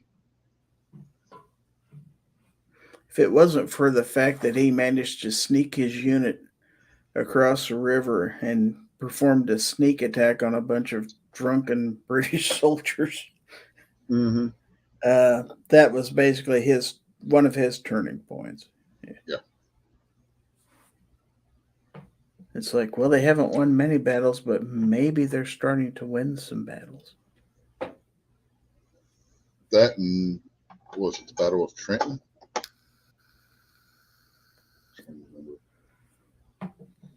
Interesting. It wasn't exactly the way it had been portrayed to me. It's like, oh, that's No. that happened. Oh. Washington had a lot of help, including a German officer who decided he wasn't going to side with the British and sided with the Continental Army instead, and was responsible for setting up the training camp for Washington that eventually would train the soldiers that eventually would go on to actually start winning the war. Once they started getting actual first-class European-style military training under this German guy, whose name, for the life of me, I cannot remember. But Washington was also fairly well humiliated in a battle, too, and almost lost most of his troops because of it, too. So he wasn't exactly a military genius. Yeah, that happened at Fort Necessity. I mean, his command was almost completely wiped out. He surrendered, and the French let him go because he didn't have very many men left. And that was when he marched to go meet up with Braddock right before Braddock was killed. Braddock was Washington's mentor, for anybody out there who doesn't know. and he's buried not far from the site of Fort Necessity. Their Fort Necessity isn't far from Nemacolin Resort in Pennsylvania.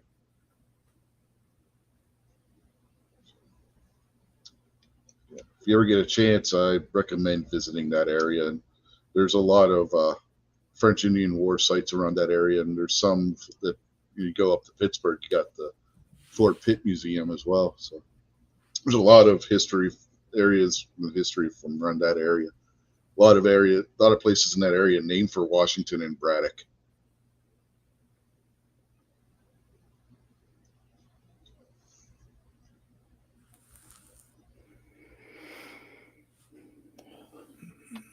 Moon needs to go to bed. I need to go to bed. Yeah, before we start talking about the French and Indian War and Or the War of 1812. Mhm. or the war that a lot of people don't remember, but is mentioned in the Marine Corps hymn. Do you know what I'm talking about? Happened between the Revolution and the War of 1812. Can't think of it. The war against the Barbary Coast pirates. Oh yeah. A lot of people don't realize. A lot of people think this grievance between the United States and Islamic countries is new. It's been going on since the country was founded. The very first war that the United States fought that wasn't against the British was against Islam.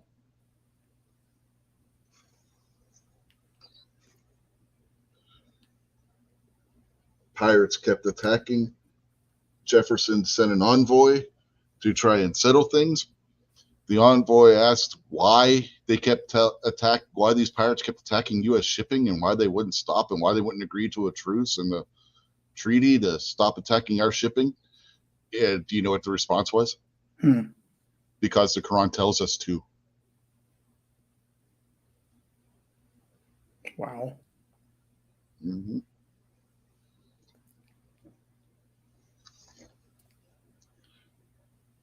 That is verbatim what was written in the envoy's report to Thomas Jefferson.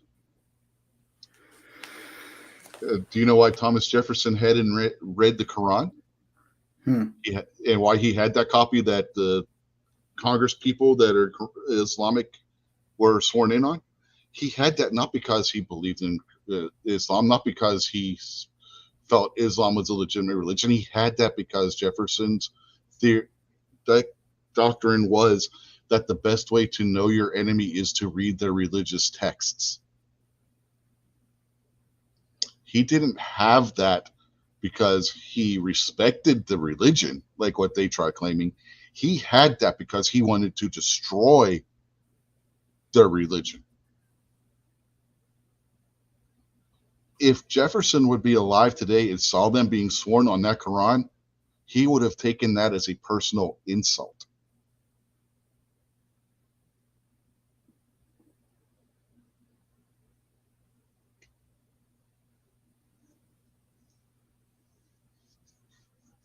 Makes you stop and wonder what people actually know about history, doesn't it?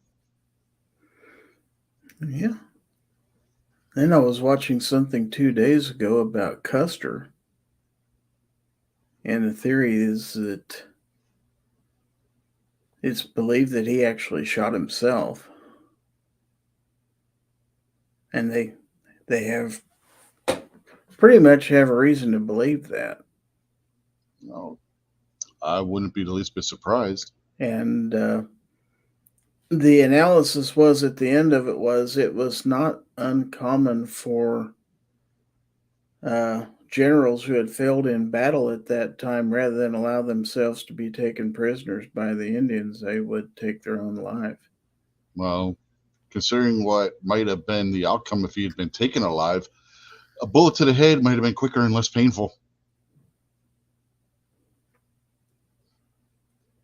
And he had prior to that battle been given a brand new model of a Colt pistol, which was being introduced at the time in a new caliber, and that caliber bullet was found in his head in his autopsy.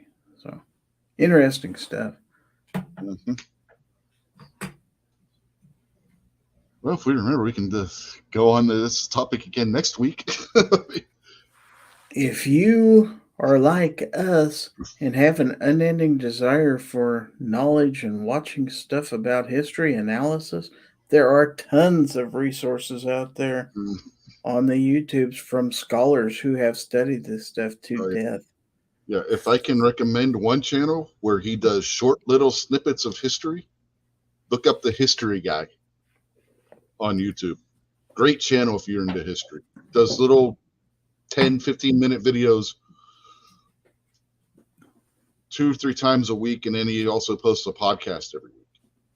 Really interesting stuff. A lot of the stuff they spent half a page talking about in history class in school was a lot more complicated and deserved a Mhm. lot more study than. Yeah. I mean, there's stuff. The History Guy's thing is history deserves to be remembered. He puts out stuff that people forget, like the Arsenal fire in Pittsburgh, which killed a lot of innocent girls during the American Civil War. Not because of any action by the Confederates or anything. They never made it to Pittsburgh. There was an accident at the factory. One of the delivery drivers was coming to pick up drop off and pick up stuff. And the brakes on his cart were faulty. And when he stopped the horse and pulled the brake lever, it sparked. There was some powder or something on the ground, black powder extremely volatile, that ignited. And it was a chain reaction from there, and the whole place went up. Something like 100 and some kids who were working in that factory were killed.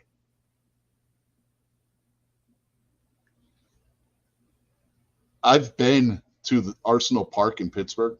I've been to the cemetery. It's one of my middle school's arch rivals, Arsenal High School, is named for that arsenal. It's built on the site of where the arsenal used to be. It's in the Lawrenceville neighborhood of Pittsburgh. If you ever get a chance, that's another site you can visit, is the cemetery in the park where they have the memorial and everything for those girls that were killed. But it's a sad story, but the History Guy has a really good video on it on his channel. It's one of the things he did a video on. And he's got a bunch of other videos on stories just like that. So if you get a chance, and they're not all sad like that. Then some of them are about some really crazy characters from history and stuff. But like I said, his videos are all like 10 to 15 minutes, but they're all really interesting. He's got a really good way of telling stories. So if you get a chance, check out his channel. But anything else you want to say before we get out of here, Gary? No, I think we said enough. Watch my stuff. Yep.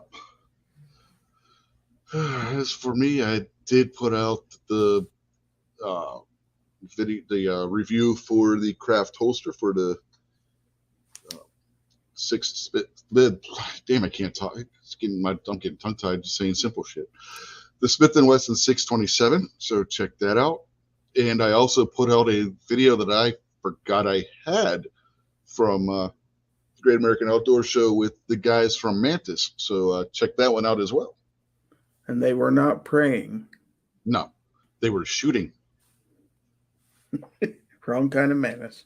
Mm-hmm. And if you watched the video, he was shooting. Right. Yeah. Speaking of which, you can get an airsoft SIG. SIG makes their own airsoft guns. That's true. Yeah.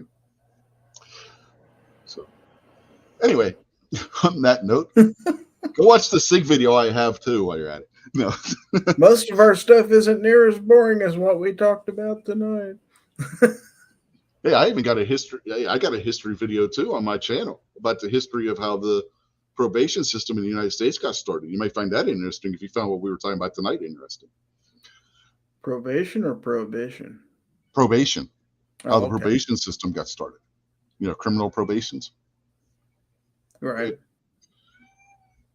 I'll give you a little hint. It was the charitable work of a shoemaker. Anyway, if you want to hear the rest of the story, you got to go watch the video. And yeah, so we will bid you all good night for this Sunday, now Monday. If you're, well, even where you're at now.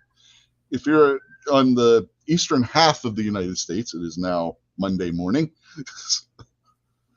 Anyway, so we will bid you all a late good night, and we will catch you next week. Have a good night, everybody. Night.